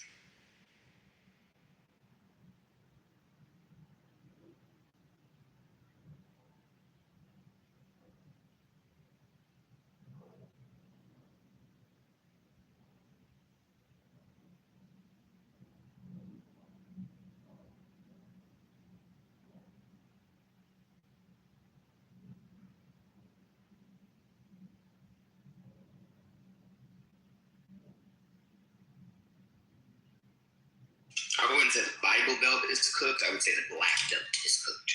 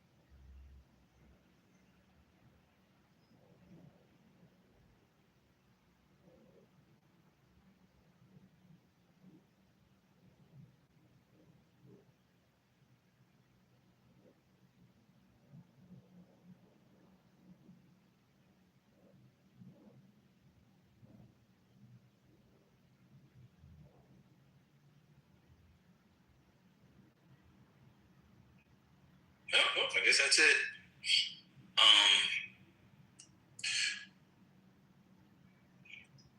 The online left is crashing. It's like a sideways crash over the Voting Rights Act. Because they know they're responsible in part for its demise. Is fucking hilarious. I just talked to Matt about today. I was reading somebody's post on Thread, and they tried to go back and blame Biden for not codifying. But it was already codified in 1965. These niggas are dumb, yo. What's going on? I think a condition of being an American leftist, not one over 40, but or maybe even over 35, but like becoming one, is to just being stupid. When I was young, leftists were not this stupid. I'm sorry. If Biden had codified the thing that was codified, that they just overturned it, then maybe his codified thing wouldn't have got overturned. Because it was codifying a thing they overturned that was codified. Well, my favorite thing is looking at people go back to Roe v. Wade. I realized something. Democrats fundamentally misread abortion rights. Clearly. Americans just generally don't give a fuck. There's just not a major issue like I thought it was, like the Democrats thought it was. They don't give a fuck. They don't give a fuck. Well, waiting for Obama and codified it. So the Republicans are coming to change it?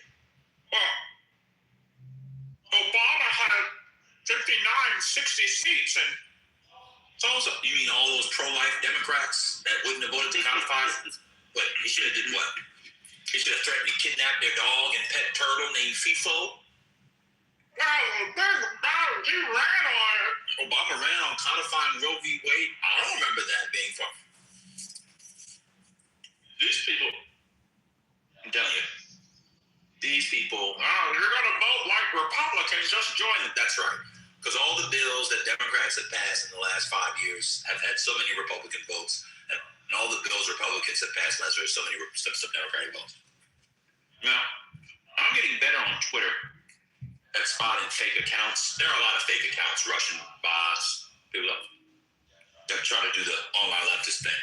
But some of them are actual people, because I've seen them before in other spaces on other visit. But there was a story of an Indian guy who, did you guys read about this? He was a blonde MAGA influencer and made so much money on social media, it paid his medical school. Did y'all see that story last week? Yeah. That shit was wild. I ain't gonna hold you. That snow bunny was kind of cute. That big snow bunny was kind of cute.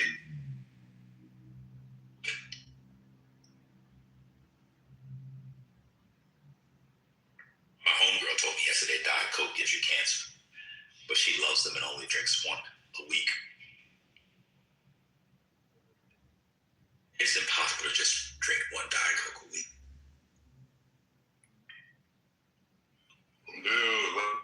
That's cool. Now I do. I started drinking them. I went to a party last week, and I said, I'm going to go to this party, and I'm not going to drink. And I had a Diet Coke in a tall, skinny glass with a lime, all black straw. It was all very middle class gay man. And black straw. Not a toothless.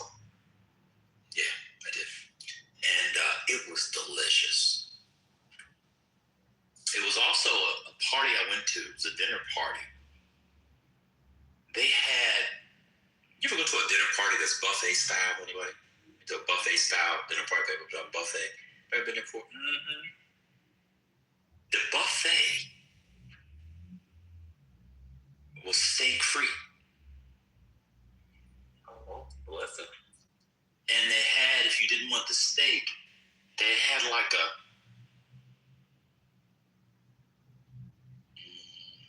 24-inch. And it started with a cold raw bar.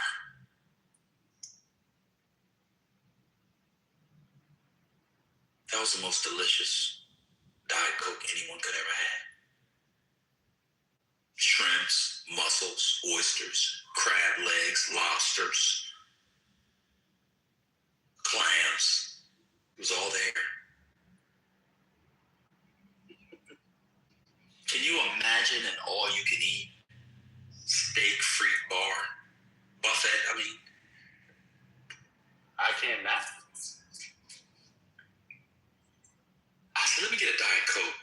And then I finished. In their house, they had a cappuccino machine. They had an espresso machine. I had a cappuccino. Where's the bambino? Martino.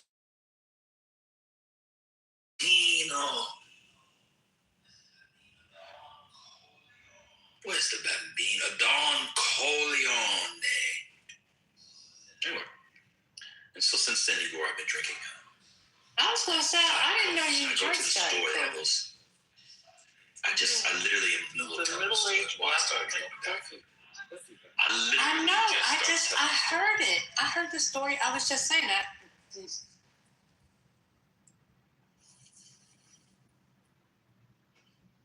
Sir, I haven't been on the clip all day. I was just trying to, have a conversation because we got content. Because I didn't want you to say, oh, young niggas not talking, so I just thought maybe, What'd you say? Huh? Did she use the N-word? The way that it's happening out of her mouth, unprovoked. Whoa! Wow! There's a crash out. Nobody responds to him. So, oh wow, we got content. We got content. One mic on First Lady. She gonna crash on herself and call herself the N-word, B-word. Before I get removed.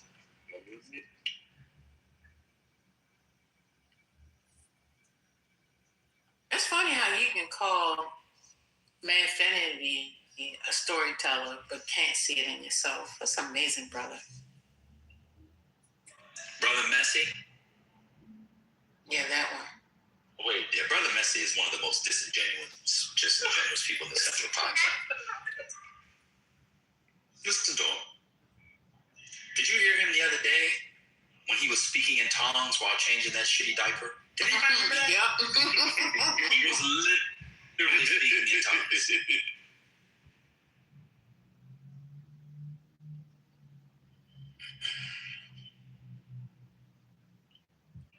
You ever sometimes clean your glasses and they're already clean and you're just doing it as a way to avoid work, and you reach down and look down and realize you've been cleaning your glasses for the last 6 months? No.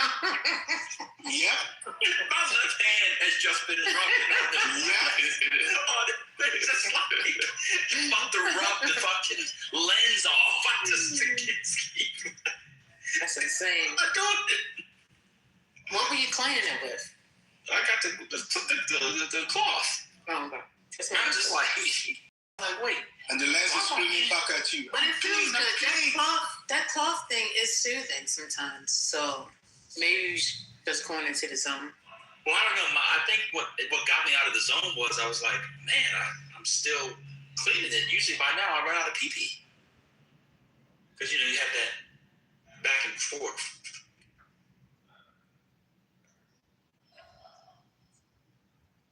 I'm sorry. I think that was the best. I don't know if y'all have seen that. I think that Ocho Cinco interview is the best.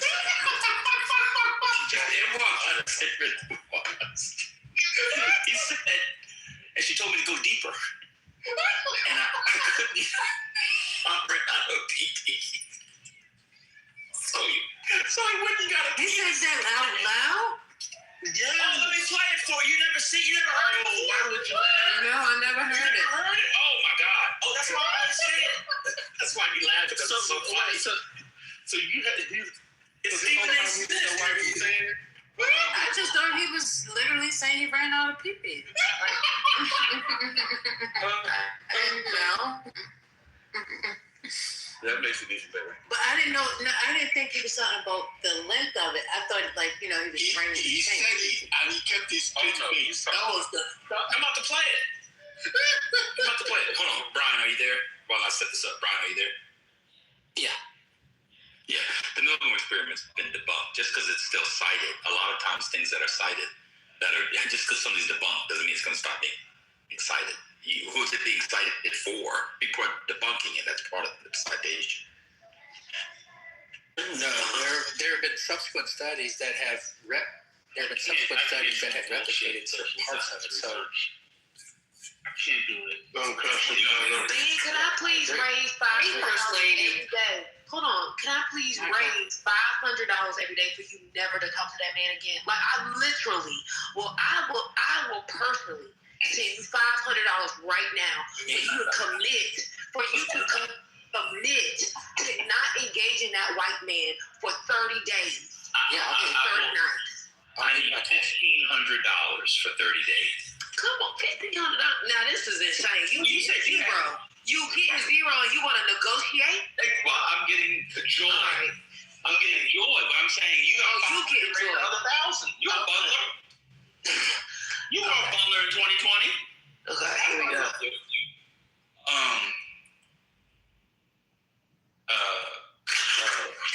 Ron, what is that? I don't even know how you do that. The 2025 Karl Marx's fourth most commonly assigned to author. What database? You just quote things. What is that? Yeah, it's listed here. Let me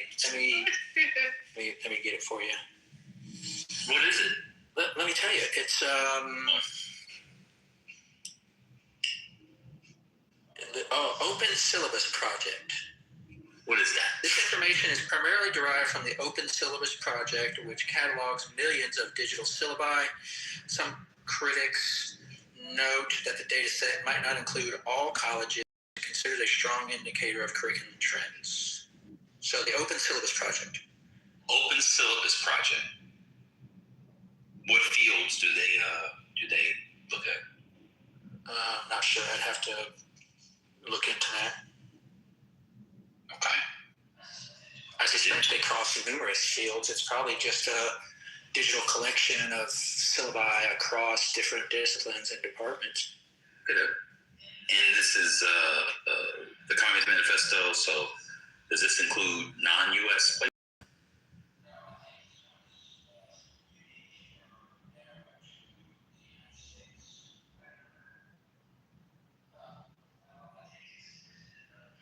I didn't know that.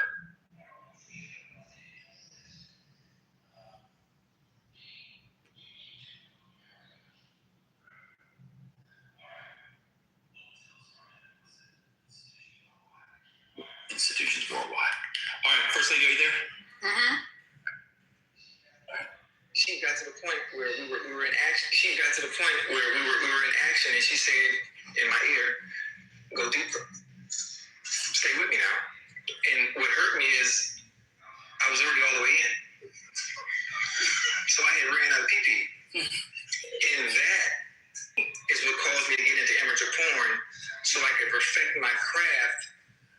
in the pelvic area, so I would never have to hear that again.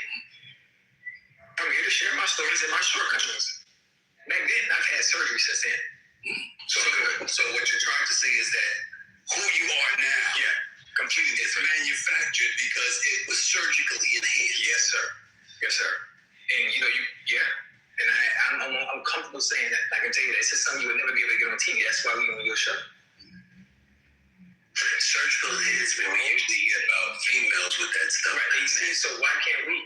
Why can't we? I want to feel better about myself. I want to be able to walk around the beach in my Speedo without being laughed at. And you're saying that at one time you were being laughed at until you had surgery. Do you know what that feels like? I'm not one who needed surgery. You understand how it feels. Let me play it again for you first. Go deep. That's insane. She got to the point where we were in action, and she said in my ear, "Go deeper. Stay with me now." And what hurt me is I was already all the way in. So I had ran out of pee-pee.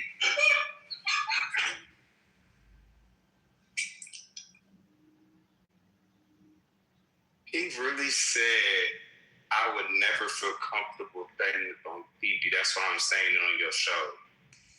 It's all over the internet now, friend. What's going on? I don't think he said that.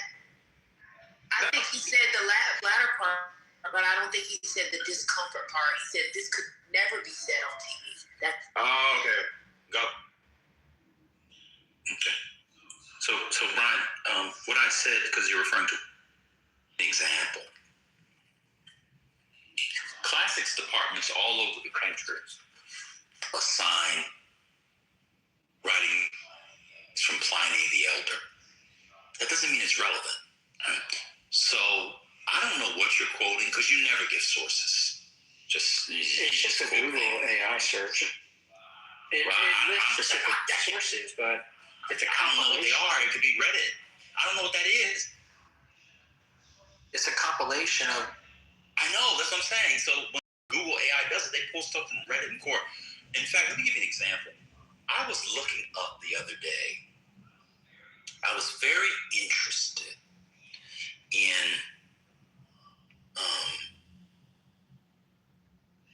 the history of appreciation for singers and other performers. And I was thinking about the beatniks and their legacies in terms of the snapping. And I said, people had to snap in the past. So I found an article on the New York Times, I believe it was. And in the article, it said that the practice of snapping as a sign of appreciation, as a gesture of appreciation, admiration, as applauded, as it were. Think applauded, applaud, same etymological roots. You can say that same linguistic etiology, as it were. I don't need to go into philology of plaudits, but of course it goes back to the Latin. And I saw that they said it went back to the Romans. So that's interesting. And there was a hyperlink. I said, oh, fantastic. They're going to take me to the book, the article of some scholar or historian of note. Heard it? It was a Quora post. I threw it out. So if you're giving me something from an AI overview, I don't know where it comes from. Anyway, let's go to the main point.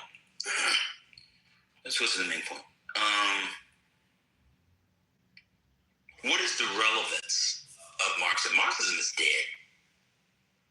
So what is the relevance of, you think, the Communist Manifesto? What course is assigned? Is it assigned in economics courses, industry courses, sociology courses? What do you think people would encounter the Communist Manifesto? Yeah, I think it's assigned in economics courses, poli-sci, sociology. So, I mean, my point is, yeah, I think economically the ideas are dead. I mean, I would agree with that. but I mean, it's still widely assigned, widely referenced, and it's still advocated for some of the things that he proposed or pursued. Right. And so, do you think you can understand the history of the Soviet Union in a significant way without going through Marx's ideas?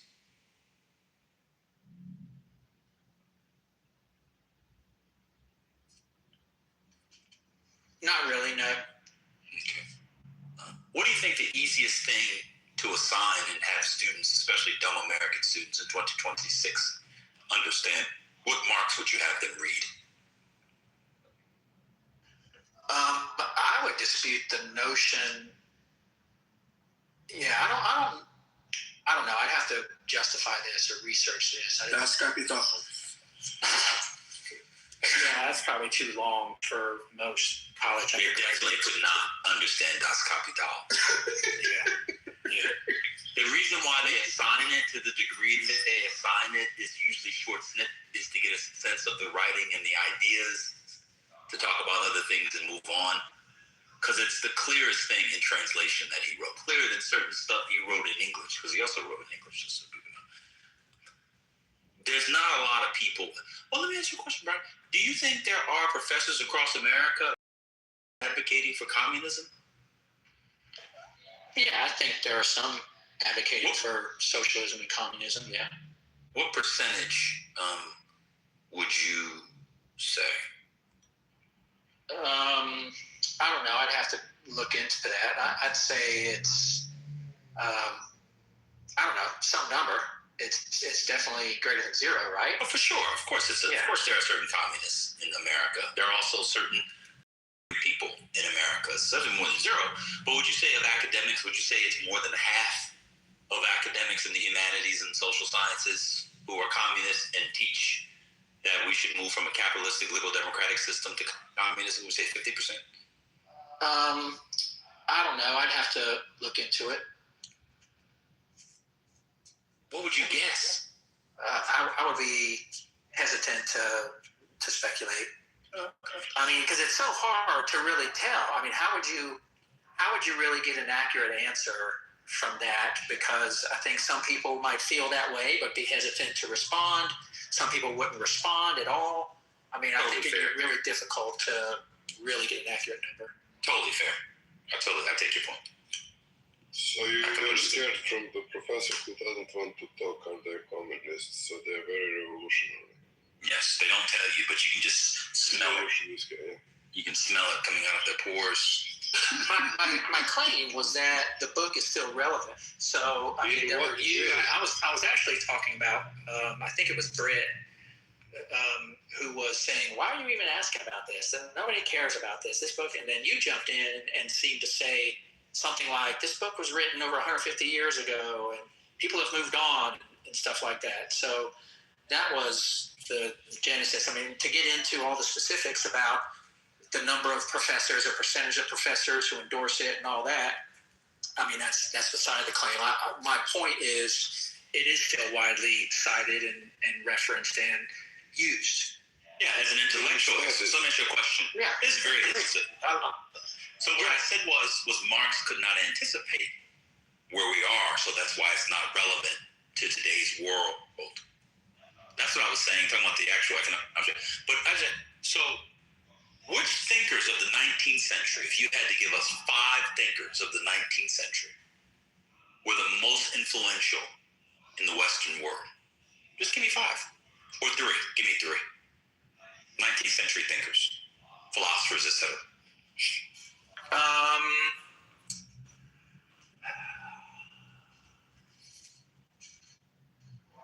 Well, I'm not sure between the 18th and 19th century. In the 1800s. Yeah, I know, the 1800s. I'm trying to think of who was alive and influential in those times. Was that when? Yeah, I'm not sure. I would say that. I keep thinking in the 1700s versus the 1800s. But okay, yeah. Nietzsche, definitely. Well, didn't he die? Well, he died in what, 19? He's a 19th century thinker. Keep going. Yeah. Who else? Well, let me see. Oh, no, you got to tell him when he died because he said in the 19. No. I think he died in 1900, didn't he? Yeah, 1900. Yeah, keep going. Yeah. So he's very 19th century, yes. Keep going. Yeah. Let's see. I don't know. I wasn't prepared for this. Google. Yeah, Google it. Let me Google it. I'm Googling it. Yeah. God. Well, Marx, Mill, John Stuart Mill, Darwin, obviously. Yes. Who was the person you just said? Marx. John Stuart Mill. And the person before that? Marx. That's why he's the single most influential thinker I agree. in world history of the 20th century. That was my whole point. That was my entire point. So what is your point? Influential on the 20th century. That doesn't mean he's relevant in terms of structuring an economy. I literally think he's important in the history of ideas. And I agree with that. That's my point. I'm agreeing with you. No, I said he wasn't relevant to building an economy. Or political movement anymore. You just said that it's hard to, or you asked, would it be possible to understand the Soviet Union without understanding Marx? I mean, the Soviet Union just fell, 40 years ago or so? I mean, isn't that still relevant? If they base their economy and their political structure and their entire Soviet Union on Marxist ideas, is that not still relevant? Well, no, because by the time they fell, much of it had changed. So a lot of the Marxist stuff that you were talking about is from the earlier periods, especially before Stalin's consolidation. Well, that's one take. I wouldn't disagree with that, but that's one. Oh, you're telling me that in Khrushchev years it hadn't changed? Well, I'm not disputing that. I'm just saying that there were influences that Karl Marx had into the late 20th century. Like where? Like the Soviet Union. Which one? Which part? Which parts of the Soviet Union? Yes. Which parts of their economy were Marxist in 1990? No, in 1955. In 1990. Let's do it that way. I mean, Jesus Christ. It's okay, Brian. We just mess with Jesus Christ, you're telling me that Karl Marx did not influence the Soviet Union up until its demise. They completely abandoned Marxist principles. They were not at all Marxist. Nobody said that. Well, that's what he's saying. He's saying that they didn't have an influence later on. They were only influential. No, you're thinking the Soviet Union had one economical way that they run from 1917 to 1991, and they didn't change, and that is not true. So Lenin had his way. I'm saying they were influenced by Karl Marx. I mean, they evolved. I'm sure it evolved. No, it's well, they actually rejected Marxism in a lot of ways, yeah, because Stalin did. Yeah, exactly, correct. Because it's that's okay. That's okay. Who do you think of the 19th century Brian should be assigned more than Marx? I'm not saying that. That's not at all my point. I'm just saying. Okay, that's fair. That's fair. I'm saying he was still. You know what? So let me tell you my Adam Smith theory. I have a conspiracy theory on Adam Smith.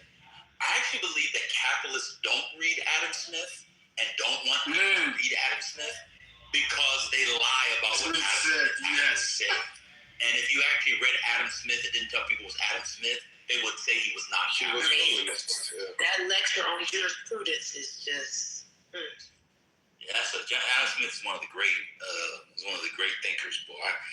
The way these capitalists have, they're actually not capitalists, but yeah, people like Brian. Do you like Adam Smith? I think he was influential. I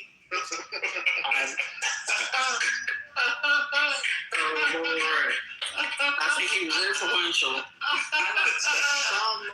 Glory be. We can't do it. Why y'all won't get not talk to Brian? Brian gives something a good laugh. No, it's funny. It gives me cramps. It gives me cramps. I'd rather you argue with let me think. TC. I would rather you argue with that. No way. Brian 10 times out of 10. This man leaves the app. This man leaves the app and say, I sparred with a nigger today. That's what he does. Oh, I don't know about that. Well, you talking about him or TC? Brian. TC might do it too. Maybe. He was the one that told us he only sees black people on the weekends. Well, hold on. Well, I mean, that's my. DC had a whole experience the other day. He came in PC. We weren't here. It was what? It wasn't last night, was it? It was 2 nights ago. It was 2 a.m. Yeah. Why y'all on the app at 2 a.m.? What's going on? I like this. I like the invisible hand. I think that has held up. Oh my God! Now he went Google what Adam Smith said. Can you just sit yourself for a moment to disagree with him? While we talk about another problematic person. A problematic white? Is that what you said, brother? I'm sorry. No, he's talking about PC. Yeah. Oh Lord.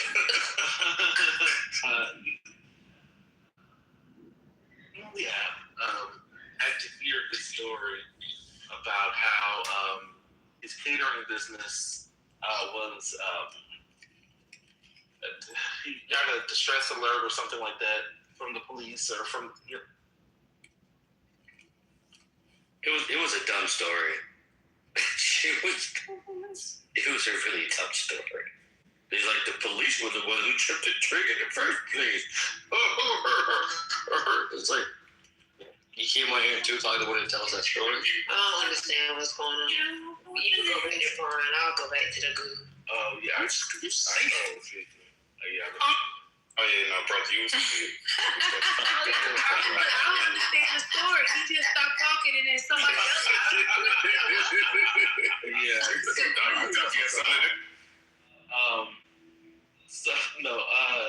It came problematic. And started talking about how he had this weird experience that there was I guess his security company called him about some movement or disturbance in his catering facility or something. I have no idea.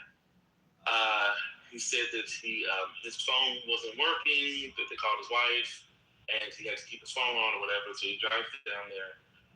And then he realizes that the only person, or he looks at his video camera and sees that the people that have disturbed the alarm system are the cops. The cops are in his facility, and he's like, what's going on? He drives down, he starts talking about how he, in a way, was a little or something because he's a black person and, the cops, some experience with the cops, I don't know, I kind of cut out. But then he went to the site, he talked with the cops, they said they were in there because the door was open and they were investigating to see what was going on. And then he talked about how wonderful and amazing the police were and how amazing they were. Now, that was weird enough because he forced himself, into, on the stage and to tell us this. And all of a sudden, he's driving. He's in his car, he's driving, and he hits something. We don't know what it is. He starts cussing.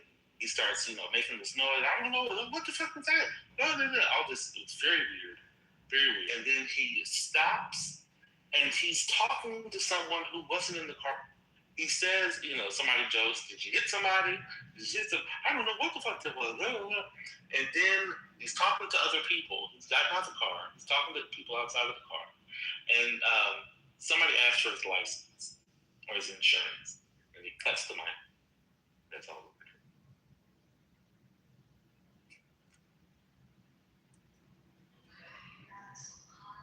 Around on Clubhouse. I hope he's in jail. Yeah, that's what I heard. That's all. Was it a person or was it a deer? I hope whatever it was, it landed in a Are you talking about the person that I said earlier? No, we're talking about TC. We don't know what it was. We just know that he blew a tire. So y'all was on the phone with TC last night? No, TC came at 2 o'clock in the morning. Like, 2 nights ago. Politically Correct wasn't open, was it? Yeah. Who? At 2 o'clock in the morning? It was 2 days. Yeah. 2 days ago. It wasn't 2 o'clock in the morning. It was early. Yeah. Y'all telling stories. Oh, wow. Patty? It was 1 o'clock for you, brother. Who hosted the room? Oh, I think Britt. It was Britt, probably. Girl, because baby, I'm asleep. Wait, now why am I Because you've been making modded like the last few nights at bedtime. And I've ended the room multiple times before 9 o'clock. Which room are you talking about? Yeah, I don't think y'all talking about. Yeah, it was politically correct. Politically.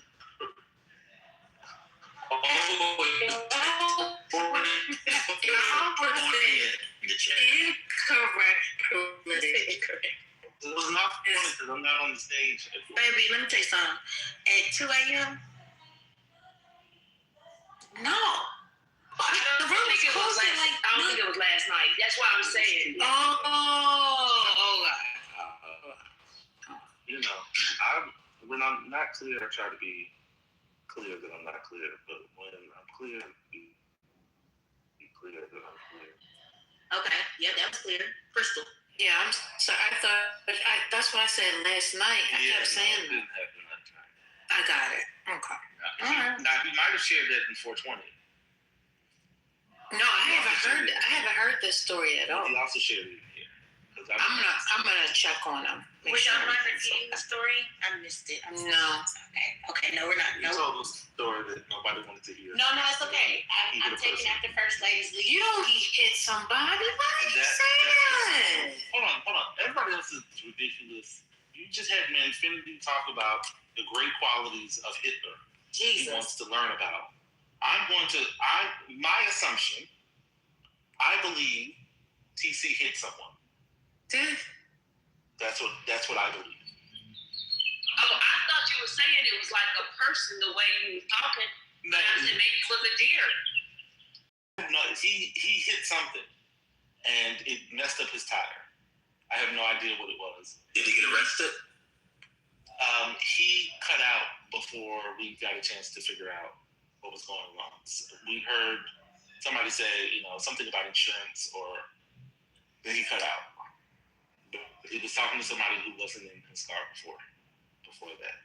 That's the only reason why I remember it, because I like to believe that he is somewhere sitting in a jail cell.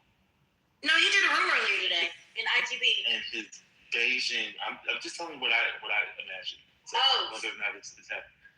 This is what I'm still envisioning in my head. That he is somewhere locked in a jail cell, and his Beijing is fading, and he's left there. No longer a part of this particular house. I mean, just continue, carry on. I feel like I have to earn this back. I was banished for a while, so I didn't live up to the quality. Is concrete here? You were banished?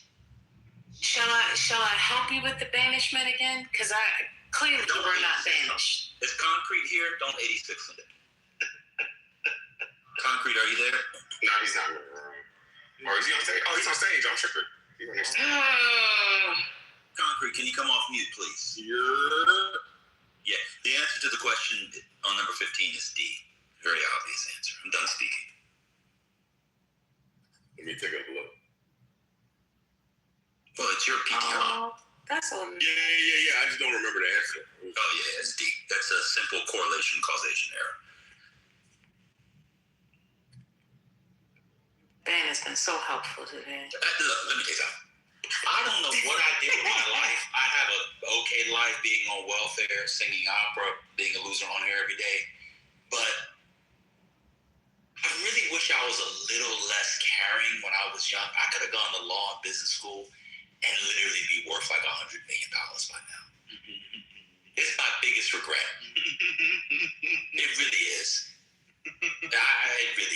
still got time. Nah, I'm too old now. I just ate McDonald's. You only 30. I just ate McDonald's. My innards are probably 87.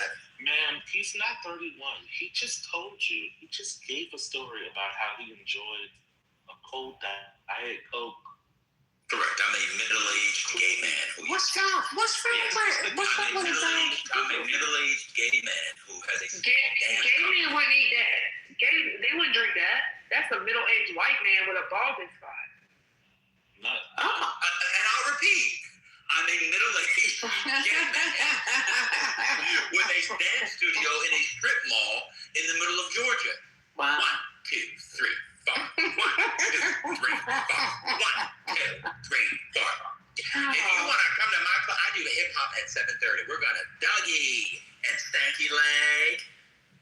Yeah, y'all know exactly the white Southern gay men who do hip hop dance who vote for Trump. Y'all know exactly what I'm talking about. That's insane. So I guess we're gonna skip over my uncle today and his performance. I guess we'll come. No, let's get right on that. Oh yeah, he's showing his Let's ass. not. I can't believe that. Your mama, were you here for Ambassador's petition? No, I haven't. No. Oh, your mama missed the holes? I missed the Manfinity. I don't think she did. I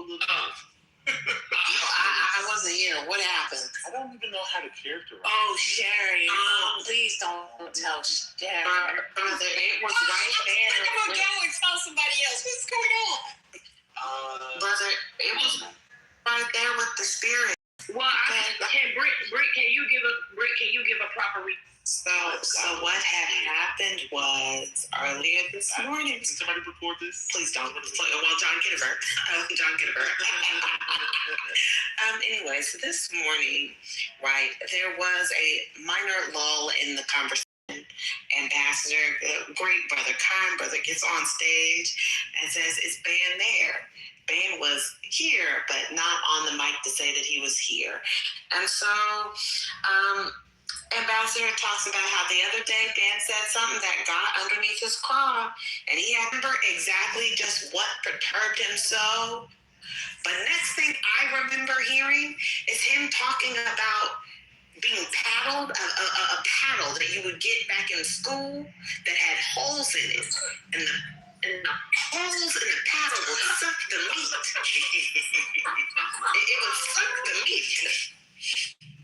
And I was like, my God, we had spirits of enchantment casted down the rods, and now we have holes that suck up meat. He said that somebody was sucking up meat, and I wasn't sucking meat. No, he said sucking meat back. Sucking meat back. Mama, do you mind looking at my PTR and answering that question if you don't mind? And then I'm gonna give the answer. Wait, but see, your mama, as you're doing that, I'm gonna continue to regale you. And he gets to talking, and then Ambassador then asks him if he has any of these.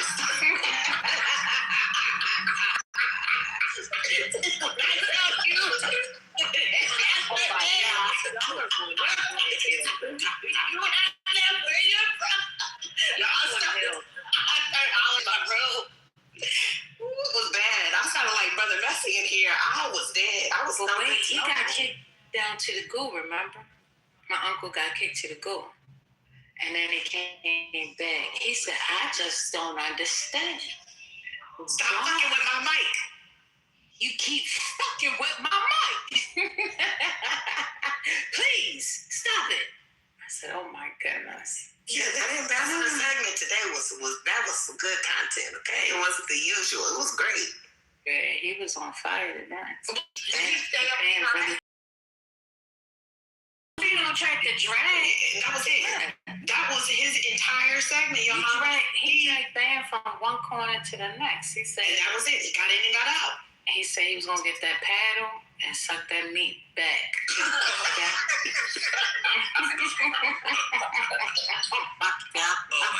You want to be short, lady? That's what he said. concrete. That's legit. She could have, edited it for No.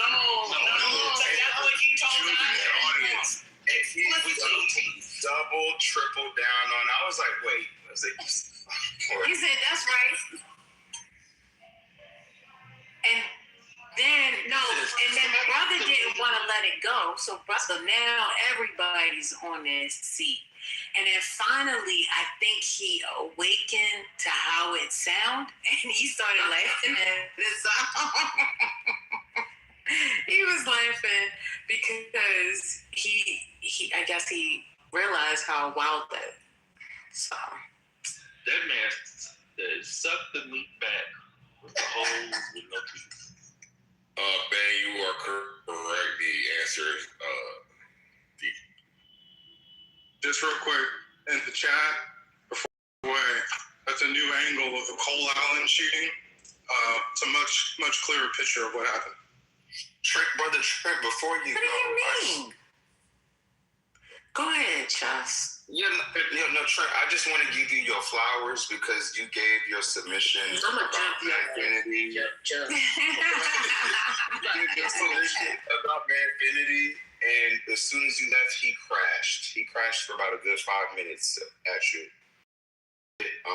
But it was very good. You did the Lord's work today. Appreciate you, bro. Today, brother crashed on Manfinity. He was broke. How do you say it first lady? Like broken. I don't say it. I'm trying to figure out what that Don't be means. doing this like they do. Don't do what they do before. Okay. See, and that's why they're trying to get me involved. I don't know what they be saying. So I don't know. Infinity was butt broken. No, okay. I thought he said brother at first, but That's what I thought. Brother, No, brother, but crashed. broke, man. Yeah. Brother, man, butt broke, man. Oh God! Oh my God! Y'all not No. Oh, okay. Really? That's what you come off the mic for? Yeah, Infinity was normal today. He wasn't. He was normal.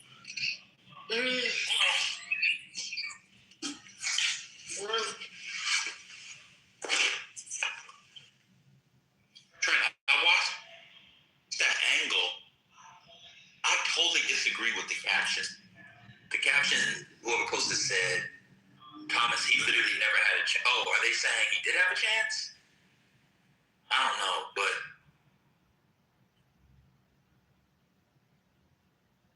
What have y'all been saying about this? nothing. We haven't really been talking about it. But did you see the video? Really? Yeah.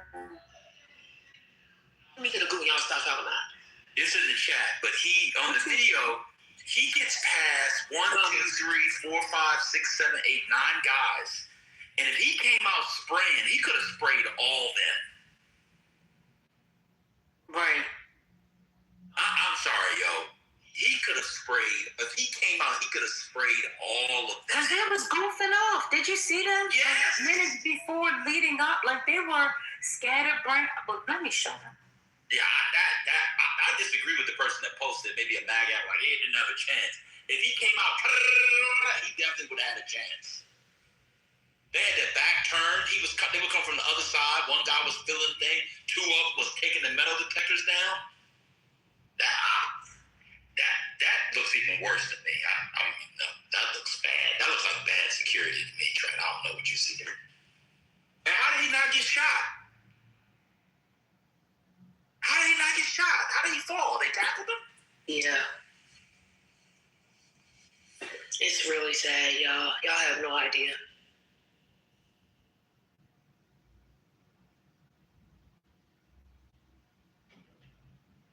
Wait, did y'all see the guy with the dog right at the door before he ran through? That's on the video? Yeah. The dog is looking right into the staircase, and as soon as the guy turned his back with the dog, he ran straight through. Damn. Oh, shit. Nice.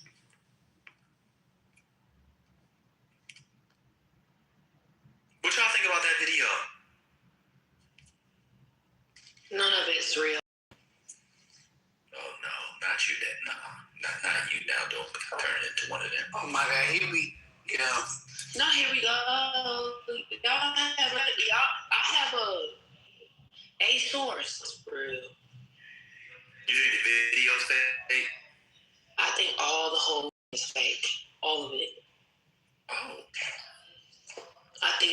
whole shooting, all that. I mean, timing, all of that fake. Oh, so you think it's a political stunt, your mama? I don't think it's a political stunt. I think that Donald Trump, his entire career, has been a master manipulator of the press, and that was case in point during the White House Correspondents' Dinner. Michael said, "Welcome to the revolution, yo mama." Oh no. That was funny the way we were. He said, let her get in there. Michael said, let her get in there. That's funny. Yeah, that video is not helping me, man. That video, I wish they hadn't released that video. Based off that video, he should have been sprayed, died, lied to the side. And think about how they did Thomas. They gave that boy, Thomas? The one who died in Pennsylvania. Oh, Butler, the boy in Butler. Yeah. Yeah. I mean, he had no chance. As soon as they spotted him, he was gone.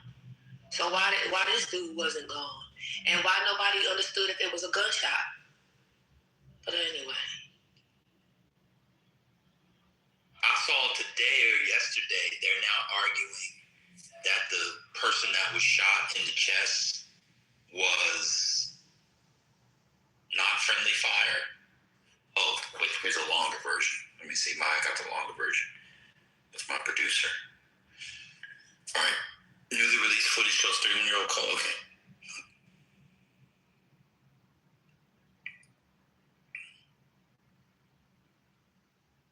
Wait, is that from John Roth? The philosopher?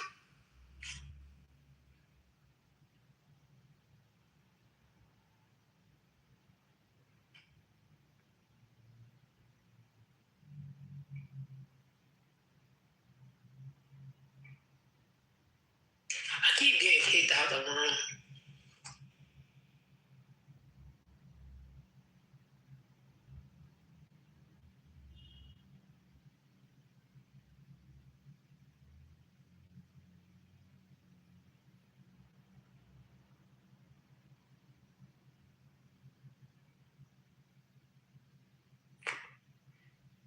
Yeah, the long version is insane.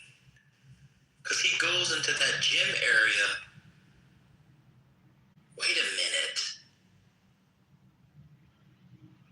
Oh, I might be in a revolution too. See, it's not real.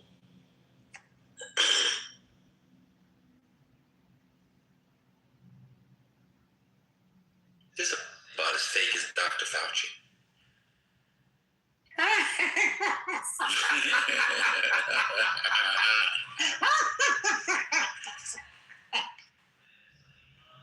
Wait a minute, so he runs.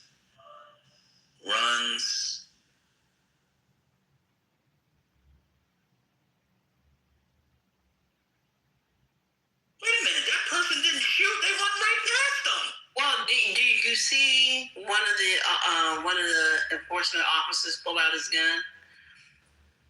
Yeah, when on the slowed down version, he shot and missed. I don't know why the MAGA people are like, oh, he never had a chance. He literally did. They missed him. Yeah. But I am with your mama. I think it's fake. So.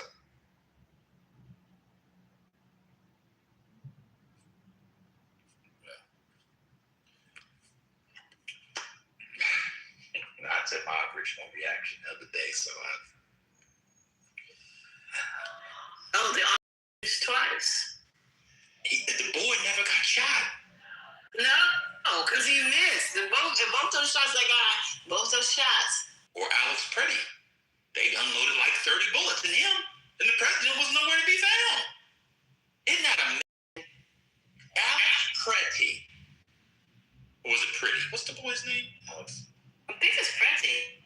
Alex Pretty. Tell him point blank. Was in Minnesota down on the ground with 376 people around him. They pumped him full of lead.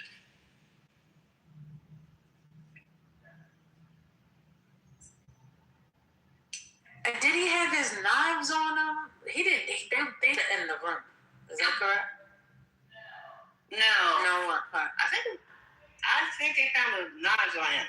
Oh. According to New York Times article. I thought it was on him, like in his room.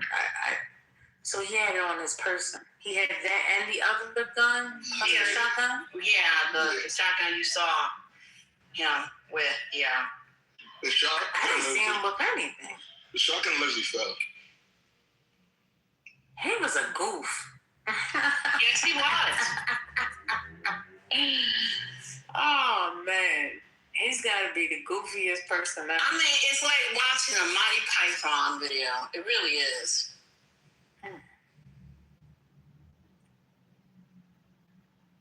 So he thought he was going to be able to get through there and get downstairs into that hall.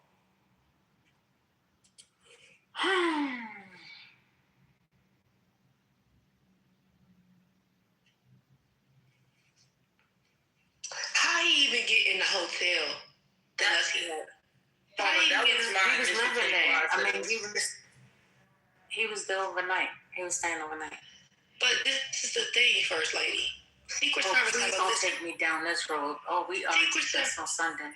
Go ahead. Secret Service gets a list of everybody in the hotel. Is Van there? Yeah. What's up?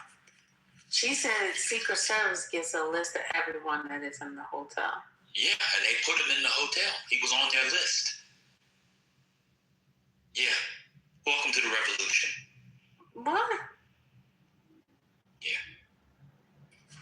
I said it before. You had a black boy, albeit a sepia-toned one, who had fired off shots with the president, the vice president, and 5 of the 6 in the line of succession. He didn't get a scratch. Oh, I guess police now are treating black assassins with respect. I said it the first day, but nobody would hear me when I said it.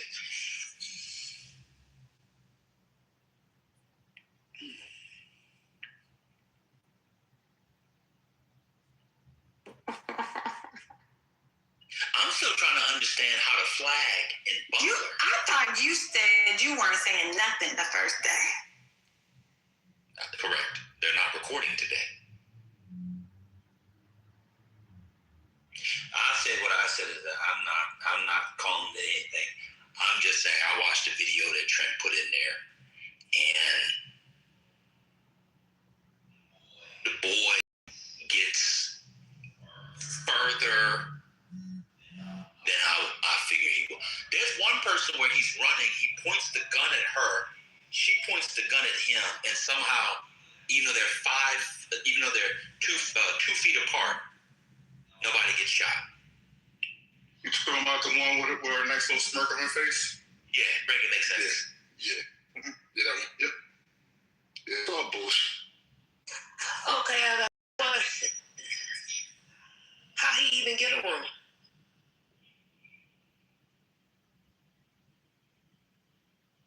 It was free. Government travel card. I don't know. The story was a little shaky on Sunday. But apparently he was supposed to be able to go to the dinner. His sister got him a ticket or something. So this the thing. The ticket ain't okay. So who was his sister? What did his sister do? Kristen Welker. That's his sister? No, that's from a biracial.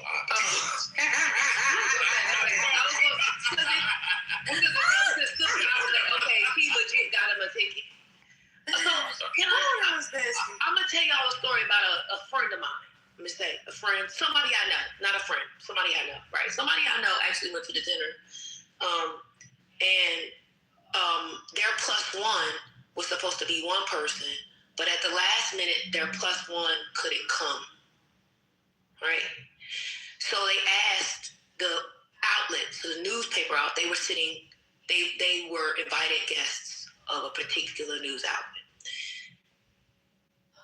And I say that because they're non-transferable. So most people don't buy tickets, like buy the tickets. Usually you buy a table for the news outlet, and you're a guest of that news outlet. That's most how people get the tickets.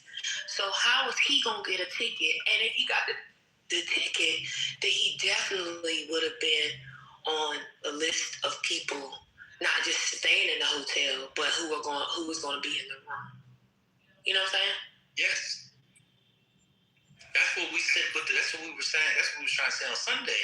Because it's like he was like a regular guest. I know Divine home to Imam. Do you know how he apparently got to from California? You hear about that?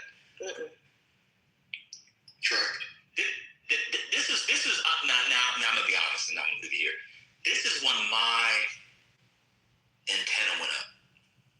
Apparently, he took Amtrak. Yeah, supposedly it was the train. That's what I thought. That's a train from where? Across California. California. That's absolutely insane. Right. I said, yeah, you can see us on a train, but who the fuck is taking all that on the train across the country? That's when I started saying, you know what? Let me go in here and get another COVID shot. Fucked up little kid.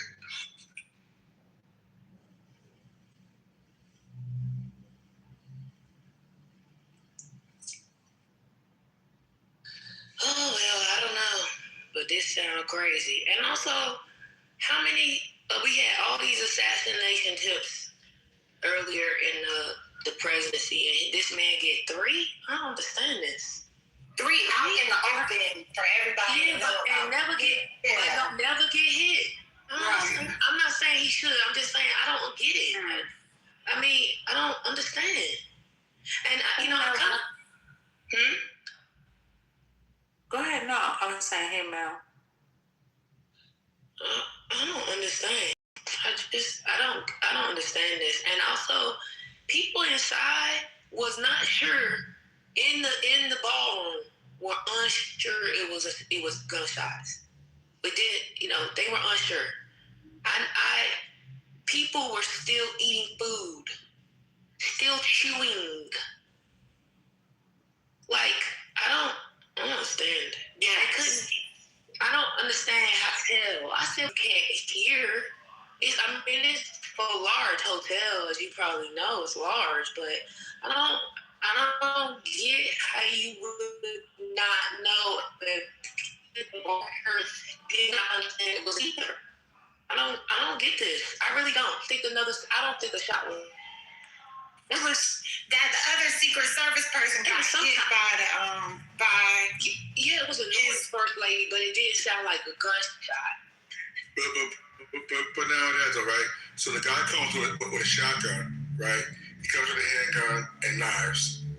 He is able to run past everybody, and his plan was to shoot center mass because he knows they're wearing a vest, so he doesn't kill anyone. And this doesn't make fucking sense. Like it doesn't make sense. You know what? He want an audience with the president? I don't know, but 2 shots. At least we know 3 shots were fired because you see it in the video. You see the one officer fire off too. Don't forget the officer. He got down in a great prone position, slow motion for students watching, right? Like this whole fucking thing, it makes 0 sense. Sherry, I know nothing makes sense in this administration, but this is beyond now. Like it's too much. It's more shots. You know how we do. Just make that clean. Sherry, you know that the 3 shots was fired. I just saw the video when you saw the Listen to what she said. You know why? You know that the 3 shots were fired. I'm not asking you what you're looking at. Do you know? Your mama? No. Okay, so what I saw and what I know are 2 different things. So no, I don't know. I know what I saw. So that's all we have. All right, so is this the one that came in from Trent? No, it's the one that Maya had. Okay. Maya showed the longer one. Yeah, it's the same thing. Oh, okay.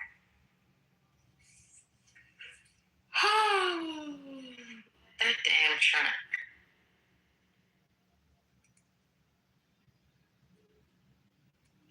He dropped it and left. Exactly. That's what I'm saying. Because he was saying how crazy it was for people to be saying this stuff, and he just saw that video, and he's just letting you know maybe it was not so crazy. That's why he left. Yeah, and I just I just saw the one that Maya posted. Yeah, I mean, what I'm saying is, But I didn't understand this point. Go ahead, Mama. I didn't understand it because remember I asked him. He never told me. He never clarified. yeah, he left. He just wanted to show this. But why? What was his point on Sunday? I'm curious. Trent, that is. I don't recall. Oh, I'll tell you that. Anybody that said something dropped it and left because he ain't that sober no more. And I'm not trying to make a pun.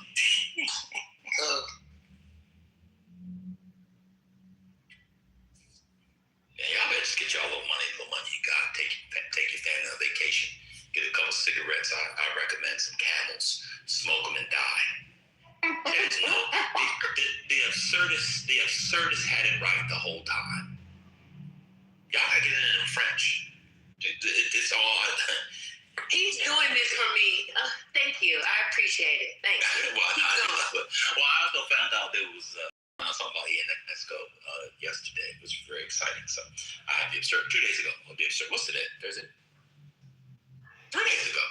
Somebody told me something about Ionesco. So I'm very excited about the absurds. But it just get your cigarettes. Y'all want anybody who likes Camels? Anybody want to smoke some Camels? Have you ever smoked a Camel before? Lord, I have in the past, and I hope to do so very soon again. I like Salem's. Y'all don't like Salem's?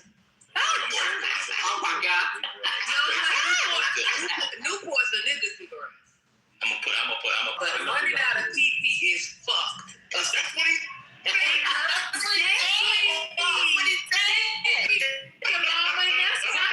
time he was saying running out of TP, I'm like, this nigga act like he old and he leaking. What's going on? Then when I found out it was TP, I said, not that Johnson is being enhanced. This is crazy. Yeah. Oh, God. The Hall of Fame. Well, he didn't make the Hall of Fame, but near Hall of Fame football player. Yeah. The interview was last year. She whispered. He was inside. She said, "Go deeper, go deeper." Go deeper all the way in. In my ear. Go deeper. I'm picturing his face, like when with his response, like what? Like he was questioning. I am. Wait. He said he got an average report. Trent is back. Oh, Trent, are you there? Trent, now that you've seen that video, do you give any credence to those who said that the thing was fake after seeing that video?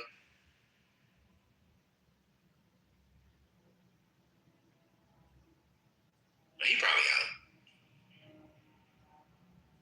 No comments? He sounds out. My finger slipped. No, why would I miss something? What did y'all see? You didn't see the slow down version when he was right in front of the cop and the cop was right in front of him and they just happened to not hit each other 2 feet apart? Oh, yeah. That was crazy. This man got a shotgun. It looks like a shotgun. And he's point blank, and it looks like he shoots it. And I guess that's the cop he hit. I don't know. But yeah, that man was point blank. How he didn't hit him is beyond me.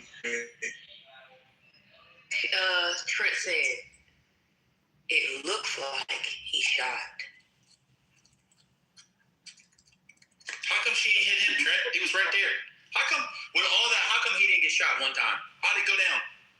How did the officer get shot? How come the assailant doesn't get shot?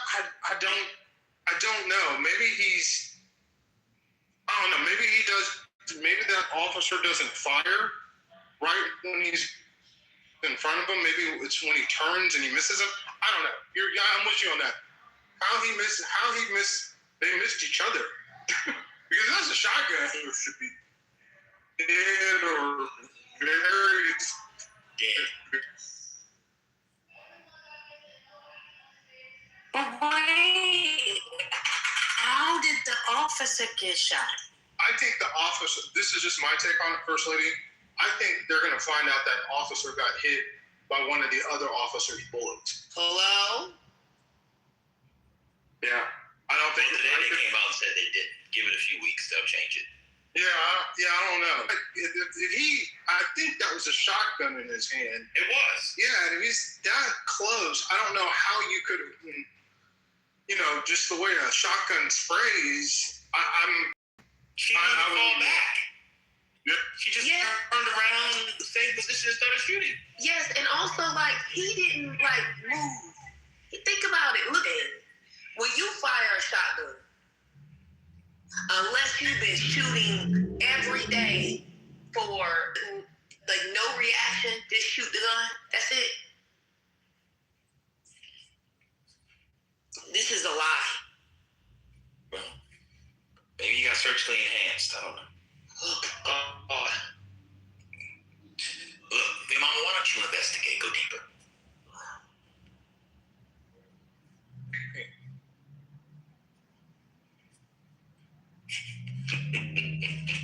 I can't go deeper. Well, my jumps are big enough, so I don't understand. I guarantee that you probably got me by 2 inches. I'm not even gonna get surgically enhanced. I was trying to pick up for the Media Brothers yesterday. we met everybody in between. We was trying to leave no one out. Oh, okay. I mean, damn.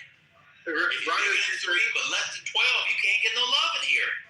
Right as you said that, Crystal walked in the room, and now she's looking at me crazy. I'm trying to figure out what we're talking about. Just show the What's funny is it's exactly what she did. If I ask her, have I run out of pee-pee, baby? Have I run out of pee-pee? Oh my God, can we please not hear? This is insane. She said, I'm all right.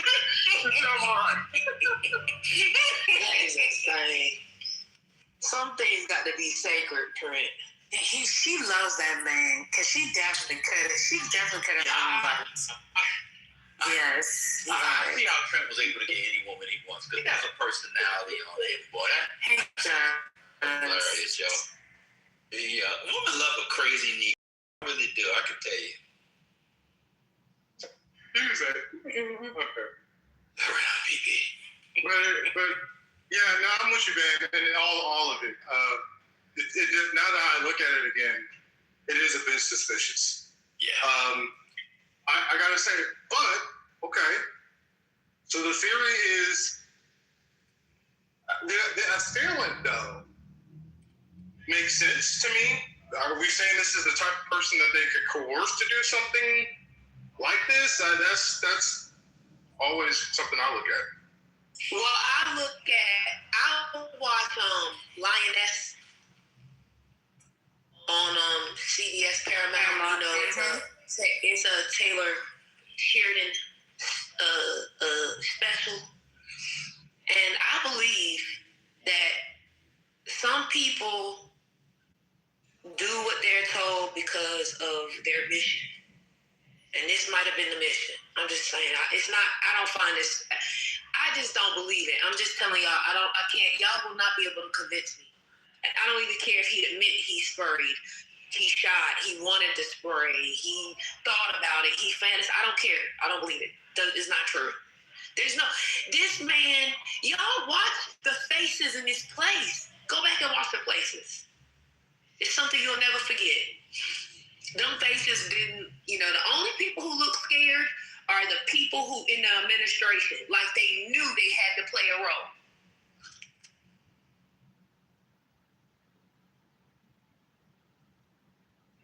Except Trump, because they didn't tell him what they were doing. He was like, what? No, otherwise he would have told everybody. Yes, it's a weird thing. Anyway.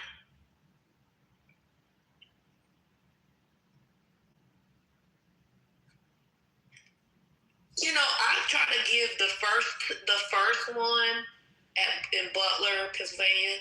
I try to give that one a benefit of doubt when people were saying it was fake and stuff like that. I try to give it a benefit of doubt, and the man did die. And then the guy that was on the golf course in Florida. But this is too much. This is too much. For some reason, I thought that happened in New Jersey. Florida. Okay.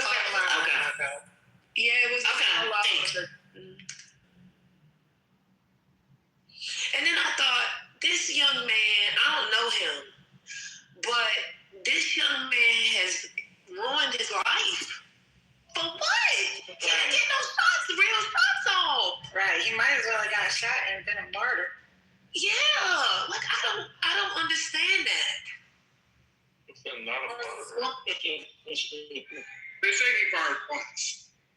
So, that's a good question. That's a great question.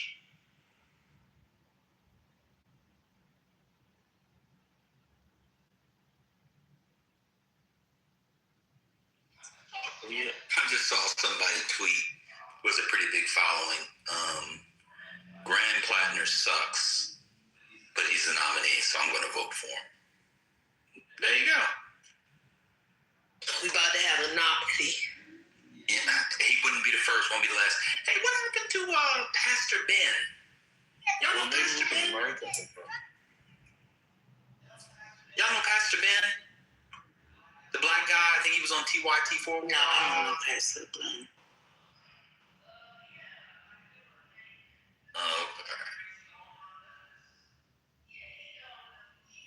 He's gone crazy online leftists.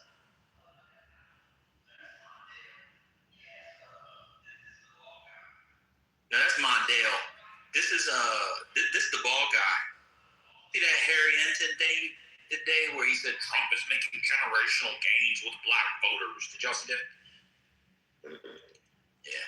They had some poll where black voters are only like plus 60 as opposed to plus 70 or something. It's like the gains are holding strong, which has not been the case for any election. When will the polling industrial complex start using election data and not polling data?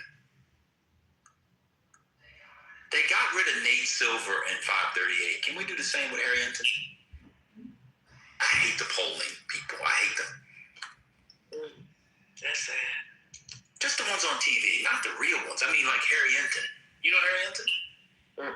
What happened to Nate Silver? You would hate Harry Enton. You would throw something at your TV. Who he polled for? Nobody. Oh yeah. He just picks a random poll to do a segment on CNN. It's funny. Man, what happened to Nate Silver? He got canceled. He got canceled. Wow. Oh, you mean the journalist Harry Enton? Yes. Oh, never mind. I'm tired of he's not. They're not. That's what I'm saying. That's what I'm talking about. Those people. Yeah, he just reading random posts. Yeah. Those not the real pollsters. That's what I'm saying. Like the people on TV. They pick a random poll. They're like, oh, look at this. 100% of MAGA loves Trump. Yes, that's MAGA. With 30% approval rating on that. Exactly. Like, why are we doing this segment? Nathaniel came back to hear my voice, y'all. Look at him in the chat. And lost his mind already. Y'all pray for that brother. You're gonna have to get one of these back channels.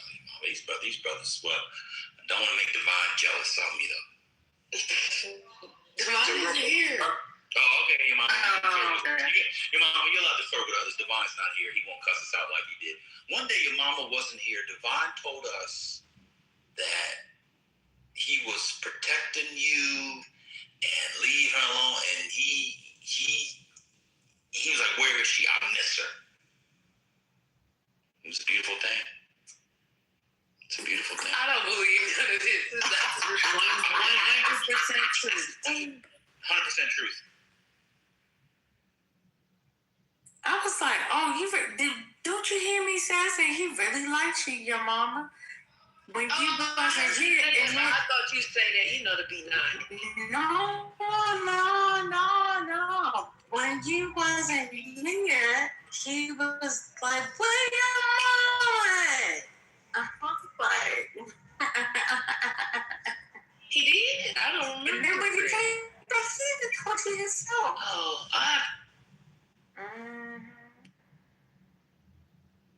He said he helped you get your bed. She put so many hearts on you.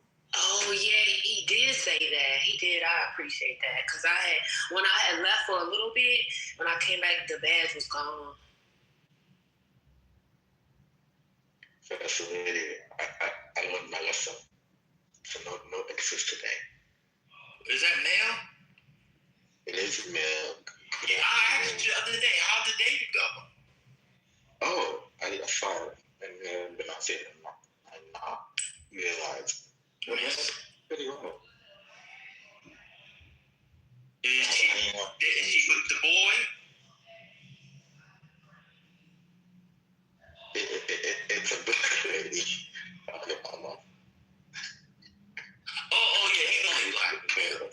Is she with the Japanese boy? Yeah, you have a chance. Should not have done it. Not careless. You don't have to just tell her she's no longer. Well, okay, then there's that. What's going on? Yeah, just tell her that she's no longer. You know what she'll say? He said, I don't want you to see him anymore. I want to be exclusive. You know what she'll say? Oh, okay. Risky. That sounds so risky. I'm not joking. I'm not joking. She did. She went to our school too. I know about your mama. Just like that. They fall in line just like that. That's the only way you get in that school. It's the most conservative school in America. It's so funny. I didn't realize how conservative the food institution was until like junior year. The whole school is conservative. Yeah. I had no idea. That's why you come out of that school well trained. That's because you can't do nothing else but study. Wait, are you teaching this young man how to finesse? What's going on? No, that the girl thinks she's not exclusive, and he needs to lock it down. And when he tells her it's locked down, she'll say, "The code is 5489." I think what we're getting at is, while yes, I do agree, women do love exclusivity and being in relationships and stuff like that. One, please make sure you're ready for that and what that comes with, okay? And two, it's not I'm telling you you're going to fall in line. It's baby, I can't think of any other woman other than you. And I really am thinking that we're ready for the next step in our relationship. You niggas don't, god damn. That don't work. Yeah, tell a woman what we want. I love this segment. This my woman favorite has segment. been socialized through an institution where the people that go there want to be told what to do. Wow. I went to the same institution. I went to the same college that did. Is that you? No, that is what we signed up for, and we loved every minute of it. Did more with women being romantic. Ladies in my life, am I tripping? Every lady's different. This girl has been disciplined. You don't know this, but no, there's a backstory. Like they have dated. This is a rekindlation. Yeah. So it's not all of that. I be dating somebody else too. Shit, you fumbled the first time, got me fucked up. Made the best nigga with it. Oh God, no. Yeah, I'm one of them. Oh hell no, you didn't tell me that. The fuck? You gotta put the pride aside. No. I'm gonna be honest. Now wait a minute, Mel. Don't be saying that. Now you went too far. Now I was on your side. That's the reason why I ain't saying nothing. But you went too far. We're talking about put your pride to the side. Ain't no goddamn pride. You put her to the side. What's going on? You gotta cherish the fact that you got a second chance. What's happening? What are you talking about? What you mean, girl? She better cherish. That's the real conversation. Wait a minute. She better cherish what? Wait a minute. Hold up. What? She better cherish what? His ass first. I just want to say that this is an interesting take on the school. I only know because what Mel said. All the tech people I worked with back in the years, I can now see that might be true. And most of them don't have pee-pee, and they don't get no pussy. No, but they got millions. They do. They got money. But these are all blacks. These are the black. I'm specifically about the blacks that go through there. Oh, okay. But it is true for them. I do know some blacks who've gone through that. In fact, if you Google the Meta case with in California, the social media addiction case, their spokesperson for the litigation, she went there, and she's like that. That's why she is.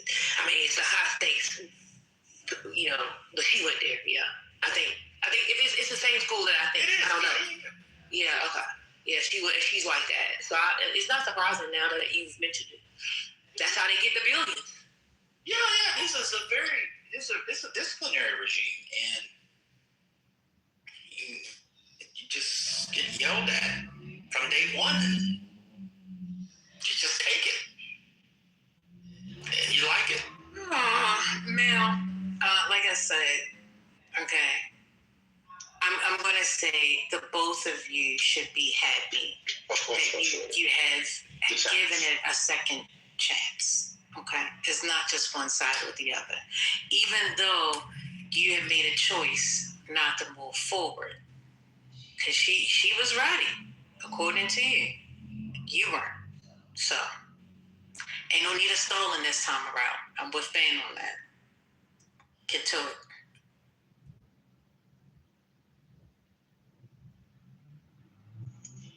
I will. We're going to go to the panel to Williamsburg on Saturday. Mel, what decade are you in?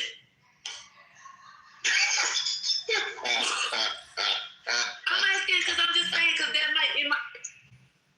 I'm just saying because you might need to press the gas. You know what I'm saying? Oh, I am between. The second date. What's going on? He need to press the gas. I'm but not the Like press it out. Like take her on a hot air balloon. No.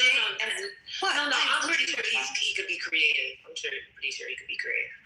I mean, just like what y'all saying about the, about the exclusivity. I think that, especially if he's in a certain decade, he probably ain't gonna meet too many more people like this. I'm already scared.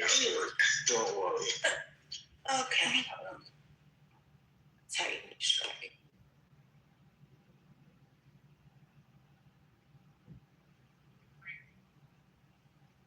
Now, are you older than 35? No.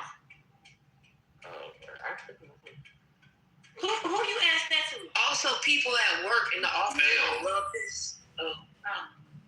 Male is younger than 35? Perhaps. Mel, the people in the office gonna love it. They're gonna love it. You probably get a raise. You probably get a raise and a promotion. You probably get a spot bonus. Like at the least, you gonna get a spot bonus. You're seriously dating. Oh, you're about to get married. Here, take this. Take one last trip to Thailand before you do it. Here. I would hope so. Like the funny thing is, like, I'm the youngest person. Like at the firm, and everyone else is like married and has kids. And sometimes it kind of feels like I get the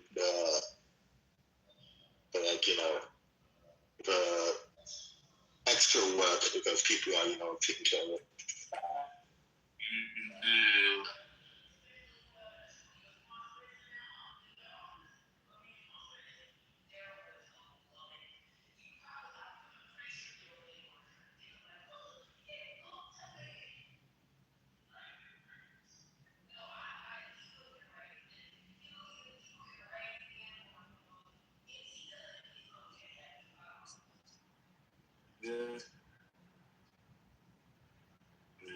Yeah, you're definitely gonna get rewarded.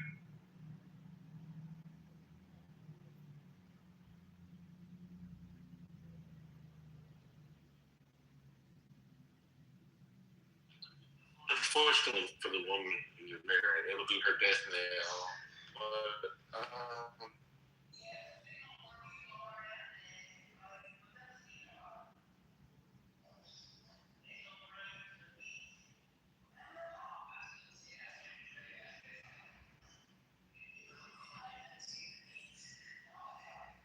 It's dangerous because he is already ready.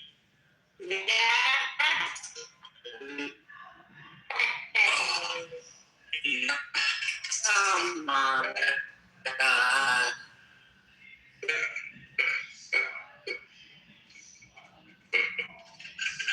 He gets it out of that old spot.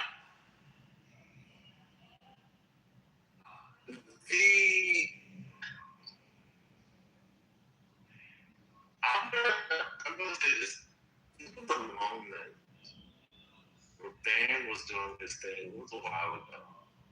And he was doing, this submission that was going on for a while. I don't know whether he was speaking Latin or I have no idea. Person who gave the submission about the paddle with the holes.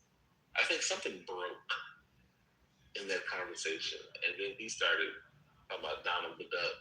And he also started repeating things. I don't think we've recovered from that moment. I can't remember what band said, but there was a moment that we haven't gotten back from. And I see now how far gone we've gotten with that person. Today's submission was absolutely insane. Absolutely insane. I mean, it wasn't that bad.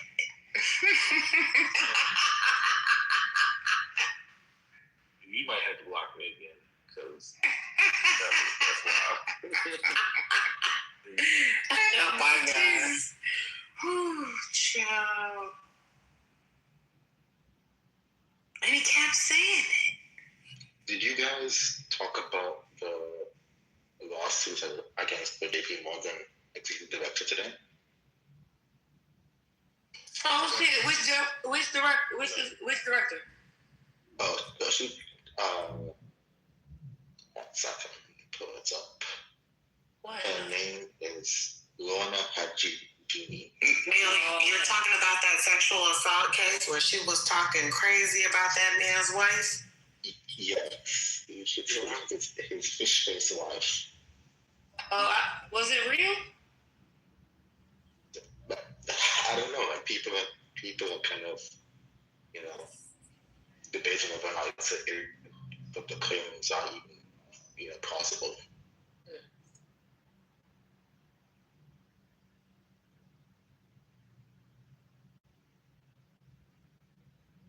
Maya said, Maya said it was, he said it was refused to provide evidence.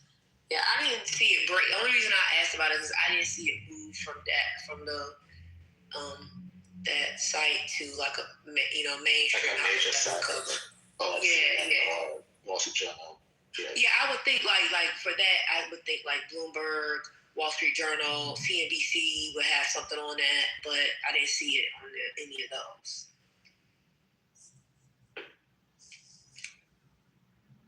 It's pretty insane. Like, I kind of wonder, like,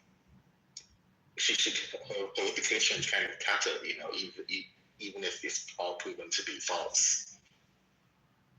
The her face is all over the internet with all of these wild statements.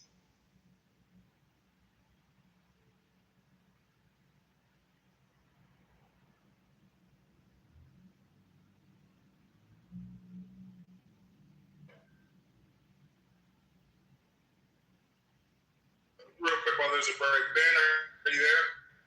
Yeah, hey, what's up? So there's a Reddit out that breaks down it like freeze frames and slows down all 4 shots.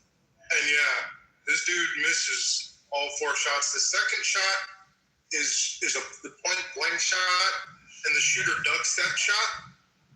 And then the following shots are just panic shot. You can tell he's not on target. That officer just panicked and missed. But that second shot is the one that he really should have hit. And it looks like the shooter ducks that shot just barely and doesn't hit him. And then somebody else said, which I actually have to agree with this, if it was a conspiracy, all right, if you're going to go with conspiracy, shooter should actually be dead. Or in theory. Because you don't want somebody testifying or something like I wouldn't see what a guy would get or leaving somebody like that alive, like in the case of Lee Harvey Oswald. You believe that conspiracy, which I actually do believe that conspiracy. You wouldn't leave that person alive to testify because we don't see the ending tackle or how he's apprehended. It would actually make more sense that he would be eliminated rather than left alive to face what's going to be 30 to 40 years in prison.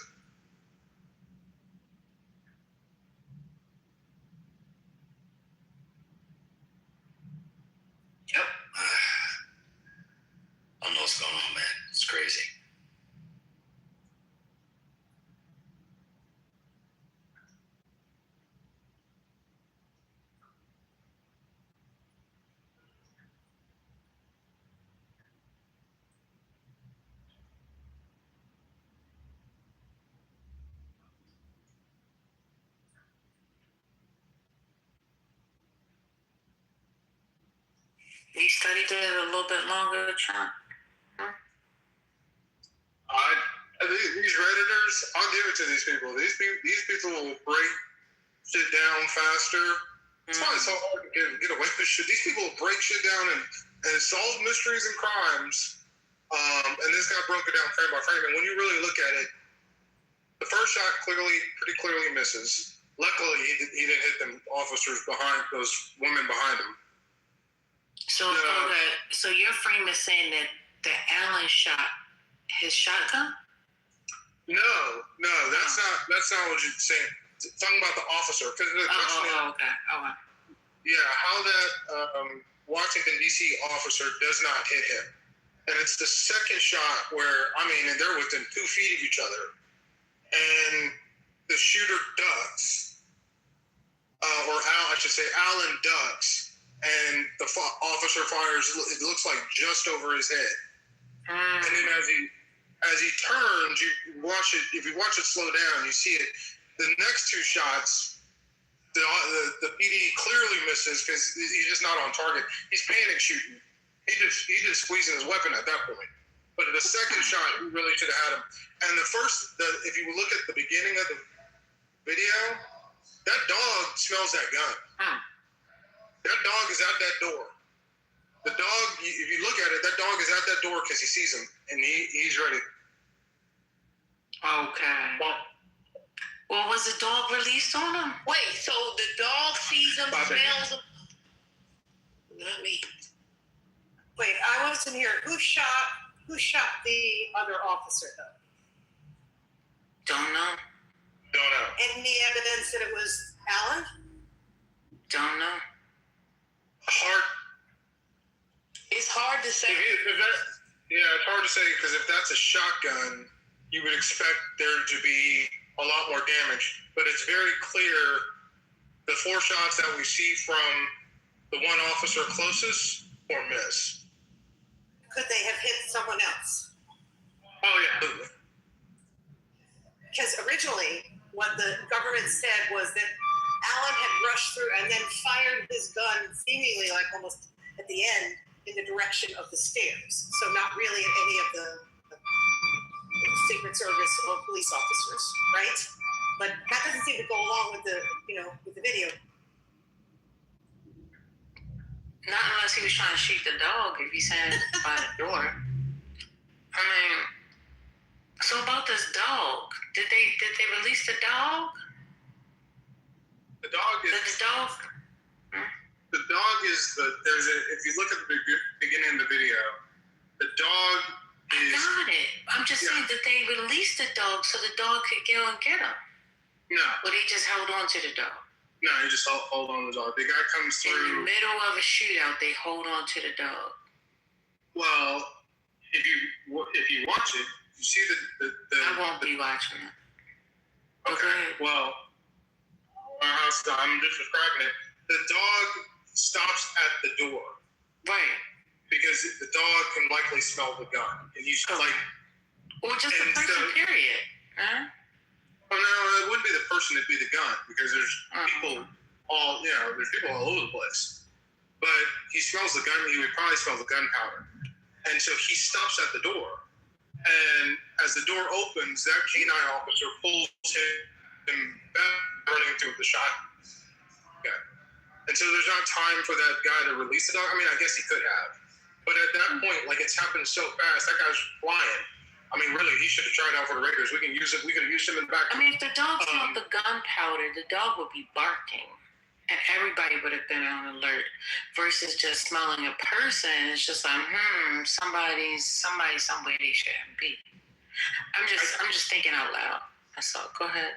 I can't say for sure, but I would imagine that dog is trained to smell explosives and gunpowder, which is why it was sitting. You see it sitting at the door, and I can't tell if the officer opens the door or he opens the door or if he fires into that. It's kind of unclear. Do you think the officer opened the door for him? Let me shut up because I didn't watch it, so I don't know. Keep asking. You gotta watch. It's good. It's a good question. I'll go look to see. I think Allen opens the door. But it's again, it's hard to tell. It's hard to tell who opens the door. I'll go look at it again.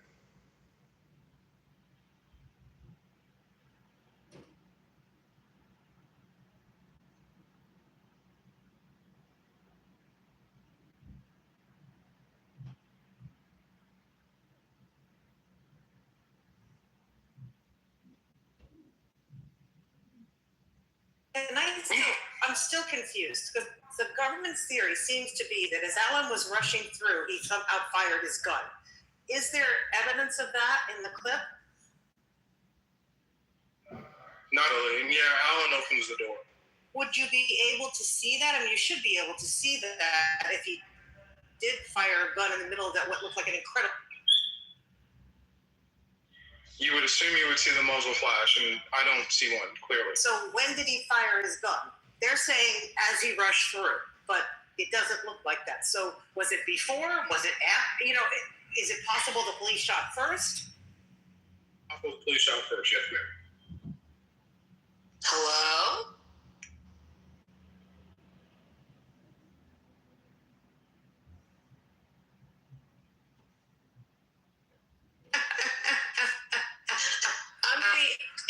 I'm watching this shit on TV. I'm watching it on TV. Wait a minute, he had a whole black outfit on with a red tie. I am done. I am so done right now. Did you see his outfit? Yeah. Before they took his before they wrapped him up. Yeah, struck them. Yeah. That is bumping. It's getting the more information that comes out, the more confusing it is. And the more unbelievable it is.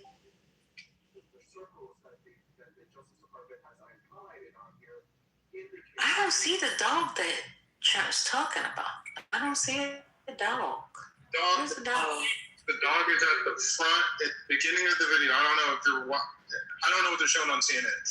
But if you look at the beginning of the video where that comes out, that's why we gotta get you Twitter. Because if you see the beginning of the video where he comes... Wait a minute, so are you saying that there's an officer that was staying... Because I see where he comes through the door, the man with the black and red on. Yeah, there's a dog. There's an officer there with the dog. That's a K-9 unit. And right before that video starts, that K-9 is sitting at that door because he smells something. And it's likely he smells the gunpowder. This is the thing. I hear you keep saying that, but I believe a dog would have really been alarmed. They would have been able to go in that. That's crazy how he just comes out that door while that man standing right there. Go ahead, your mama. No, this is why I was asking earlier about how he get in there, because the dogs on all of the corners of the building, in the front, the side, and the back of the building, there were police everywhere, plain clothes and in uniform with dogs. How he even get right there without that dog getting him, or them knowing that he had a gun because of how the dog was acting? That's what I don't get. Wait, your mama, that's what I'm not understanding. He's walking through the gym before him. Did you not see the full video? I don't know if they're showing on CNN. Yeah, but when he gets to the door, when he gets to the door, what I'm saying is, like, how does he even get in there if the dog? If what you're saying is true, and what we know of, like, all of the dogs outside and all the not out just outside, but at every entrance. It wasn't like there was an open way of, like, one entrance. Like, in order to get into the ballroom, he had to go by police. He had to. Have you seen the video? Have you seen the entire video? Yeah. I've seen more than the entire video. Okay, so you've seen where he comes out the gym, he goes and retrieves something, and then he goes into the area where the ballroom is. So that's it's an open hotel. So that's public. It wasn't that night. It wasn't that night. He comes to the gym. It looks like he retrieves something out of his coat, right? Thered be no reason for me, right? I don't know if they had a magnetometer at the entrance of the hotel or not, but it's possible that he'd already stashed the weapon. I think that's what had originally been reported. And then you see him go into the gym and retrieve, it looks like he gets something in his coat, and then he goes into where the ballroom is, where they're breaking down. They're actually breaking down the magnetometer right there because they think basically everybody's already inside the ballroom. But the gym video was from the 24th. The dinner is on the 25th. Say that again. I said the gym video is on the 24th, and the actual dinner is on the 25th. When he's in the gym, he has jeans on with a black shirt. When you see him walking the hallway, that's all on the 24th.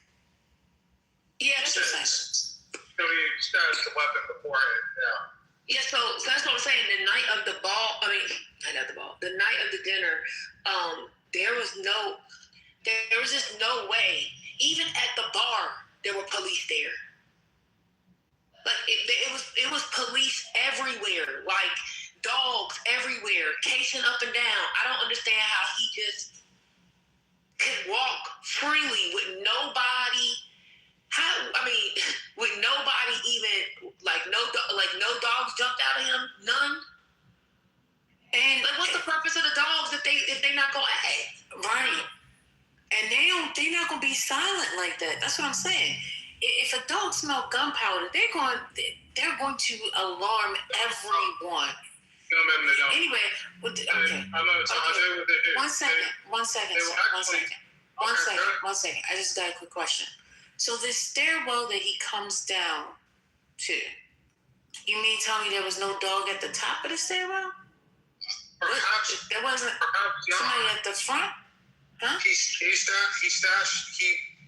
Like Maya's saying, there's two gym videos, so maybe we're talking about two different things. But I'll go back and look at it one more time. But I do want to say something.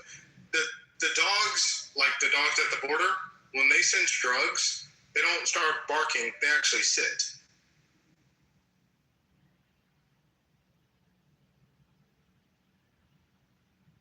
Okay, sure. So, again, the stairwell that he came down is obviously two entrances, right? The one he comes out, and then the one he goes in to get down to the one that came out. There's no officer there guarding that door? Because this long tool, I don't even understand. Oh, so y'all think that he went through the stairwell? So the gun was in the stairwell? Where y'all think the gun was hidden at? I don't know. I just want to clarify one thing for people in the chat. So technically, like at events where a sitting president comes into a room, there is like, it's almost like something happens where most people who've been to a number of events know the president has arrived. What will happen is they will secure the place immediately. So people have come in, it might have been free flowing at first, but once the president of the United States is en route, they sweep again. So this is what I'm talking about. At the bar that night, there were police there when the president comes. That's how most people, there were some people who did not stay for the dinner because they didn't want to hear the president. And they ran out when they thought time was getting close, and they went to the bar. And at the bar, you couldn't even leave out to go to the direction of the ballroom because the president was in the building. Now, when he sat down, they might have loosened up like they were doing, like they were taking down the stuff. But before then, so he must have. How did that man know what time that security was going to loosen up? How did he know? Where was he looking? Where was he physically to be able to know that now the president sat down, so they're going to loosen up? But before that man walked in that building, I'm talking about the president of the United States. Before he walked in that building, the building got secure again, and that's because they wanted to do another sweep before the president and the first lady walked in that building.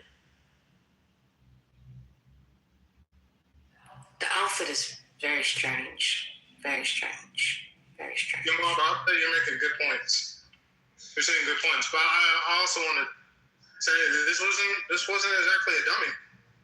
You know, because he was a NASA fellow. That's why. And I would just say, I don't know if they fuck again, but I'm gonna just tell you, in every other time I've been near a president of the United States, whether it's at a convention, whether it's at a dinner, whatever, that's what happens, Maya. It's like protocol for the United States Secret Service. It's like protocol for them that they would do that. And people that staying in the hotel, they had a list of them. He likely wouldn't have flagged the list. But he might not have flagged the list, but what I'm saying, Trent, is at that time, like, I don't know when he got a hotel room, but a lot of the tickets in that room in that hotel that night was jacked up for normal people. So how $500. I'm talking about the room, the hotel room. Yeah. I got the hotel room apparently on April 6th, so like 3 weeks before. That's what the government said. 3 weeks before, that's when they jacked most of the whole. How was it open? So okay, I don't know for sure. He had a job. He wasn't poor. I understand that. But what I'm saying is, y'all know how these events work, right? Like they, anytime you get closer to a major event where it's in a particular place, the hotel itself will raise the prices, and usually certain floors are sold out because people don't want to leave the hotel after the dinner because they get sauced up, and the after parties and such, etc. I don't understand how he was able to still get a room. Why a room was still available on April 6th. You understand what I'm saying? Like, I just don't understand that.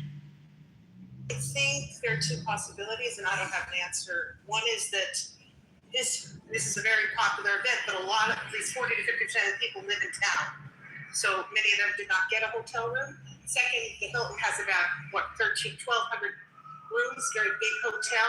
Third possibility is also that they had just released, you know how they put the blog on rooms? They had just released it, and he got in it at that point. And at that point, they had there are 70 rooms left. And they might not jack it up. No, I mean the release in the room, that makes sense. But how? It's like, how would he know? It just sounds crazy to me that he would know all of this stuff unless he's been studying. I mean, the president, Trump didn't go to the White House Correspondents' Dinner last year, so how would he know for sure? Like, if he was gonna, when did he start planning this? I don't know. It just, none of this makes sense to me. I think that I don't believe it. I really don't, and I don't believe it because he's still alive. That's what I get with some of the things you're saying. I don't think you're bringing up some good points. I actually think if he weren't alive, it would make more sense. That it would be more conspiracy like. But everything that he did, he really didn't get that close to the president. And so everything that he did seemed intelligent, but not completely out of the ordinary. He found a small hole. He rushed on head-on security, right? It's not like he was hiding up in the rafters. He rushed in head-on security and was essentially apprehended before he caused any real damage. It's a security and failure in some things, but also security win on others. That's fair that the security win, but and I get that they can't know everything, but I'm just wondering, I'm just wondering, to your point, you make the point that sounds like, well, he really didn't get close to the president. The security worked as it was intended. We apprehended him, and we're gonna, do the thing that the American judicial system does, which is he's innocent until proven guilty, and we're gonna go to the proper channels for the proper legal channels moving forward. But when I think about it, He's still gonna get charged with attempted assassination. He gonna get life in prison. That's it. That's why I don't think it's a conspiracy. That's why I'm not like, I don't see conspiracy because he's gonna serve 30 to 40 years. So I don't know. There ain't no amount of money that you'd be like, oh yeah, sure, I'll take 50 million. I'll do 30 to 40 years. He didn't look well walking through the hallways. I'm just gonna tell you, some of the videos he's sitting there with his hand and doing all that. I don't know how he was a teacher. He just snapped. I don't know. Yeah, I don't. And also, that's the thing, though. I don't think, unlike Roger makes a good point. Unlike other police officers, the Secret Service don't shoot to just apprehend. Why they didn't do the same thing to Thomas and Butler? Why they kill him? So you saying that was likely a conspiracy? Okay. No, Butler, I don't think it's any conspiracies. I mean, the Butler was again, Trump's not the president at the time, so the security's a little bit lighter. But Butler was a failure of imagination by the protection that he was afforded to. They should have been covering that roof, as you well know. They were thinking about somebody shooting in the crowd as opposed to from another roof. Butler, he's lucky. That was an assassination by the luck of the draw of the now president turning his head. He's not dead. Otherwise, Butler, he should no longer be here. So Lord had raised an interesting point, and by the way, I don't agree with this, but it was interesting what he had said the other night, was that it wasn't that he was in on the conspiracy, but that they radicalized him, government people radicalized him to want to do this. He didn't know that he was being used, so that's why he would have done what he did and not worried about the consequences. So that's one possibility.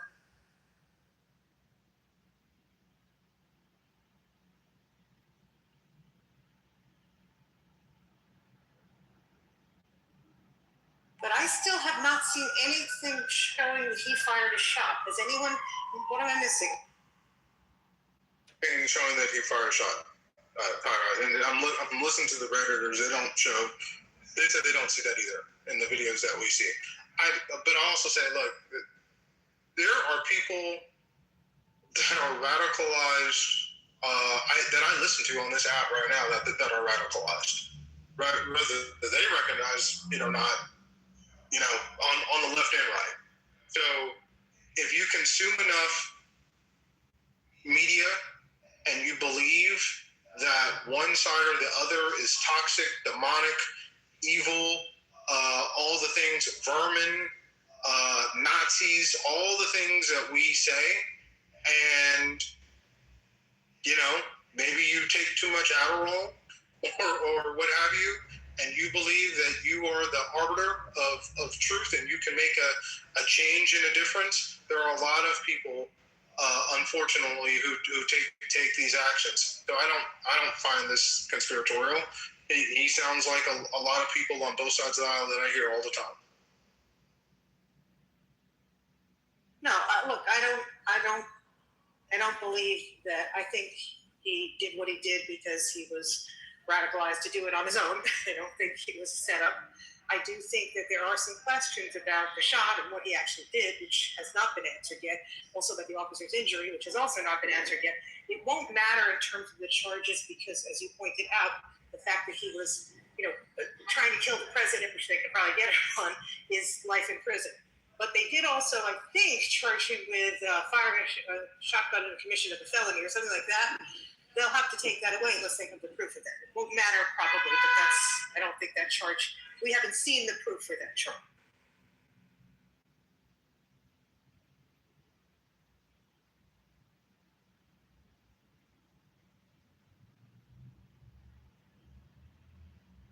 Matters whether or not he fired a weapon. I think you're going to see will be charged with attempted assassination. I don't even know if it matters that he got the shot.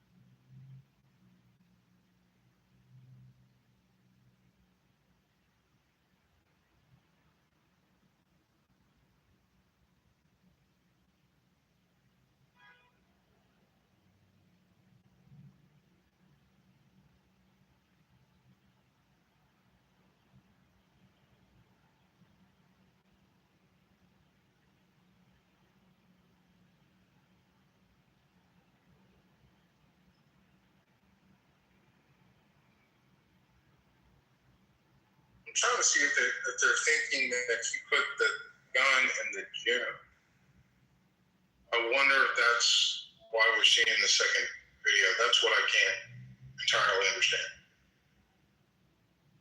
But there's two videos, that's correct. There's two videos at the gym, and the second video, I guess maybe he's retrieving the gun from the gym and then went out, and if he'd like put it in the gym closet, that would make sense maybe why they missed the gun.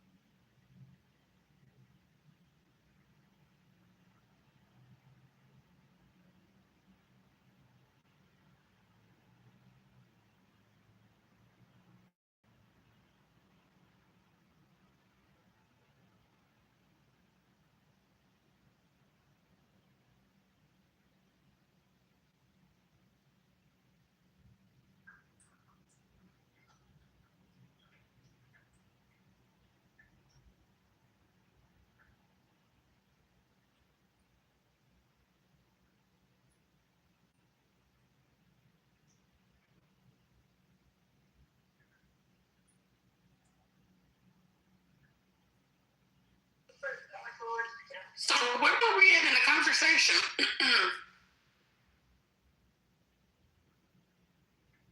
I was looking at some of these reports. He was armed before he went downstairs. I don't know why they keep showing the gym videos. Did he stash the shotgun there?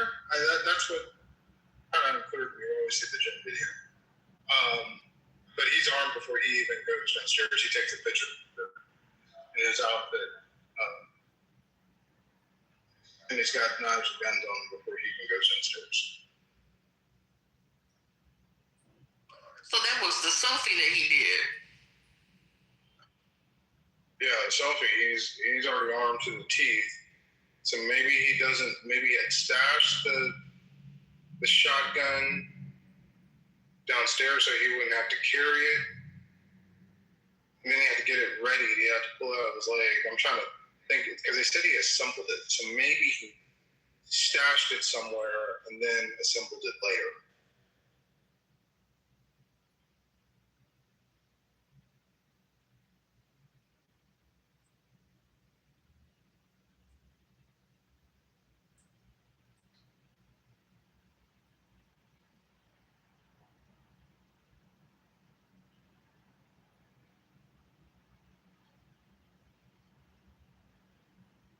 Nino White, knock it off in the chat.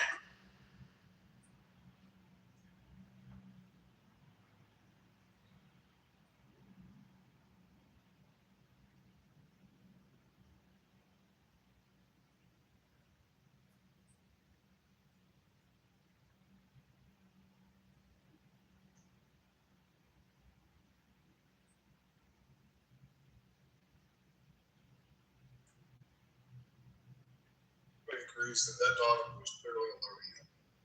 And that should have been the first. That dog was on it. Like that dog was like, hey, there's somebody right here with a gun. I mean, I don't know if these people are experts, but they're saying that dog smelled the gun.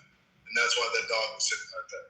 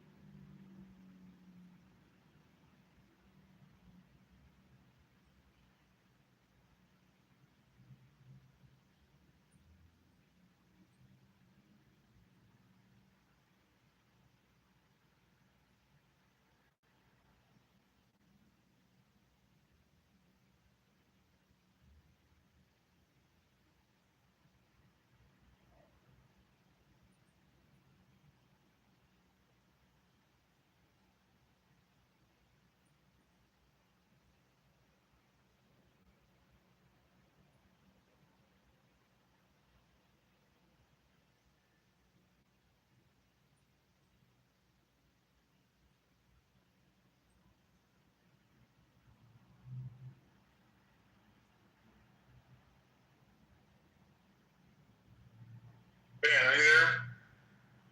Yeah, barely. What's up? Yeah, I think looking at what somebody else has said, these are Redditors, but that second shot from the officer may have been what hit the Secret Service agent. He's right in the line of fire for it. Looks like the Coal Island Ducks. The bullet goes over his head and hits that officer. Or if not, I don't know where that bullet.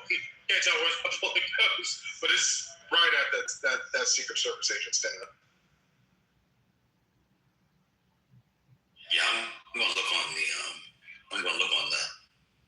I'm gonna look on those things on the what you call it, the red.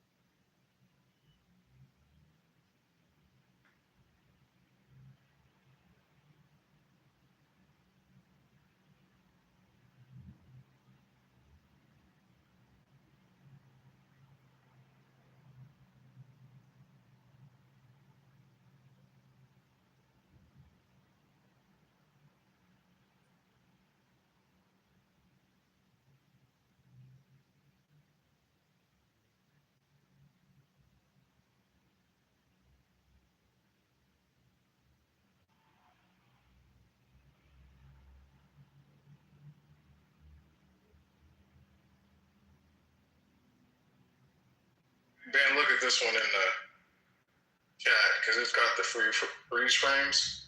Okay.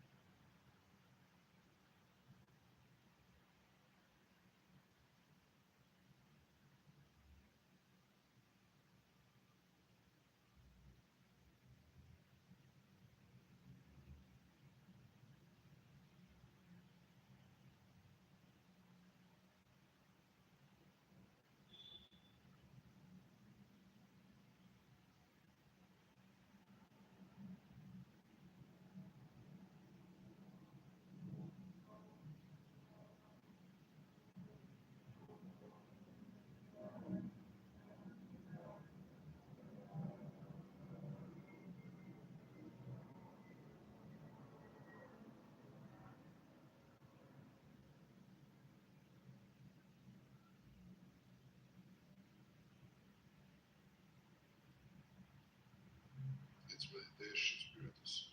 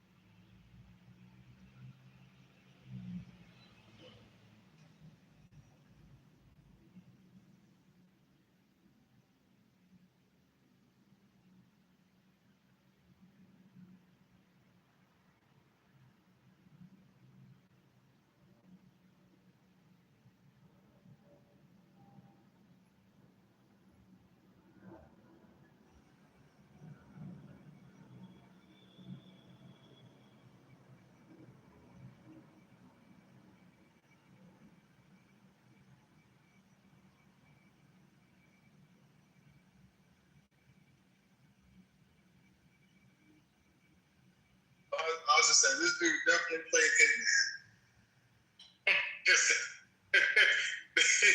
He put on a whole Hitman outfit. So he got the shit. Go ahead. I want him to put on a Commander's jersey. We need a speedster. We need a home run hitter. We got bruisers, but we need a home run hitter. The way that boy was trucking through there, he get past the linebackers, he gone. Well, I like, wait, are we sure that wasn't Daryl Green? Somebody found out where Joe. Yeah, that boy was, goddamn, looking like CJ2K. That was crazy. It was crazy. Yeah, that was crazy. I was like, why was he so fast? How old was he? Was he 30 yet? 31. Well, he should not be that fast at 31. That's crazy. That's crazy. That boy's fucking moving. Wastes his time at Caltech. Should have went to USC. That's what he should have done. Was his time at Caltech. God damn it. I was never that fast in my life. I was never fast, but I was never nowhere like that. Boy, yeah. Hey, by the way, I missed that boy though. That seemed a little weird to me. Everybody missed. Everybody, and nobody else got hit. That's what the crossfire should have hit. One of the officers on the first shot, and then on the second shot, it should have hit that Secret Service agent. So I'm like, I'm a little weird. If you tell me that nobody got hit by that officer's wild ass firing, then I'm very confused.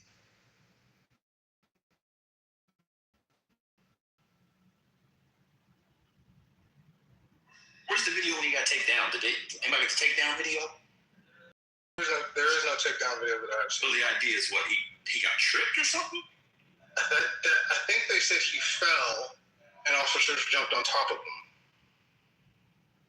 I think, don't quote me on that, but I think that's what has been said, that he tripped on his own accord and officers apprehended him. But I have to admit, it is, Ed, he might have been tackled. Yeah, I've heard two different stories. But yeah, it is weird that, why don't we have a video of the door? I mean, that is a little strange. I have to admit, I'm not going to sit here and say, oh, this is all on the up and up. I don't see anything weird. A Washington Police Department officer should be ashamed of himself because he had a perp at point blank range and got off 4 shots and missed all 4. And then what were the other guys doing? I mean, by the time and then he shot, there was like, I don't know, there was like 3 Secret Service guys. Took them a while to get their guns out. The other thing, I'm gonna tell you when I don't know if you saw the report in Washington Post, but the Washington Post reported that the level of security was not the highest level of security. Something's off. Yeah, something's off. I have to agree on that. Like, it does not make sense that he was able to, at some point, because he was armed apparently in his room. Yeah, he took the selfies. You see the selfies?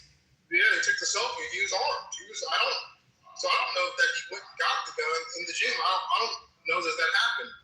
But he was obviously armed in the room, came down from his room, I guess came down the elevator or the stairs, fully armed, and, you know, like, they're lucky he didn't take out other people in the, you know, there are a lot of people in the, you know, in the area.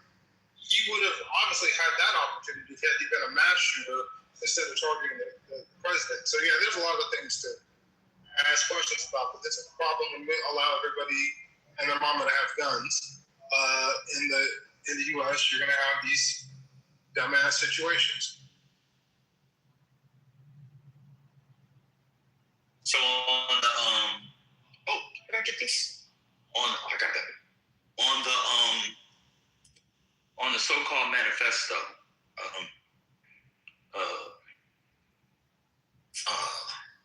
he said he didn't want to injure other people, and so he picked certain rounds, and I guess that's why he wasn't firing as he ran through there. But what person in their right mind thinks they're going to go and get government officials, except Kash Patel? I'll never understand that. No one will ever be able to explain to me why he would want, say, Mike Johnson, but not Kash Patel. That makes no fucking sense to me, and never will till the day I die. That was the weirdest part of a manifesto I've ever seen. Everybody except Kash Patel. I was very struck. Remember in Journey with Reacher when the guy was like, why didn't he jump the quarter? Like, why would he put the quarter in the slot machine? Right? It's like, yeah, that's just insane. But I was saying real quick, I took myself on a tangent, my bad. But I was saying, who thinks they're going to get to the president of the United States? Doesn't matter who the president is. Donald Trump, Trent, me, Arthur, anybody. Who thinks you're going to be able to get to the president from the gym through the outside, there's another ante room you have to go into before you get into the ballroom, I believe, without taking some people out? You know what I'm saying? You're going to have to take out Wolf Blitzer and Rachel Maddow before you get to the president. Something's off. It's a little strange. I don't know, man. The video's not helping. I don't know why I guess they had to release the video because the hotel had it, but the video actually makes the whole thing more suspicious to me because I don't know how you miss. You don't have to be the best shot in the world to get somebody that close. And how he missed her is he must not have fired the shot. But they said today, I think Janine Carroll said today that he fired a shot. With what?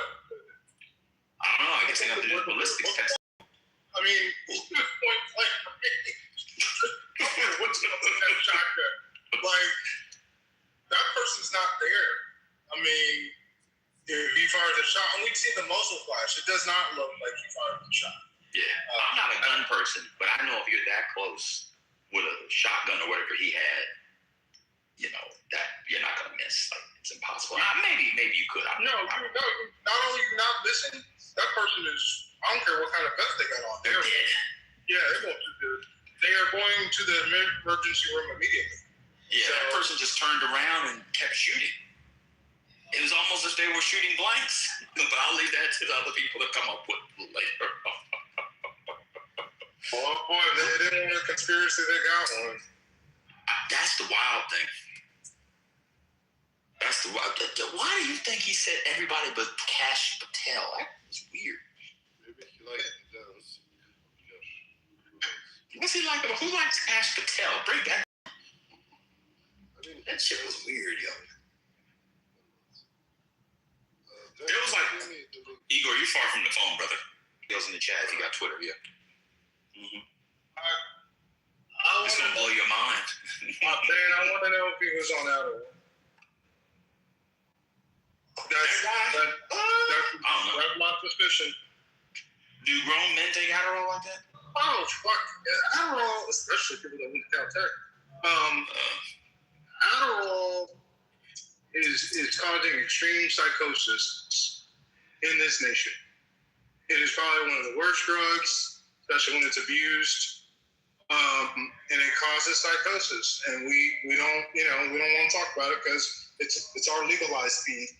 But that shit will cause you to, because this was a intelligent individual, that will cause them to make, like you're saying, say irrational things like I'm not going to hurt Kash Patel, and then try to have regard for others when I'm storming the ballroom. Like you're right. You know how it doesn't make sense because this person is extremely intelligent but not in their right mind. Well, that being said, he should have. He would have fired off something. I don't know. All options are on the table for me. I'll take anything. Your mama said the thing about Todd Blanche. Yeah, the Todd Blanche thing was definitely true with the James Comey indictment. I can't imagine a judge even entertaining that case. That bitch gonna get thrown out like a 265-pound running back. That was have you seen that case, Trent? It showed that Obama and others can be indicted. That is what Trump wants to see, and that's what I expect to happen.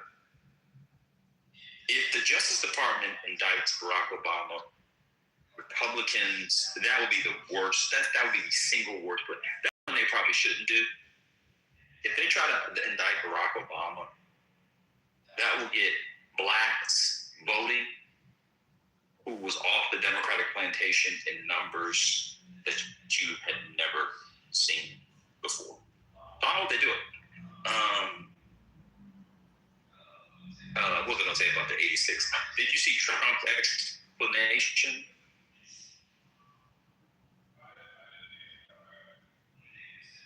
He said, everybody knows that 86 needs to kill him. That's what the mob says when they give kill orders. Hey, Joey Barbino, 86 Donald Trump had to stop. That was the dumbest shit. I've ever heard in my life. Like, he actually makes stuff worse. Like, he did the tariff. I don't know if people realize that when he would talk about the tariffs, it actually made it worse. The legality of the tariffs. This is another one.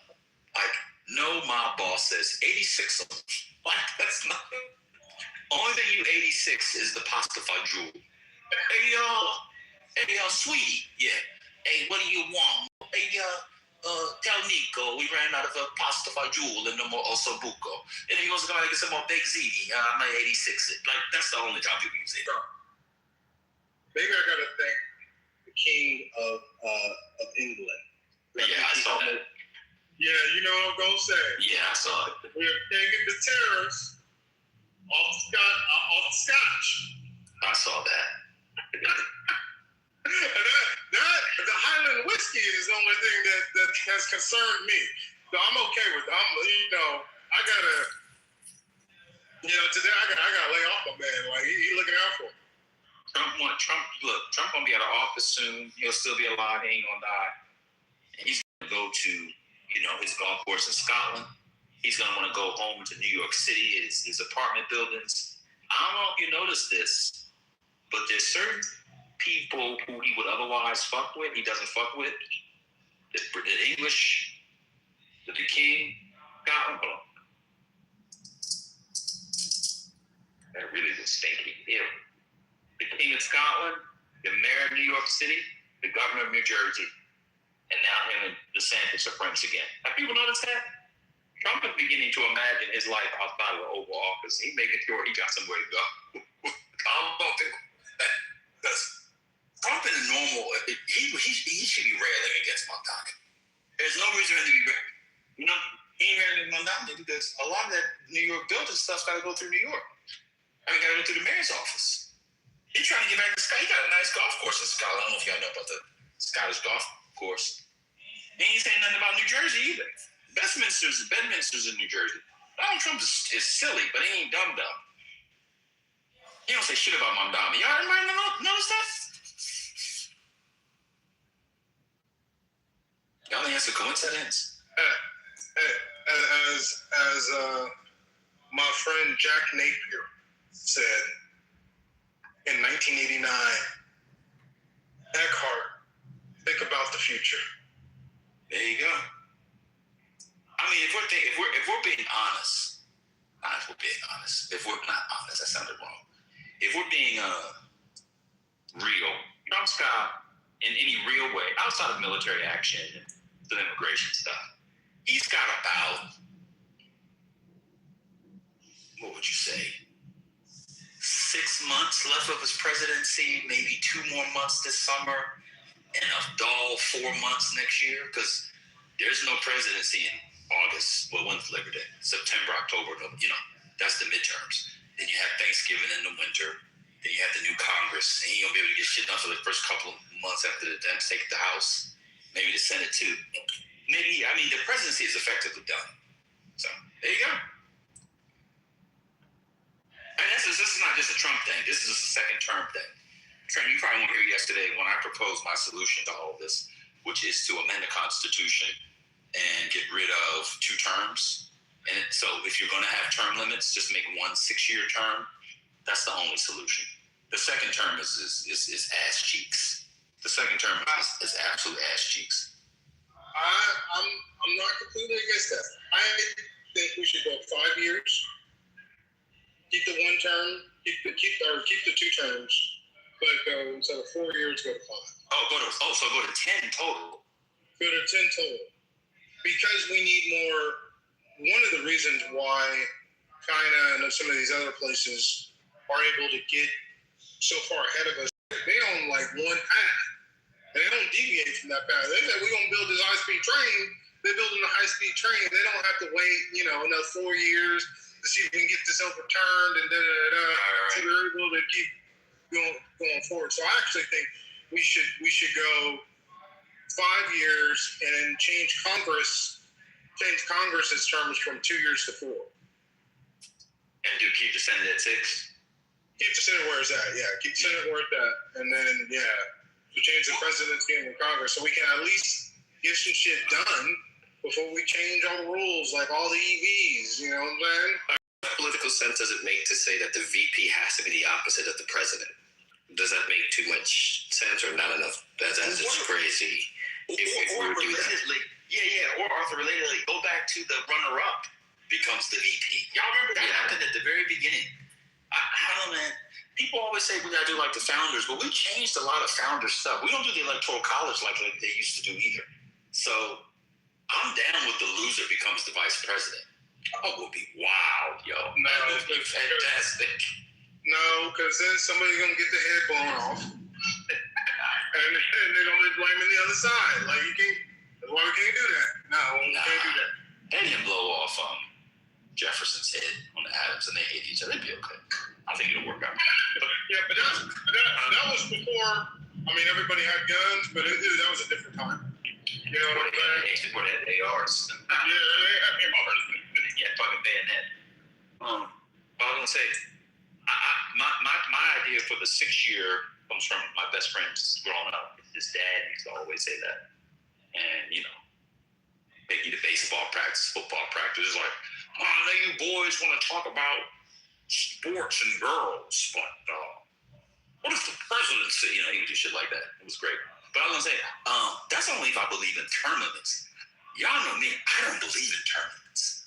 I think this should repeal, is it the 22nd, 25th? No, whatever, 22nd, no, 23rd, whatever amendment number it is. I don't know why we got 2 terms anyway. If somebody runs and wins, they run and win. They run and win. I think that is FDR kept winning. Then beat them. I hate loser stuff, yo. Yeah, but you get too much. You can accumulate too much. What's the word I'm looking for? Something power. But you accumulate just too much power without term limits, and I agree. And then part of that is the problem. Part of that is the problem with our Congress now. We keeping people up there until they die. I mean, it's ridiculous. It's out of hand. And there should be term limits. I think there should be long. I think you should be able to serve 20, 30 years. I'm okay with that. But I think at some point you got to get somebody new in there. See, this is where I think that's a slightly loser attitude. If you have these old motherfuckers, we just need to beat them. I like to win on the field, not at the owners' meetings. If you don't like the tush push, don't hope the league is going to change it. Just find a way to stop the tush push. And teams are increasingly stopping the tush push. I don't know if people saw, but the percentages went down. No, your mama. This is the real world. I want that motherfucker repealed. I want to go back to FDR days. I want it repealed. Term limits are for losers. Here's the Democrats. We gotta pack the court. You don't have to pack the court. Just presidency. And appoint court members. There you go. Look at Ed, you have to commend. And when was the last time the Giants won the NFC Championship game? I'll wait. And when was the last time the Giants won a playoff game? I'll wait. People like to come after the Commanders. We were in the NFC title game 2 years ago. The Giants are looking at a boy named Jackson Dart and Cam Scatterbo. Imagine thinking you're going to win a Super Bowl in 2026 and your starting running back is a white boy. What Philly did to Pittsburgh on the draft was dastard. Yeah, Philly should be with the Cowboys. They should be in prison for what they did to the Steelers. That was nasty. That was that. When I saw that, I actually didn't believe it. I'm not exaggerating. I read it 3 times. I was like, there was no way they had this boy on the phone. And the Eagles. I read it 3 times. Yeah, let's get into it. Now that we can have a real fun room. I was going to be doing work tonight watching the game, but the score of the game right now is Knicks 109, Falcons. Oh my God, I said Falcons. Hawks 54. It is the Falcons. I'm pretty sure it is the Falcons. You got that right.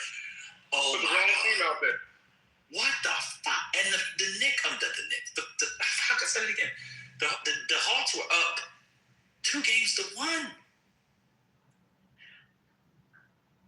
This is a wild thing, man. Minnesota might lose tonight. I mean, Denver might lose tonight too.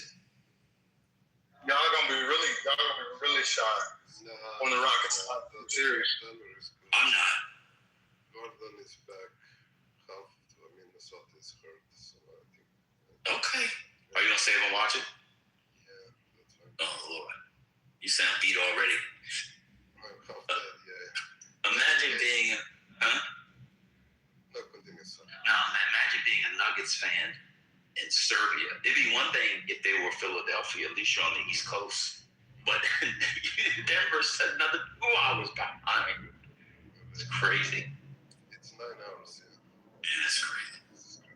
No, I want to say about presidency. So France have interesting approach. They have 5 years, 2 consecutive terms, and when they make a break, you can come back to be a president again. So that is kind of interesting. On the story we talked about. So 10 years in total and 5 years break, and then you can come back. Is that what Jacques Chirac did? Yeah. Yeah, I feel like maybe Mitterrand made as well. Macron, yeah, I mean, he's young, so he No, Mitterrand. Didn't Mitterrand? Wait. You do 10 consecutive years, then a break, and then another 5, or 5? No, 5. It was 7 when Jacques Chirac was. Now it's 5 from, I don't know, 2015 or something. So 5 plus 5, and then you need to make a break, and then you can go again 2 terms. I don't know about that. Just give me 10. But like, just give me 10 years. Trent, let me tell you. Let me ask you this. Let's say that you had like Obama 2 terms, then Trump 1, and then Igor, you're talking behind the vodka bottle. Get closer to the phone. We can hardly hear you, brother. I'm saying, like, if You should just rest up. If Obama after Trump won, Obama come back after the Trump terms, and he is again. That would be good, Trent. No, I mean, I understand what you're saying. I might be okay with a 3rd term after a break, but I don't know. I would probably prefer again to a 5-year term. You can win again for a total of 10 years, and that's just because you can, rather than this fucking, really, because most of the time, once they get to that 2nd year, they're already in re-election mode. Once they get to that, especially that 3rd year, it's re-election time. Yeah. There's some positives to that, but a lot of fucking negatives. I mean, I don't know the term. So the thing on term limits, term limits came up literally in response to one guy, and they put term limits on one office and not the other office. I don't like term limits, but if you're gonna have it on one office, why don't you have it on the other offices? Doesn't make any sense to me. I don't get it. Now, I agree. Like I said, you shouldn't have these 50-year senators. I'm with you on that. Like that does. I agree with you on that, Ben. Like I think you have term limits. You should have term limits. I think it should be extended. Maybe 24 years, probably the max for a senator, something like that.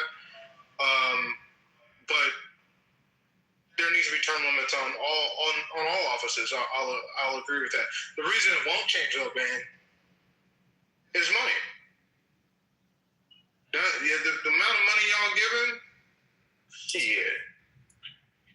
I don't know. Some of these people, I mean, shit, you leave, you make real money when you get the fuck out of there. Well, I want to go back to something more important.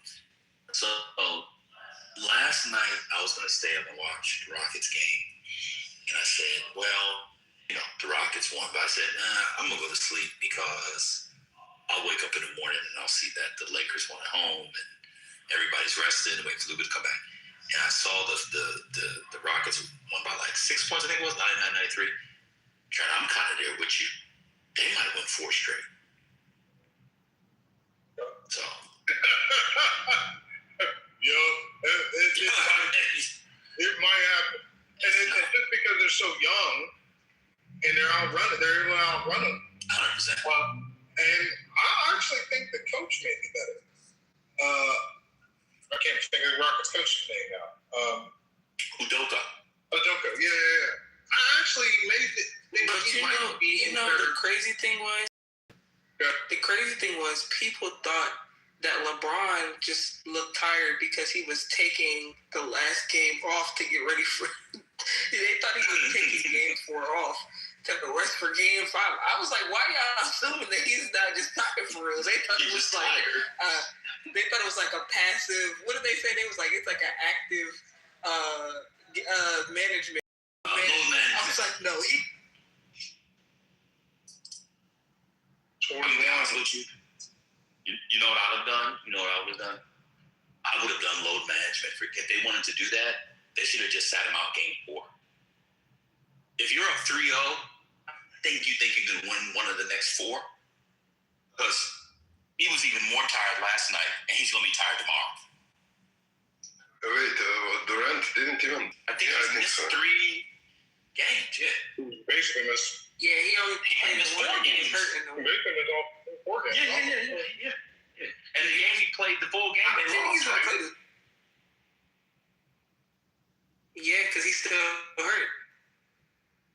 I have a hot take on Durant. Y'all not ready for this, so. I am. I just got some. All right, well, I'm not ready yet, so I'm going to sit down. I just got some ice for my Diet Coke because I'm going to stay up and watch the games tonight. Y'all not ready for this. I'm going to go ahead and say it. I'm going to say it after I open my Coke.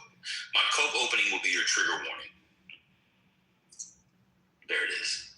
Are you putting peanuts in your Coke? Tell me if you tell me he's dirty, I'm gonna tell you I already know. But go ahead. No, it's not that.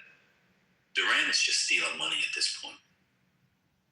There is no world in which a team that Durant is on will get to the finals. He's not clutch anymore. He costs too much money. He requires the ball too much. I agree.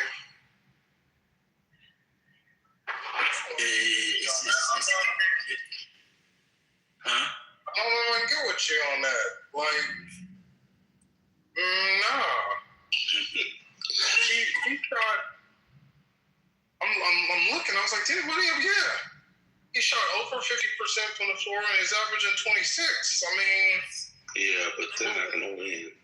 I agree with you. He's a numbers guy. I just looked it up. I didn't know. By the way, peanuts and soda. You know, my great-grandmother died about 20 years ago, but next time I pull up the Ouija board, Dr. Library card, I'll ping you in so you have somebody your generation to talk to.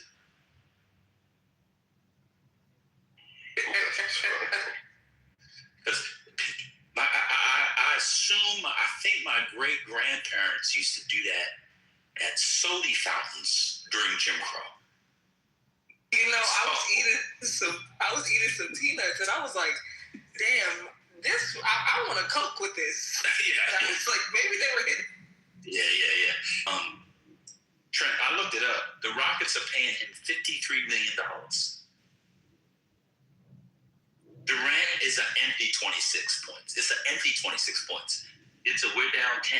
I make a shot. It's an empty 26. $54 million, $53.28 million is how much Durant did.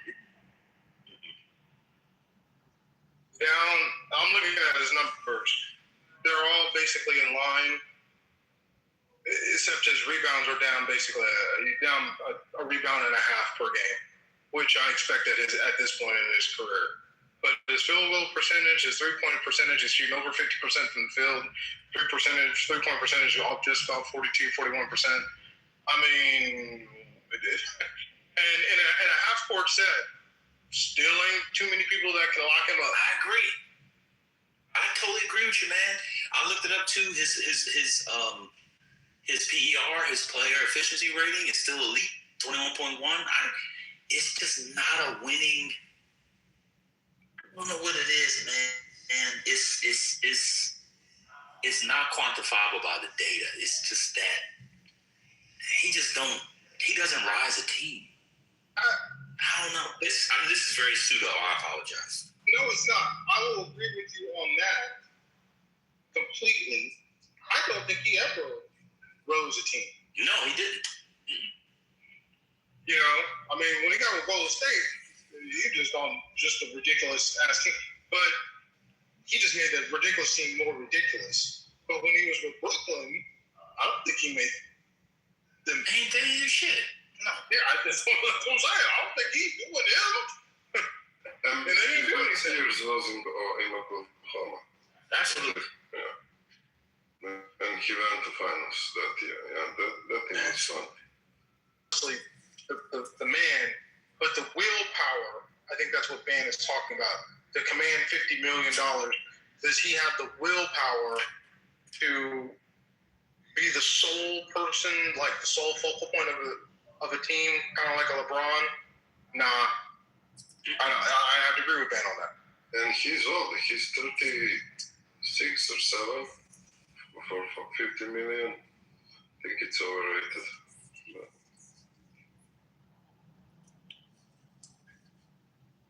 Is Doncic coming back for playoffs or he's on for the season? Yeah, he'll be back in round 2.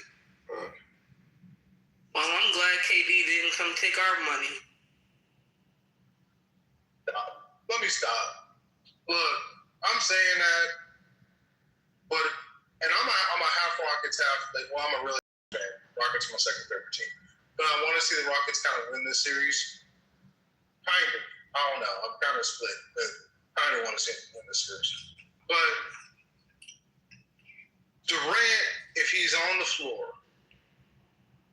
and it's a game 7, and it's him and LeBron in the fourth quarter, and somebody's got to score,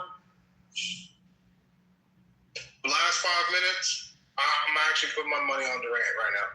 At this point, I probably would too. But I don't think they would do that. I probably would too.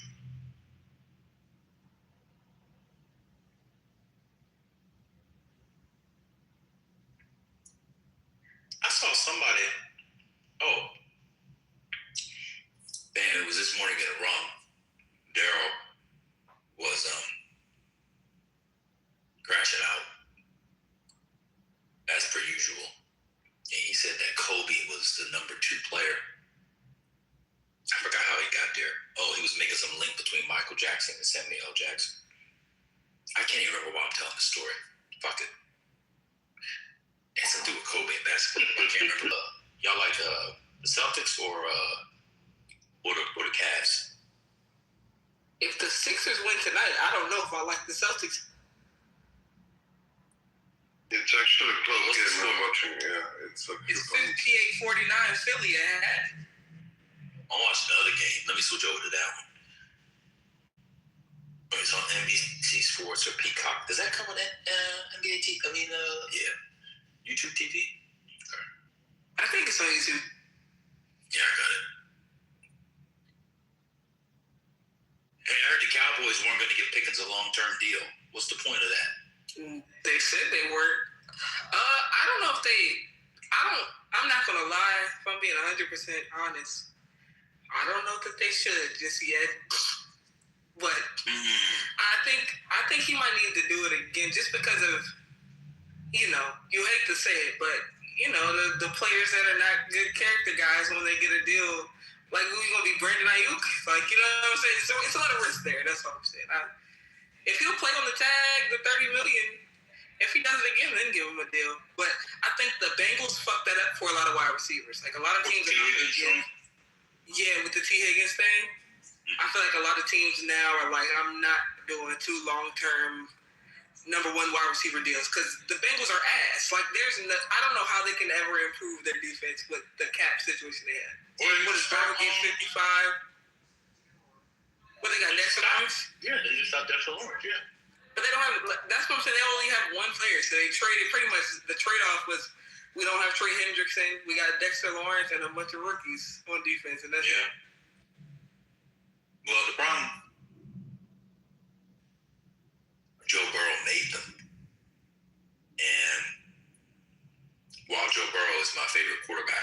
or starting a team. And injury concerns weren't a concern. That's who I would pick over everybody.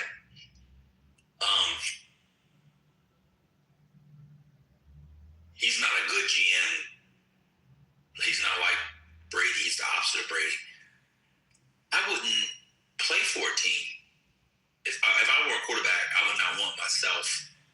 So between him, Higgins, and Chase, aren't they like a third of the salary cap?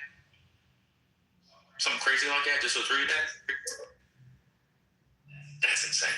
Although I actually believe I think the NFL, if I had power, I would call up owners and GMs and Roger Goodell and other executives of the NFL. I think they should do a quarterback exemption. I think that essentially, because quarterbacks are essentially getting what they're going to get based on where they're drafted. Nobody goes a free agent. They should just have a number for the quarterback or one position. It could be up to this much, and it doesn't go against the cap. I just think the quarterbacks just take it. It's just too much. Yeah, it's a lot. I agree. That's a big ass cap. And you can't get rid of them. Don't you think the Bengals are going to get rid of fucking Joe? They can't. Think we're going to we'll get rid of Jaden Daniels in 2 years when his leg falls off. But they would otherwise keep him. So you just have to be really good at drafting, or you have to have do a Sam Darnold thing where you got a mid QB, you build a team around him, and you just win. No, well, I'm going to say something, Doctor. I don't know, Dr. Lockhart. The Tempo is not mid. He never was. I don't know. Sam Darnold. You think he's lower or higher than mid?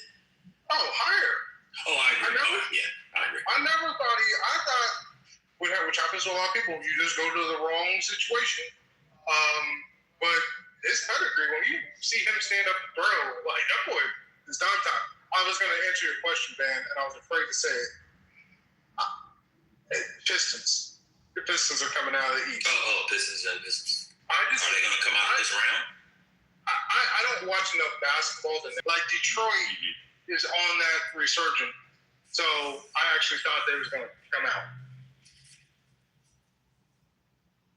They actually have a problem with Orlando. I mean, they will win, but it doesn't go very easy. Yeah, what is it, 2-2 or 3-2? 3-2 for Pistons, yeah. Oh, Pistons won last night, right? 3-2. And I look, on the quarterbacks, paying these quarterbacks this crazy money doesn't make sense. We gave Captain Kirk $180 fucking million. I don't know what we. We drafted a number 1 QB, which I get. We need a mentor QB, but I actually think Kirk Cousins is going to ball out for the Raiders, and Mendoza's not going to see the field. This is like my fear. This is the only thing that could happen to the Raiders. They make the playoffs, and Mendoza doesn't see the field in his first year. That would be hard. But I see it because the team is not bad. The team is not bad. And Kirk Cousins is good because y'all traded somebody and got him back. So now y'all are.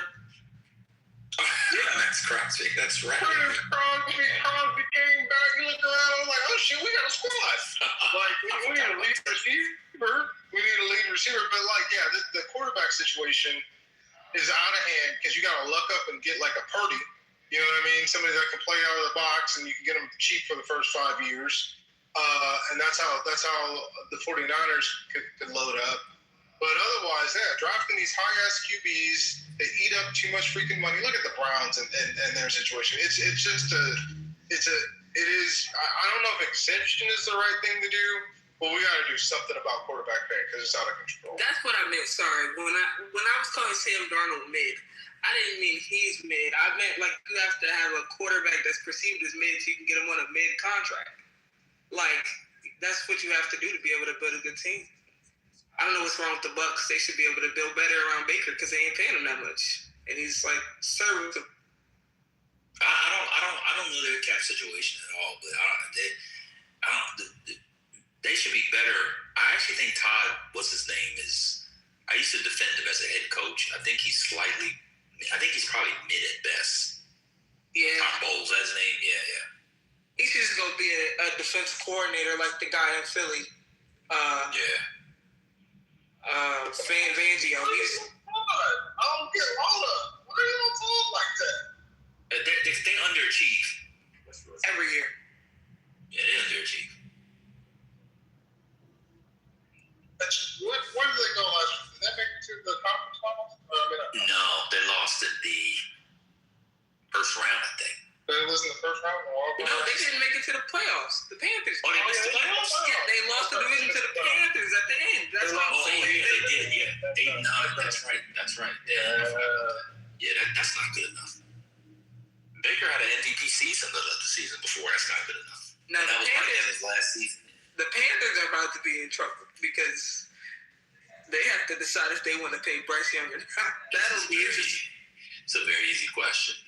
Mighty Mouse. That boy is like 5'7", 180 pounds. I swear I was his size in 11th grade. Like I was taller than 5'7", 11th grade. Like that's a small guy. But if he plays well this year and they win the division again, they're not going to have a good enough pick to draft a replacement. There's no who. Do a Kirk Cousins, do a Sam Darnold type thing, because I can't imagine signing Bryce. Could you imagine signing? So Bryce Young obviously wouldn't get a Josh Allen deal. He would get like a.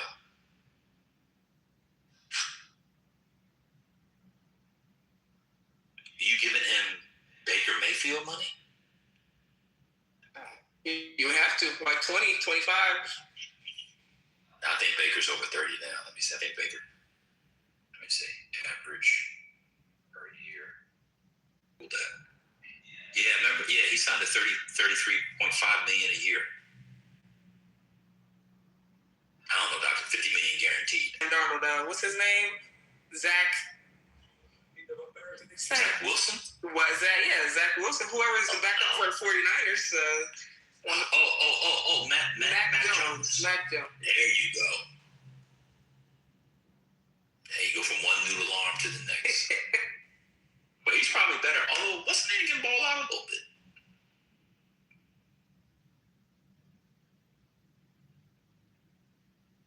Anyway. Yeah, because watching NFL more or NBA?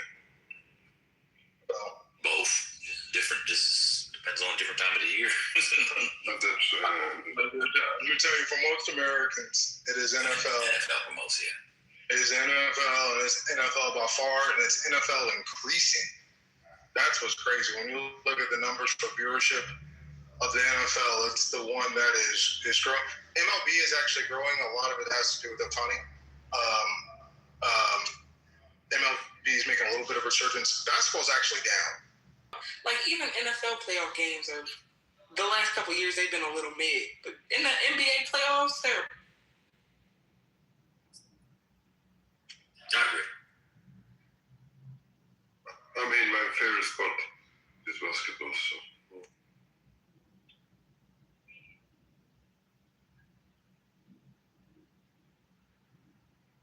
Have you ever been to the U.S. to an NFL game? Me? No, I've never been in the United States. It's an overrated experience. Don't listen to that man. Don't listen to that man on that. The NFL experience. Now look, I actually prefer watching it on television. I do too.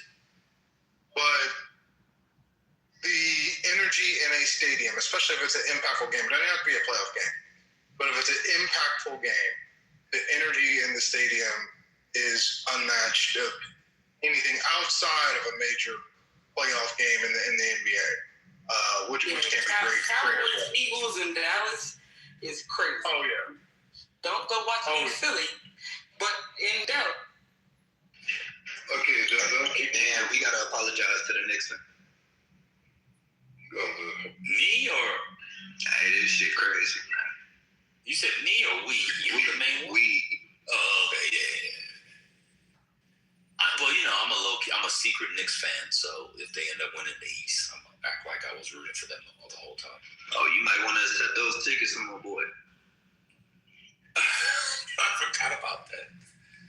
Oh, shit. Oh, let me put the other game on. Oh yeah, I got another game. Well, hold on. Let me ask Dr. Lambert for a training question. Do you think a rockin' NFL game beats a rockin' college game? So do you think like Michigan, Ohio State beats Eagles, Cowboys, or Yeah, it's close. If both teams are good, yeah. Yeah, both teams are good. Yeah. Like a LSU Bama or something like that. So, most electric I've ever felt inside a game was the Rose Bowl. A different Rose Bowl. Yeah, Rose Bowl. It's just different. I would imagine, I've never been to Michigan, Ohio State, surprisingly.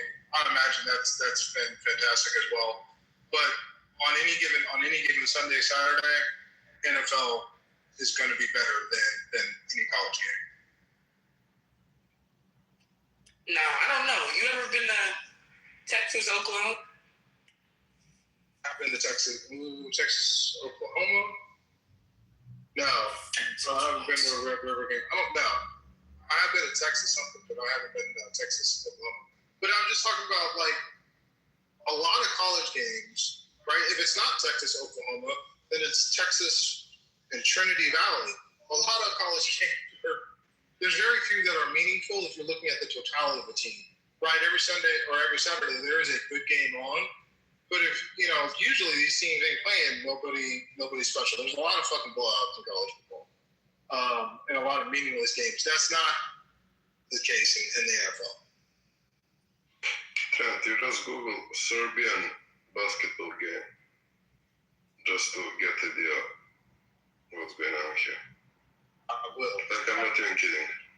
When did that start? Who's the best player? Who's the best player usually? Jokic. Jokic. When that started, it started in 70s, but actually that kind of... Oh, really? Yeah. Oh, wow. It's insane. I remember Stojakovic. He's Serbian, right? Yeah. I remember him. Turkoglu was Turkish. Who was some of the other? Divac is Serbian. Oh, yeah, of course. Oh, yeah, Vlade Diva. Oh, I always forget he was Serbian. This is going to sound horrible. I'll be a little pseudo. If I had like a glass of wine or a drink and somebody asked me what race Vlade Divac was and I wasn't thinking, I would have said black. I don't know why I think Vlade Divac was black. I can't be the only one. I would have said black. I'm sorry. All right, y'all. Was Drazen Petrovic, he's a Croat. A lot? Croat? Divac was the best friends, and then the war started and they stopped talking, and he died. And there is a good documentary if you guys want to watch. Oh, really? Is it in English? Yeah. Oh, there is translation, yeah. So he talking about like their relationship and everything with talking with his mother and brother, that is like his biggest regret. He ever, lost connect. Because like Vlade Divac was chill, he was smoking, like making a mess. Drazen Petrovic was insane worker. So the national team, they were putting them together. So the idea of the coach was like to push Divac to work out and Drazen Petrovic to relax, And they had a great relationship, and then war started, and then everything blew up. But yeah, it's a good documentary. So I feel like one reason the Serbian players, one reason why we know Divac is because he was on the Lakers, but a lot of the other ones who were good weren't on as good teams. Yeah, but Stojakovic and Divac made a good run in the... Who was on that team, right? Yeah, Chris Webber and what was that play? Bald one, the small one, he was good. Bibi is... What is that? Yeah, I forgot. Yeah. Mike Beebe? Mike Beebe, yeah, that was Webber, Divac, Stojakovic, and Mike Beebe, yeah. Do you remember Jaric? He was playing in the Timberwolves. He was really good for our national team, but I don't think he was Mary Adriana Lima, the supermodel. Let me see. He was like decent in NBA, but he was like very good in national team. Yadic? How you spell it? Tadic or Yadic? How you spell it in English? I don't remember Yadic. You remember Yadic? I really wrote in the chat tonight. Not okay.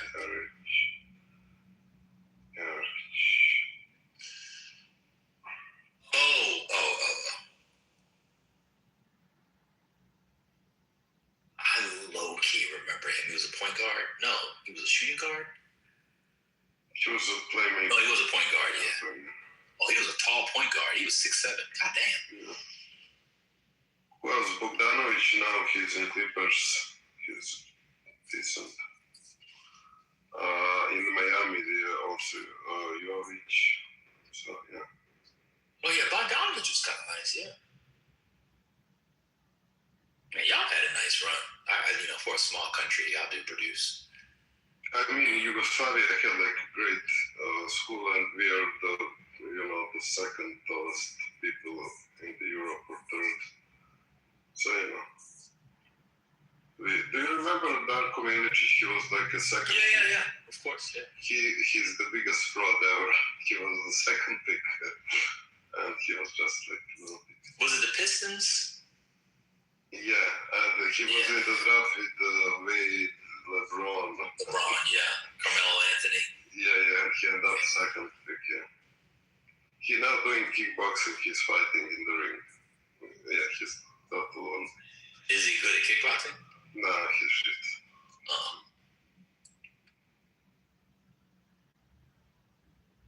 Do you take energy chews?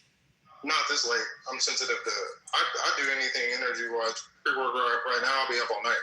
But now I'm just going to do 12 kids, sir. Huh? Me?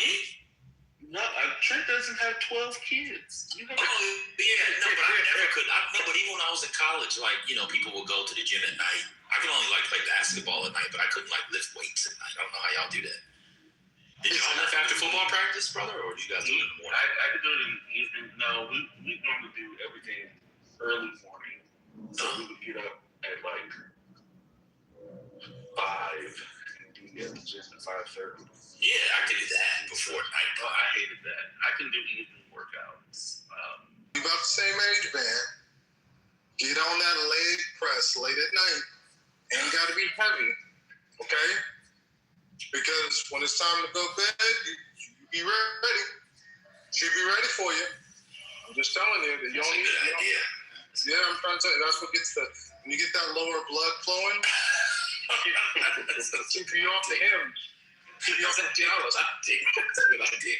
Anyway, I'm a boomer too. See y'all. God bless.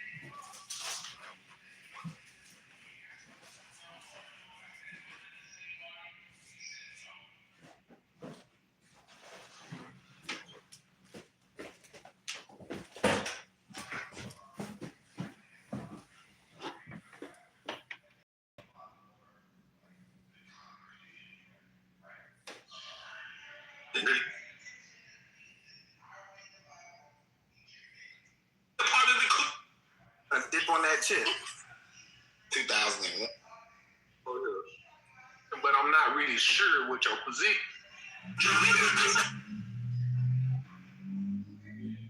And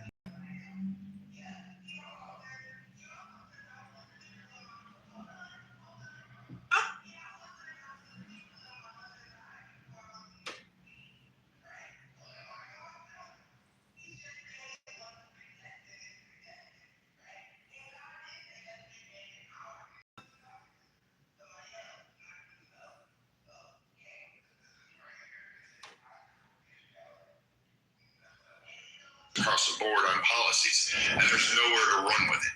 So these long-term effects of Democrats can be on there and saying, hey, there's pain coming around. Now, is Trump making moves? He is. And he's optically doing a better job than I would say Biden. There is no